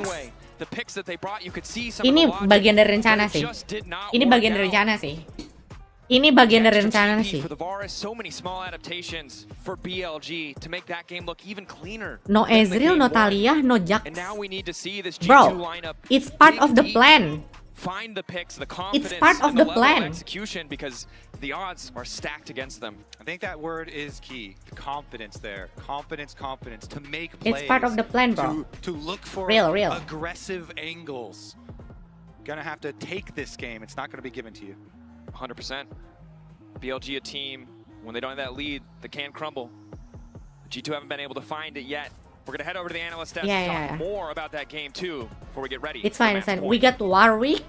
And I cannot We got Warwick top. Thank you so much. No, I can't. I'm so excited. No, but honestly, what is steamroll here from BLG? Started very early in the game as well.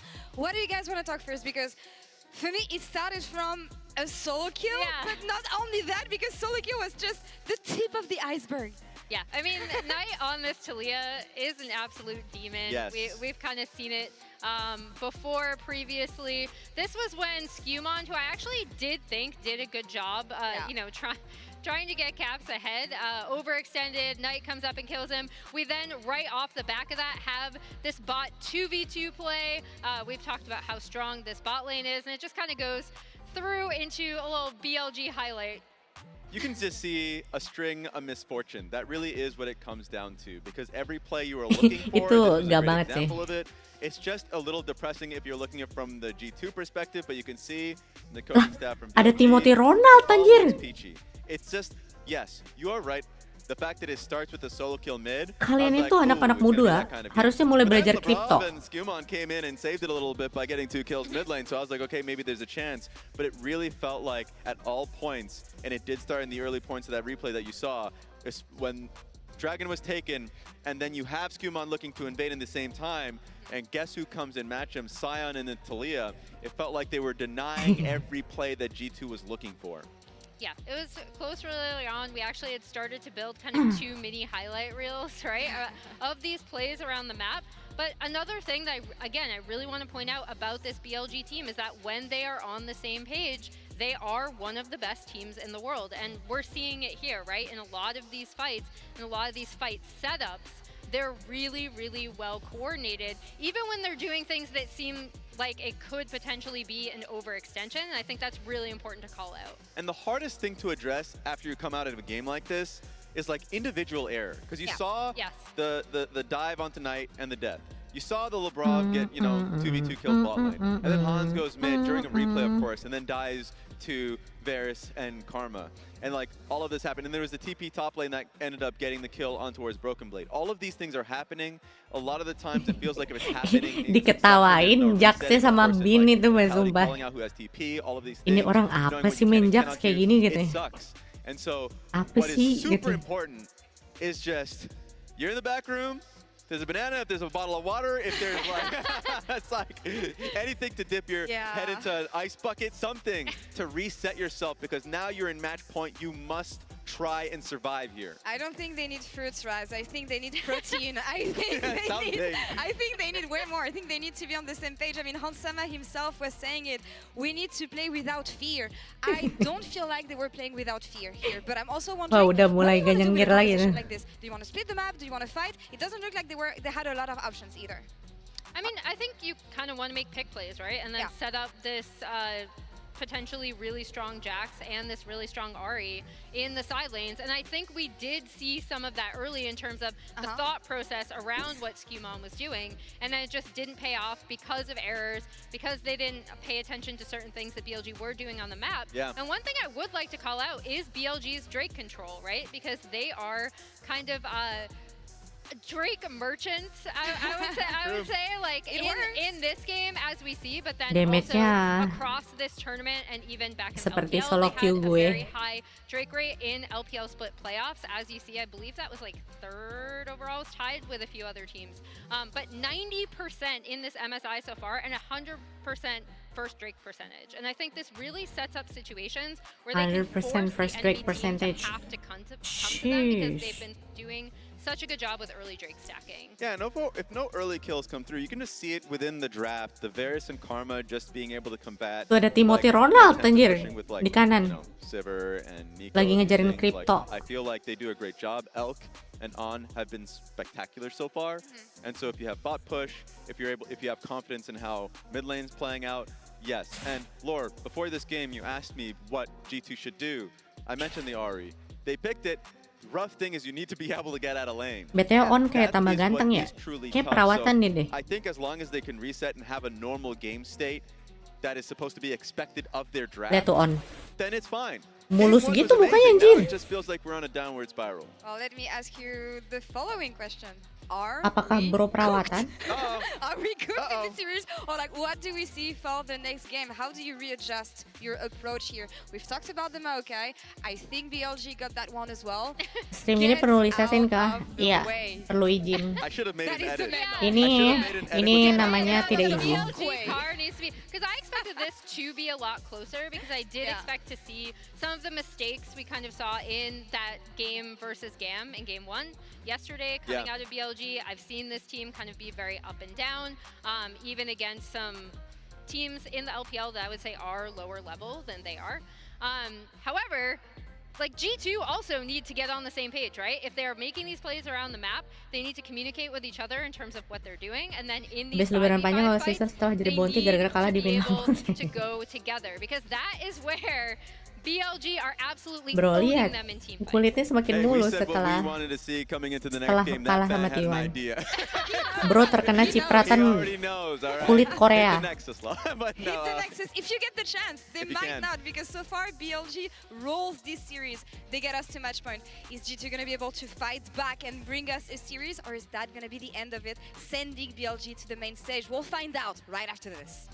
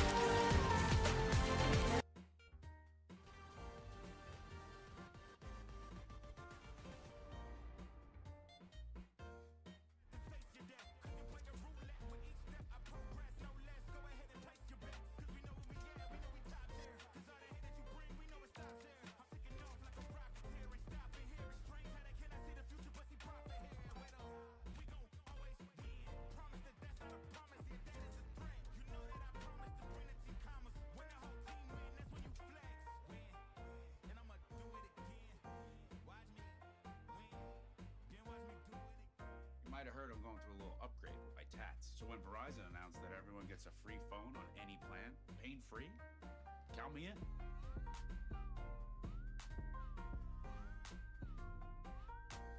Try and beat it. I'll give you a sec.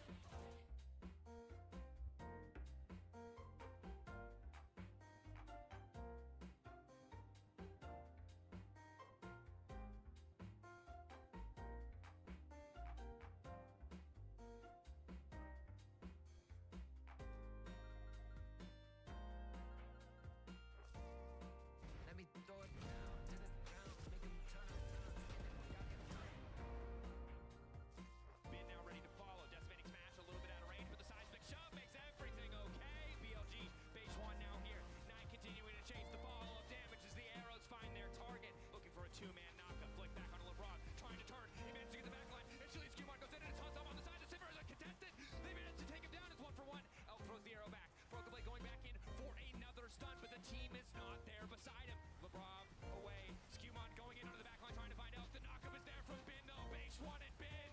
The beefy frontliners to find the mid laner, and Elk is still alive. BLG pushing G2 back. Match point for BLG. And the way these first two teams have gone, I'm not sure if we're getting a game. Even if history has shown us that G2 always get one. They always have before. They always have before. It's technically not an elimination series, so maybe it's a little bit different, but I think for G2 fans, a game win would feel like the start of something. Yeah. You want to know that there is more here. For the first time in 2 years, you had to wait an extra split to be on the international stage, and you want to see them make the most of it. And thus far, it's been a struggle. Yeah, it certainly has been a struggle for G2. Especially so, we got to refocus on the top lane again, because I feel like again there was a really big difference. So coming into draft here, we got to see something comfortable here for Broken Blade. I personally actually want to see Bin just drop a Camille game. You know, like they did in versus AL in upper bracket finals. He goes Camille plus Galio combination with Knight. I want to see some fun style, you know. Yeah. And I mean, to be fair, we're running out of these utility mid-style champions. Galio might be next on the list for Knight, depending on what gets drafted here. I mean, most of his most plays at this point are Yone, Band Away, and then things like the Silas and the Calling, these assassin picks. Yeah. I mean, those would be sick. Those are fun to watch. I would like those to be some action. Regardless, though, the Maokai will remain banned. No safety Maokai pick for you. Yeah. And cold determination, I think, on the face of Broken Blade. Rare to see him without a smile, but you can understand why. It has been a hard tournament thus far. Azir taken, the Maokai taken again. BLG recognize they don't want to give the simple, easy access. Boleh. Side of G2 don't want to give them the chance to get the confidence back or regain their footing in the series. Now the Silas is also banned, so it seems like a lot of focus on Boleh. ban department, potentially setting Caps up for something comfortable. See here. Okay, the Wukong does also get taken out, so whittling down on those junglers once again of the AD focus. Twisted Fate! Dapat tuh TF. Forgot about Twisted Fate. It's super fun. Okay, so Dapat. they banned the Silas already. Dapat That's a good TF. one. So you could do like Annie or Rise or both. Knight dapat Rice. Annie's already Ben Annie's Rice, already Ben fearlessly Rice, banned. Ben Rice. I can't remember if the Ben Galio is Rice, good or guys. Rice, Ben. I feel like it can soak. Yeah, Should be okay. I can't remember. The last time TF was meta, it was top. It's the meta before that I'm trying to remember. But Let's go, The Ben Rise, Rice. though. The Rise, yeah. that's No! range, damage threat. Again, that point and click setup. And Realm Warp here. Yeah. Split push for later. And a Poppy that was banned in our first game as well, finally able to go to the side of BLG, even as the available champions for Beishuan started to shrink. Instead, maybe the Orianna. So yeah, Orianna, pretty good range here. Orianna Nafiri lagi kayak ini. Wait a second. Bentar. Veigar Cage! Bentar.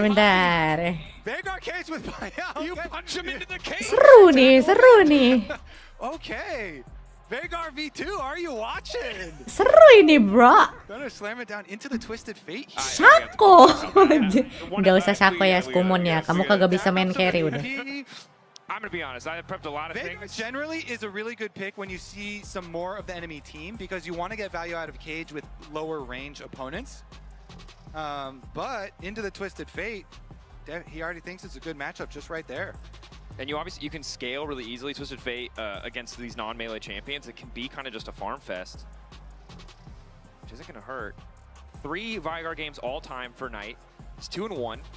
Can't tell you off the top of my head what years those are from.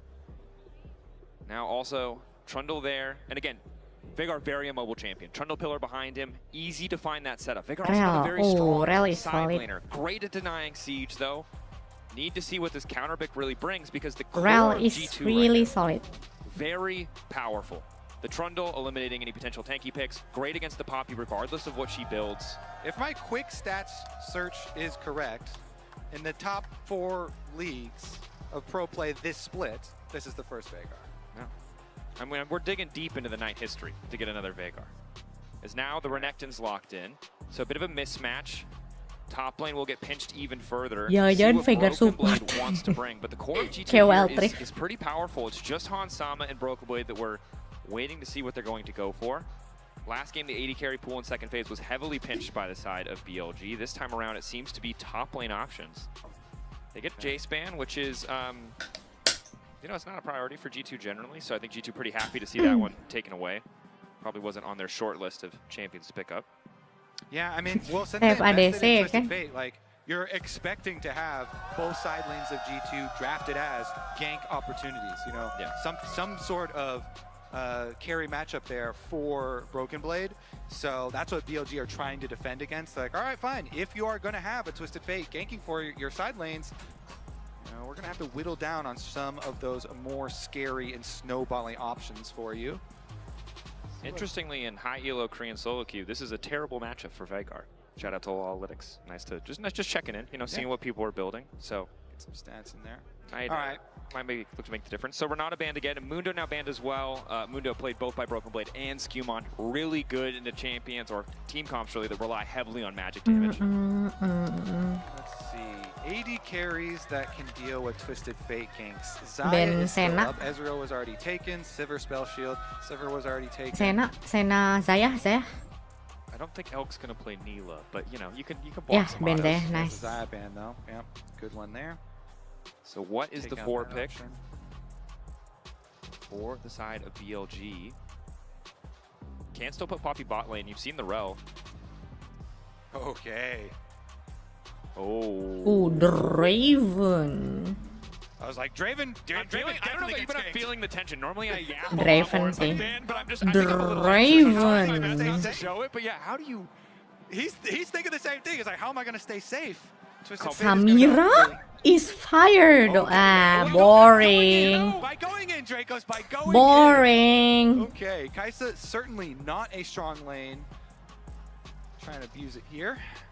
But as you said, though, you know, the Poppy definitely still A potential flex, yes, absolutely. The Renekton and Veigar feels pretty likely to go into the respective solo lanes, but still room. And it does make this pick much harder for G2 because they're going to Draven. Okay, with a Twisted Fate on your team into a Kaisa? Boring. This would be a hard game to play Draven. Boring. Difficult to deal with. Carry. That's a carry right there. That's a carry. You can gank for that. Oh, Dracos. okay. Off slam. Let's go, BB. That is what you do. You get your Twisted Fate early, and you go gank for it. The word we talked about, and the last game, confidence. I thought we'd see it in the form of a Draven lock-in. Senna, obviously a universally pretty powerful pick. What? Instead, it's the Olaf. It's Broken Blade, who's doubling down. Udah Rakan udah. Hey, we're gonna select one lane. Udah Rakan, guys. The Draven and the Olaf, I guess they decided. Nice. So they're gonna have the Senna scaling, which was nerfed. So they're not gonna scale as quickly with the Soul Generation. Broken Blade main carry nih. 14 down to 10. Yeah, Mari kita lihat. Figured out that static was a good item. And was Renekton versus Olaf. Olaf enak gak sih? Okay, this is gonna be all about Gak bisa this diulti Olaf. kan? Twisted Fate ganking for the Olaf. Trundle here does have really good Olaf is 1v1 great. potential, and so the jungle also, you know, play towards top. Senanya Senna sih, ultimate, play kenapa towards top. Sena ya? I mean, this composition for G2, obviously Caps frees them up to get out to these side lanes, but this is Gak ada yang lain, ada sih. get rolling. It is, and it has the opportunity Si to siapa ya? beat God. You can beat Thanos here. Sena because doang ya, you get to sisanya run gak ada through lain. Veigar cages. Sayangnya It di is a ban. dream for Olaf. Pop your ultimate, you can run through Veigar cages, run past the Poppy, run past the Rakan. But that hinges on getting that lead, because we've seen the 3-item Olaf, the Olaf who runs through everything and does not care, and we've seen the Olaf who falls behind, and no matter how unstoppable he is in terms of CC, that health bar just disappears. This is actually perfect. This is a callback. It brings us full circle to the beginning of this series. Yasuo ADC kayak tadi. Tweet from G2, Furia. from their coaching staff. Even if people don't have faith in them, they have faith in each other. So Broken Blade has had a rough tournament, but they're putting all this faith into him on this Olaf. They are drafting for him. Twisted Fate with the Senna here. So much possibility to buff up the Olaf, support him. Main lah picknya, main. Gak kayak game 2. It's so important. Important because it shows that sign, that confidence from G2 that we want to see. And he can go for invades. Mendingan daripada game 2 lah ya Really good for picknya. invades here. Blade walking forward. All of BLG moving down. Locked in the cage briefly. Not ensemble yet. Sama still here. Gold card in, but Broken Blade Skirmish already apa ini? down. BLG. Skirmish apa yang kita lakukan di sini, Pak? Oh, yeah. Olaf terkapar di sungai, Bang. Holy! And now I'm glad we got our little speech out right before. Skirmish apa yang sedang kita lakukan di sini, Bang? It's hard to say, but it certainly feels pretty damn close because now not only is the pressure on. Spellbooks, we got triple spellbook, buddy. That's what a spellbook buff will do for you. Look, all I'm saying is I don't think the odds can get more stacked against them at this point. That is kind of crazy. Gak jadi carry Olafnya. So Knight, no flash, and started cage. Gak jadi carry, Wak, Olafnya, Wak. He's evil. I believe it. Yeah, he is very evil, but he trapped Broken Blade in that cage. Really nice for split. So you can see though that he has slightly delayed his own stacking. Yeah, jadi carry, level 1 Olaf. cage not as good in the 1v1 matchup. Yeah, and doesn't get any extra AP either with that thing, but can put circles on the ground, and he's got his extra boots with the first blood money. So the first blood money going into the Veigar. I just heard boots with the fur. I'm sorry. The first blood money. Okay, got it. G2 needing to look for the angle. I gotta tighten up. I like where your head is at. I don't know what to do. I'm emotional. I'm scared. As an LEC caster, I just have to make jokes. It's the only thing that feels safe. For G2 though, sometimes you gotta laugh through the pain, Dracos. I'm here with you. Wherever you want to Buset, demolish TF. 100%. You, Kobe. I appreciate you. You're a good friend. Wah, mau split push ini Caps kayak main Tristana dia. Dia kayak mau main Tristana ini, mau split push ini. 100%. And you can see Ben is forced back. So it feels like the first time this series, Broken Blade is able to press an advantage here topside, force this wave out, and will be the first to reset if he so chooses. Yeah, and both junglers are pathing up there. Broken Blade has his Tri-Burst ward. So unless Poppy went for one of those sneaky drop couple camps, walk through river type of angles, then he is going to be just fine up there with his early alert system. You can just push in Bin, try and abuse him with that Olaf early on, and Skumond will go up there to support. Skumond, of course, will get guaranteed topside Scuttle Crab because of the Olaf up there getting so much priority and pushing in. But now on the bounce back, since Bin's got his full rage bar and the minions bouncing back, plus the triple timers coming through here, it's going to give him a little bit of distance. And you can see in mid lane at least Caps is able to keep the pressure. Ini Veigar pertama kali ya Still feeling pretty comfortable as di apa?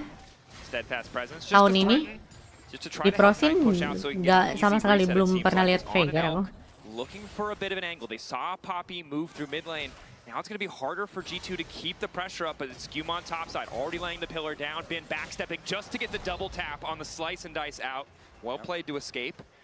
Yeah, Beishuan crossing over so he can get the bottom Scuttle Crab here, so he doesn't, fall behind at all. Yeah.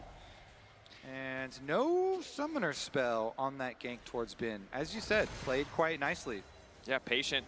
Didn't burn any cooldowns too quickly as the Brav taking his time to cancel this back, which Beishuan can see and knows was going to happen, but just wanted to see maybe Labrov didn't want to cancel his back. Delays right now mean that you're not going to re-channel your recall because your second camps are coming up. So now Beishuan's like, all right, fine, I'll do my second clear with no items.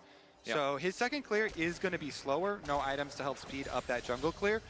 Maybe we'll see something happen and something come of that. Maybe Skumond then is able to go back up to topside, maybe pressure it a little bit more. Maybe that then results, in some extra little lead for Olaf or something.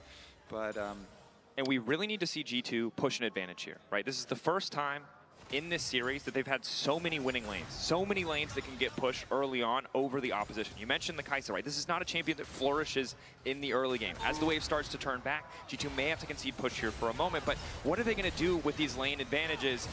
The question on my mind is bot lane just continues to trade back and forth. Yeah, so far Elk doing real nice for himself. Gak apa-apa. Siapa tahu comeback abis itu. Kan picknya makin sedikit kan. Skumond is staying bottom side though for his pressure. That's kind of interesting because he had the option to go continue his second clear up to his second camps that are already available. And he was going to be quicker than Poppy who had no items. Champion-champion berbahaya sudah disingkirkan di game 1 dan game 2. It's actually Beishuan that will be up towards the top side matchup before him. Yeah, and unfortunately for Skumond, lingers bot side. So there's a doubt in BLG's mind that he may have started Dragon. We saw the pings there on the minimap, but then he shows for that brief moment that the ward around red is up, that he's not, that he's moving up to the top side. So now BLG feels super comfortable that they're playing Tapi these bikin lane sakit phases out mata without ini threat of format MSI yang baru. Baseron getting his back off now after the double clears for the pretty big Kecil purchase for banget, himself. kecil. And stacking away in mid lane. Knight with his answer here, with his Veigar answer, with his first blood spellbook. Veigar answer, of Slightly course. delayed on stacking because he didn't Wow, take Veigar Q. spellbook. Dia bisa bawa cleanse no. But obviously every 50 stacks Biar kagak di flanking. on the W, and you can really start to spam. And getting that kill, quite big. And if the Olaf is low, it is very nice to have the Veigar with Ignite as Beishwan finds a quick knockback. Lebrov taking some poke. Skumond locked in the cage and just forced to walk away as 3 members of BLG are here. Caps is close, he's nearby, he does have ulti. Now the all-in top side. Pertandingan seru di top lane. Immediately backs away. Renektoy Overall, this is the kind of trade that mundur. does favor Ben. Broken Blade doesn't keep any advantages after the ult fades away. Ben still gets to hold on to a bit of health, gets that Fury to heal back up. They start to trade again. Ano, sumimasen. Twisted Fate ult popped. Twisted Fate ult. Sumimasen. Now they know they can try and finish for this play. Elk locked up for a moment. Hansama trying to step forward. They don't have the damage. The cleanse from Elk just allows him to walk that little bit extra away as Broken Blade and LeBron very intelligently are walking into the wave. Poppy Elk goes out. It's going to knock back to support now as Broken Blade ghosting away. Lari! Lari! Trying desperately to get back to the tower. The Senna shield. Too little too late as BLG find their man. Again, wait a second. Solo kill. Whoa! Finishes the job. Makes good on the mistakes from game 2. Oh, that was close. Caps Wah. gets him in the end. The minion wave as the Caps. teleport is Do you coming have through. ult? Teleport finishes. Oh, Someone on the way shit. in. Unsealed spellbook. Okay. Okay. We might see Gleaming Quill kill. Wow, nice banget Skumon. Thought would be a thing, but Nice. Skumon is there, ready to body block, and Caps makes it out. Nicely done from Caps under the tower. Gets the better of Elk. That G2 definitely needed that because remember the heart of their comp that we talk about this Udah ini Caps mau split push ini. Udah. Tidak Tidak akan ada perang ini. Caps bakal pindah atas, tengah, bawah, atas, tengah, bawah. Rajanya split push emang Caps tuh udah. And I think more than that, just good to have the confidence. You go Tukeran roll sama Broken Blade. Last game, completely whiffed. This game, it's clean. You flash over the wall. You make it look good. The team is there to back you up. And again, that's the kind of confidence that can carry you through the rest of this game. It was so close too. I think the Plasma passive was fully stacked. Yeah, it's one more Anjay. Not enough there. Caps nicely done from him. Right over the back. And then, of course, you know the end of it. He gets escorted out by Skumond. Wow. Okay. I don't know if that was in reaction to the top Oh, side. 3 drops. Huge. Or the bottom side one too. Sure what a reaction good, honest, to. A hell of a reaction, whatever it was, too. Could be to either, honestly. So, anyways, back to our stacking comparison, though. Senna here, just at the 26. Veigar up at 79 already here for Knight. And Knight, again, keeps getting the last hits. Keeps getting the actual kills. So this Veigar, with the double stacking build, he's going into the Seraphs plus the Rod of Ages build here. With these early kills, like greatly accelerated. Yeah, and I think right now, if you just drop a cage, you're feeling comfortable. But later in the game, he's going to be a massive threat. Yeah.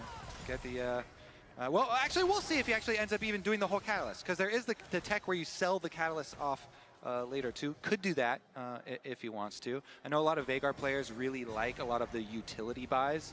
Of course, you have to fit a death cap in there somewhere in your build to magnify 100%, all of your extra AP. And the thing about Veigar players is we know that they don't have to focus on a lot of niche mechanics, so they have a lot of time to think about builds. Good cage placement, though. Good cage. It's very hard to do. It's very hard to do. Very, very... Okay, boomer moment. But you remember when it was just instant and we all thought that was okay? Remember when Gold Card was AoE stun 5 billion years ago? Remember when the teleport was a basic ability? Yeah. Anyway, right now we're playing League in 2025, and as such, things make a bit more sense. But it is the completed Roa. Yeah, does the full rod. So he's going to stack up, look towards that extra level. Lockdown's there. Perfectly layered. Nice. Caps though, good patience on the cleanse. Gila. GG Caps. Spellbook value, I mean, has really come through. This thing, those buffs to Spellbook were quite big. Yeah. Very clearly, the balance team is like, please play this. And pros have answered, sure. Yeah. Yeah, we're getting 2 to 4 spellbooks per game, which is a lot for a single keystone that doesn't provide damage. I think my favorites are when supports do teleport plays with them. Obviously, this time around, like that teleport play didn't get anything, but on locked up. Okay. Goes down. Again, tough to really follow that play up. Skewmon, good damage on the Trundle, but needs a lot of time. In the meantime, though, they do buy space for Hansama. Overload. Okay, they're going to sacrifice top side there for a bin and just overload bottom side, rush down tower. Okay, nice threat. Nice threat. Honestly, it is good. Honestly, it is good here. Nice threat. For G2. They can get this one, and even though they're behind on the kills, but the thing is, they have 3 worth grubs it, worth it. and multiple people on the bottom side, right? So the disadvantage is you're also conceding a bit more tonight than maybe you would like. Yeah, but this Veigar's getting, okay, turret plate money too. Kind of worried. He's scary. Tiny master of evil. True. With the most maniacal laugh as well. I love Veigar voice lines. I hope they never change. Anyway. But, anyways, with the bonus on the with the extra gold here, let's see what they can do on the reset, because we have the static shift, so every Senna player loves this. Wah, nice banget side step-nya. Maybe not ideal as the Rob backs out, but they get the ignite. Yeah. Knight's TP just about to come up, so we can reset and try to get active again on the map. We're still 2 minutes and 30 seconds away from that. Herald, 3 minutes from Drake, so there's not a lot to really play for, but they may just look to rinse and repeat when it comes to overloading that side lane. They can put 3 members on the top side, but Labrov is really low. It definitely was chunked out pretty heavily. There it is, though. The static shiv on the Senna really changes their game, and really able to clean up waves, and they sent him out top really early on. But the teleport answer from Knight to get back up there, Senna is squishy. So squishy champions have to be very worried around Veigar champions. Yeah. Succinct analysis, Kobe. I think it's safe to say. The ultimate is on cooldown right now, so you got some time. But if you ever get locked up, and Hansama does have barrier, but no cleanse, so have to be very careful. Senna can use move speed as well to avoid cages, but if you ever get locked up by Veigar like that is the exact champion that you want to blow up. That is the squishiest champion on G2. 100%. You can see, obviously, the cleanse coming in for On as well. G2 doing pretty good, doesn't have though. a flash, but will be that much harder to lock down. You've seen Labrov has been able to catch him out many times. They just really cannot finish the kill just because of how slippery that champion is. And additional Mikhail's on top of that. I think a good recognition from the side of BLG that the CC from G2, a lot of their most reliable upfront plans include gold. Ow. And if that's gone, everything else is very reactable. It's really hard for G2 to immediately pick people off as long as On is in the area. Yeah, and those picks can snowball really heavily. Map starting to open up a bit, of course, with that one tower that G2 took. And they're the team with Twisted Fate. Very Veigarnya pakai build Kasadin aja. Work with, so you use the Senna ult and Twisted Fate ult that we are highlighting. Pakai build Kasadin tuh. The gold lead, however, is a bit deceiving as TF is printing extra money, but Knight is printing extra AP, so. Look at all these cleanses with the spellbooks over too. Wait a second. Caps caught out. Elk looking to follow. No. The stacks together. Base Oh, one, nice. nice angle flash. No. Quick cleanse to come through, and that's the feat of warfare for the side of BLG. Okay. They also have Tails on the team. Yep. They're cleansed. They're cleansed up. As you said, they've got so many outs. They are not interested in being dirty in this game. They want a clean game. This Knight. Skewmon is coming over for the defense. Uncontested. This is a bit scattered from the side of G2 though. Once Caps respawns, you'll be able to get on the map pretty quickly, but BLG much better positioning around this Herald. No real angle in. Labrov does have all of his cooldowns alongside the lock, so he can block a lot of that upfront damage. We did just see Beishwan and Elk both use ultis. BLG taking their time on this one. A lot of CS being deleted in the midway in the meantime, but it's really tough for Hansama to step up solo. Broken Blade going to go all in again. The second that Olap sih menang ya lawan Krenek ya. Not not too concerned. Caps on the way Aduh. down. Gold card Wesh, for Beishwan. nice banget. Wow, dapat nih. Bin mati. Ah, mati Caps anjing. Ada Poppy, cok. Dominus doing so much as Hai. BLG find 2. Naga, G2 Harap. want this Olaf to be powerful later so badly, but Ya BLG ampun. have put a stop to it from literally level 1 in the game. Gak mati Kill, itu they take Renekton. down the Olaf, even with the Twisted Fate and the Senna ultimate use. Dikadalin, Wak. It's not enough to sustain. The charm lands on Lebrov and down Wah. he goes. Level Gak ada 11 harapan for kah? Knight, just in time for rank 2 in that ulti and a quick kill onto Lebrov. Skewmon trying to hold the line, but it is all falling apart for G2. The TF was helping them hold on to that gold lead, but now it's BLG 2K in the lead. Knight continuing to stack up here. 3 kills now on the Veigar. Uh-oh, he's going to go back to base and probably complete an item as well. Here's another look at the play. Again, the whole thing from the beginning with the draft, you know, trying to get the double globals with the Senna ult and the Twisted Fate. Bin did a very good job utilizing that wall, though. Utilizing that wall to gain time for Beishwan to come over. Just huge, huge stuff there. So nicely played by Bin. And got enough time for BLG reinforcements to arrive. Then in the mid lane, it's just more brutality. There's nowhere you can go. I don't care where you're flashing. Don't know where you're going. That Veigar ultimate is in the air. Doesn't matter if he gets stunned up by the cage. Boom. G2 falling further and further behind as BLG very Oh, confident dapat now. Herald. You highlighted it so well. The broken blade with the ghost on Olaf. He can chase anyone down as long as they don't go over that wall. Use the wall. The ulti expires. Bin continues to just outplay even as early as that first gank or the first blood, denying these power picks, whereas you know the unique pick that Knight brings to the table is still just continuing to do work. And the double stacking. You know, he's 1 spell away from Seraphs, 3 minutes away from getting the Roa finally up, and I feel like a death cap might be coming, Kobe. We're well ahead of schedule for this Veigar. I hope so. I feel like all Veigar builds should include a death cap. And you can get fun stuff too, like Dead Man's Plate and stuff sometimes they get. But okay, G2 pushing in on the tower at least. They do get this tower, but look at the minimap. That Veigar is getting solo tower gold with the Rift Trail. Got solo secondary tower gold. Is not going to get another charge off, but is going to be richer. TPing on the way.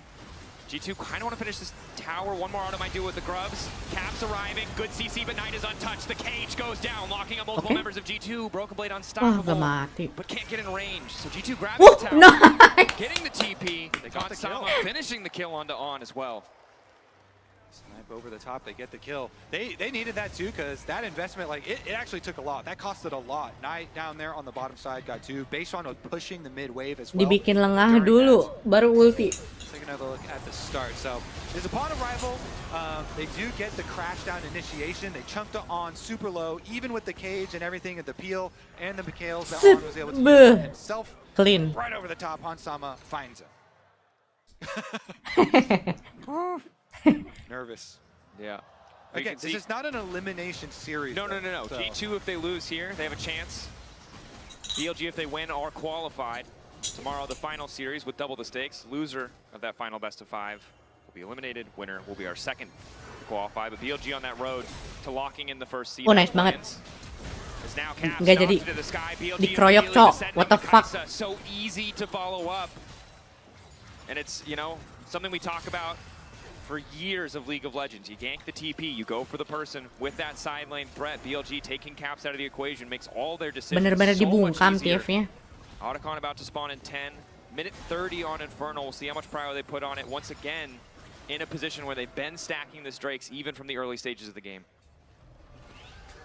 Siapa CTK-nya di Kabe dan Pobi kebaruan pitch? I just meninggoy. I don't see the way in which G2 do get enough money onto this Olaf for them to really function as they envisioned.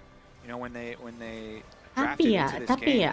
I think the scary thing is you mentioned it before, right? You can run through the baby cage, you can see the angle.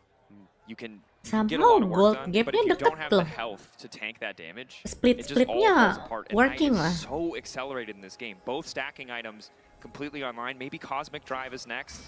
Not sure where he's going to go with the The Aether Wisp, split but works. he's going to do a ton of work in these fights. And now, damage there. Blade holding Oh, on. langsung kabur ada Tef. Doesn't want to immediately ulti, but does cost Caps his to try and support, as well as the Ghost. Yeah, Caps coming over to defend his teammate here, and everybody up by Otacon now. Look at Beishuan is going through mid lane. He showed himself on the tower. He's behind. Has he been caught out? Nice steadfast presence to block the immediate fall. Elk still here, on the way, and keep your eyes on that Recon as Beishuan gets lower and Wah, lower. miss. Just a little bit Gak of dapat healing coming back one. into the Gleaming Quill will keep him alive. That flank was Hati-hati, so sakit deep, itu. it showed by the secondary tower. Now he's chunked out for Dragon. Caps, Dragon caps, is caps, available. caps. Beishuan Q, has to Q, recall. Q, He gets Q. scouted Aduh. out. They can try and poke stop his recall. Dead Man's means a quick retreat. Every ulti except for Olaf's on the side of G2 unavailable. Infernal. But with Beishuan out, there should be a Drake for G2, and this gives Harusnya them a sih new lease on nggak life. This bakal buys them maksa so much more BLG ya. time to get their items. BLG still posturing. They love looking for these exit kills around objectives. But as long as G2 don't fumble, there's not a lot to look for here. And Caps able to find Gold the stun on Elk gapnya means an easy cleanse. And remember, they deket do kok, have stacking. lumayan. They've got their Senna stacking up here for G2. As you say, getting one of the Dragons to buy that 5 minutes, a precious 5 minutes here, take it away from BLG's. Ini kalau misalkan beneran ada game 4, seru sih game 4 sih. Picknya pasti ngaco parah. Was not expecting to be collapsed on so quickly. So credit to G2. The downside is they earned that tempo. They killed Beishuan. They spent it all getting that Dragon, and it does mean that BLG are first on the setup for the Otacon. They didn't quite kill him. They gave him a whooping. Oh yeah, you're right. You're right. They gave him a whooping and sent him back to base. That's the one. Killing him might have meant that Otacon didn't go down, but unfortunately they didn't quite finish the job. All right, well, Onsama on mid-wave. I mean, they do have Caps' ult to protect right now. Ow. Naka, Poppy in, instantly. I don't think Caps' ult is enough. Onsama flashing, trying to run. Udah. Extra healing Lari. Beishuan continues to chase. But that's the flash down for Hansama. Big cooldown for the coming fights, because again, any piece of CC hits and Elk will just fly over the top and finish the job. Yeah, he was really far out there with not a lot of protection. So, and I think it's one of these things where, for BLG, they can play a little bit carelessly. They can make little mistakes because they're so far ahead and they're 2-0 up in the series. But G2 have to hold on to perfect levels of focus the entire time. And yeah, little things that you take for granted, like, am I 1 or 2 steps too far forward on the mid wave? In a game with this much pressure, it's easy to see how that can slip the mind of a player. Yeah, gonna have to be very careful with his positioning now, Hansama. Does have a bit of extra HP because he went for the Black Cleaver style build here. Also, of course, remember we are building towards like the Olaf, so it's trying to shred armor for Olaf and Trundle. Okay, it's really bad news for G2 though, because Knight's going for not more damage. He doesn't need it. He's going for Shirelli. Yeah, so yeah, that's even cooler. That's even cooler than the Dead Man's option. Speed up the team. Those utility buys for Veigar are very popular. And again, I still really like when Deathcaps get into the build at least some point. Maybe I like when number big. Yeah. We're simple men. We want the number to be big. And it's pretty big right now. 236 extra AP, courtesy of that power, or passive. But I think the big thing here is you have Mikhail's, you have the additional movement speed of the Shirelias. It is so hard for G2 to find a good fight ever. Broken Blade finding and staying on a priority target feels nearly impossible, even if he was at a normal, even Aduh, itu lane-nya Bin masih belum ke-push. Okay, Bawah kita udah jebol. with the 4-1 split push, having Bin on top side. Caps is kind of hovering there with Twisted Fate Ultimate ready, so this jungle fight. They weren't ready, they didn't know the ward was there. The instant follow-up coming over the wall from Elk. Skumon trying to retreat as best he can. Beishuan on a killing spree, and down goes Hansama. Great angle from... Yeah, he was toast no matter. Ada Baron. Baron, anjir. You have no flash, buddy. You are in the wrong jungle. Takes him down. They're going for Bin, though. Try and get a counter kill for G2. Ambil Bin. Let's go. Let's go. Let's go. Gak, damage-nya mana? Di mana damage-nya? Oh iya, oke. Mana ada damage-nya? He doesn't doesn't have his completed item here. The second item. Mana damage-nya? He gets burned down before they can get their counter spell on the Bin, so that Di mana? Di mana? G2 say fine, that Baron is yours. Mencari damage. For a little rage push. Gotta get something. Just a bit of gold as Knight finds Skewmon. BLG uncontested. They will get the Baron.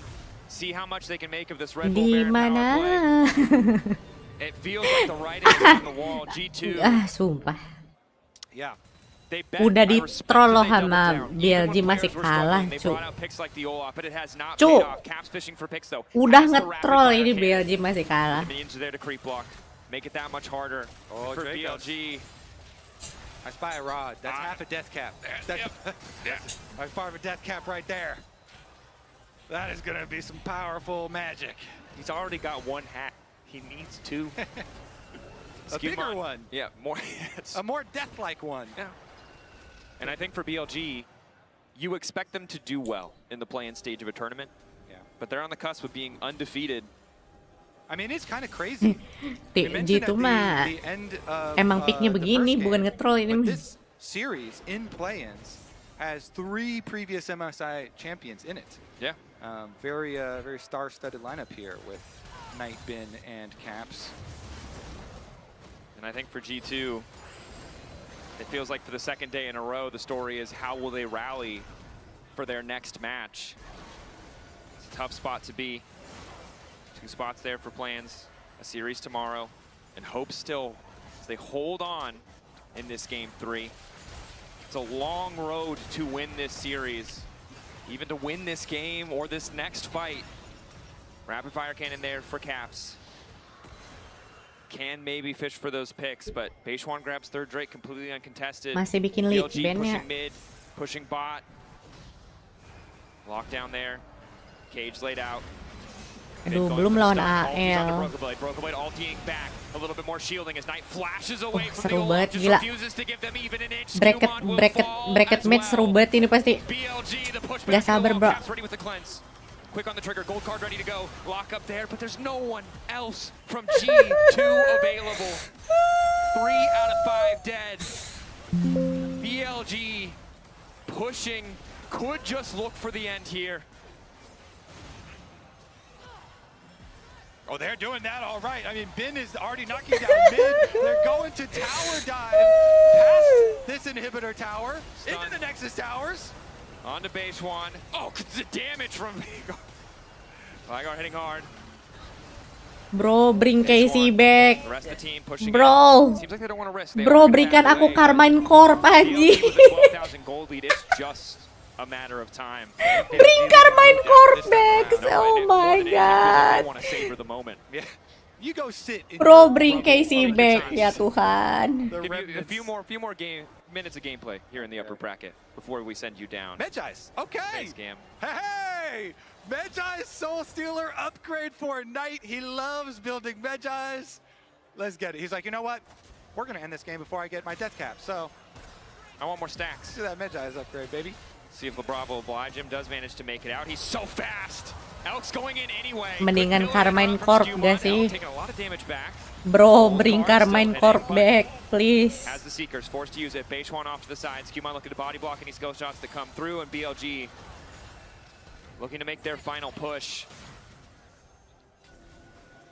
And it has just been such a difficult final game here for G2 from that first blood all the way through. BLG not giving up anything, really. Again, a good interrupt from Skewmon. Beishwan forced Your to flash favorite out. loss? Yeah, they're getting demolished. Holding onto the tower, getting a few more souls for Sama. But the cloud's not going away anytime soon, hanging over G2. Dracos, these are the most painful ones, where you see your castle is just crumbling around you slowly. And there just are not any 6-0 itu Veigar. straightforward Veigarnya 6-0, Wak. Gimana cara mendekatinya? Kalau kamu mendekati, kamu di one shot, coba Veigar. They know they have to prove something on this tournament stage. Death Cap is completed. 300 stack too. BLG of the LPL and LCK representatives, I think universally the lowest rated. Right? A team that might even drop games to Western teams or maybe drop a series. So many people were talking about. They're not happy with that level of expectation. They want to prove people wrong to rise back up. Definitely is big for BLG because the year has been rocky. Of course, it got Gak ada, nggak bisa. made their jungle swap. Veigarnya full item. Alright, zooming forward. Caps Bentar lagi dapat soul. BLG set their sights on the bottom side. It really is just for G2 about keeping those waves away from their towers. Nggak bisa comeback. All this minions moving towards Hansama. Bahkan kalau Ace pun nggak bisa menang. Accelerated by a decent amount. But Ace bisa sih kalau dapat Ace. 10,000 gold lead. Cuma gimana caranya? Feels nigh insurmountable. Push bawah kalau dapat Ace. 30 seconds to Baron. BLG looking to make it tutorial style. They're just stacking and stacking. Itu rel loh. Okay. Rel aja. Full build. Veigarnya udah full build. On his Veigar. Yeah, and if you're G2, I mean, the thing is, if you're red side, maybe you can steal a Baron, but you just, I don't think you Satu can get in the pit. skill segitu hilangnya rel itu rel. Your entire team just gets wiped. Yeah, I mean, even if Olaf walks up. It's a full build Veigar, Jesus Christ. He's like, he runs straight into the Veigar. Like, even if we drop a just Braum, look straight at his face. You get a baby carrier, you put a Braum in it, and you run face first. There's too strong, Kobe. There's not enough. Nge-pause sih, nge-pause. Meta pause. Alright, well, you gotta just continue to Chrono break. That's the mentality that you have to Olaf have. trolling. It's probably what's going on in the comms. Chrono break. Olaf trolling. Excuse me. Probably not a lot. Yeah, don't worry about the enemy scaling, but we are. Okay, teleports come here. Bin in the bottom river. He's going to go for it. On the side. Bin looking for the flank. Baby Cage laid down a little bit earlier on, finding a nice engage. G2 trying to hold the line. Caps moving into the back line to try and take out Knight, but it might be too late. Broken Blade living for a little bit longer than expected, but Elk is just too damn strong. Hansama down. Broken Blade down. Knight. Godlike and G2 Yeah, they don't even need soul. They certainly are. They're going to chase down Caps first as well. Base one's on the way to set up Knight for another one. Capek banget jadi Caps ya anjir. Gini banget timnya cocok. Ben continues the push. Skewmon does what he can. It's a last desperate hold to clear the way, but it will not. Bro, capek banget jadi Caps anjir. Certainly unafraid of Trundle. Willing to give up a GA just to go Bener-bener dah timnya. From start to finish, the better team on the day. They have been dominant every stage. Capek banget jadi Caps. The inhibitor respawns. G2 are bentar. That is the miracle. Ya. Ya, bentar. Halo? Ya well. Support div. Alright, that one was brutal. That was brutal. That was a slaughter. Oke, kabar baiknya kita melawan GAM ya. Oh shit, lawan GAM. It's not the old Worlds format where maybe a few days. You do have to wake up tomorrow and play again. Yeah, get back to work. Sumpah kalau misalkan Broken Blade lawan Kiaya kalah. Sumpah Broken Blade. It's been an inconsistent year. A rocky Broken Blade kamu kalau lawan Kiaya kalah bener-bener dah. This series was. Kalau sampai Kiaya lawan Broken Blade menang Kiaya bener-bener sih. BLG qualifying. And G2 moving to the lower bracket. They will play against GAM tomorrow. Frustration on their faces. Maybe lessons that they can take. Transfer through, but it's been a hard road for Broken Blade, if you lost against Kiaya, I swear to God. They were able to rally in that game 5 yesterday. They get an extra chance. They get an extra shot to face GAM tomorrow. Yeah, and now we get to see, G2 beat Oke, aku ngantuk. Sampai jumpa di stream besok guys. Kita akan melihat Kiaya versus Broken Blade. It's a ton of pressure. Tomorrow, especially on okay? a G2 lineup where you have a jungler who hasn't played on the Bracket international stage Juli. Juli bracket stage. Powered by AWS. Okay, bye bye. Unsurprisingly, a lot of Vanguard damage. Yeah.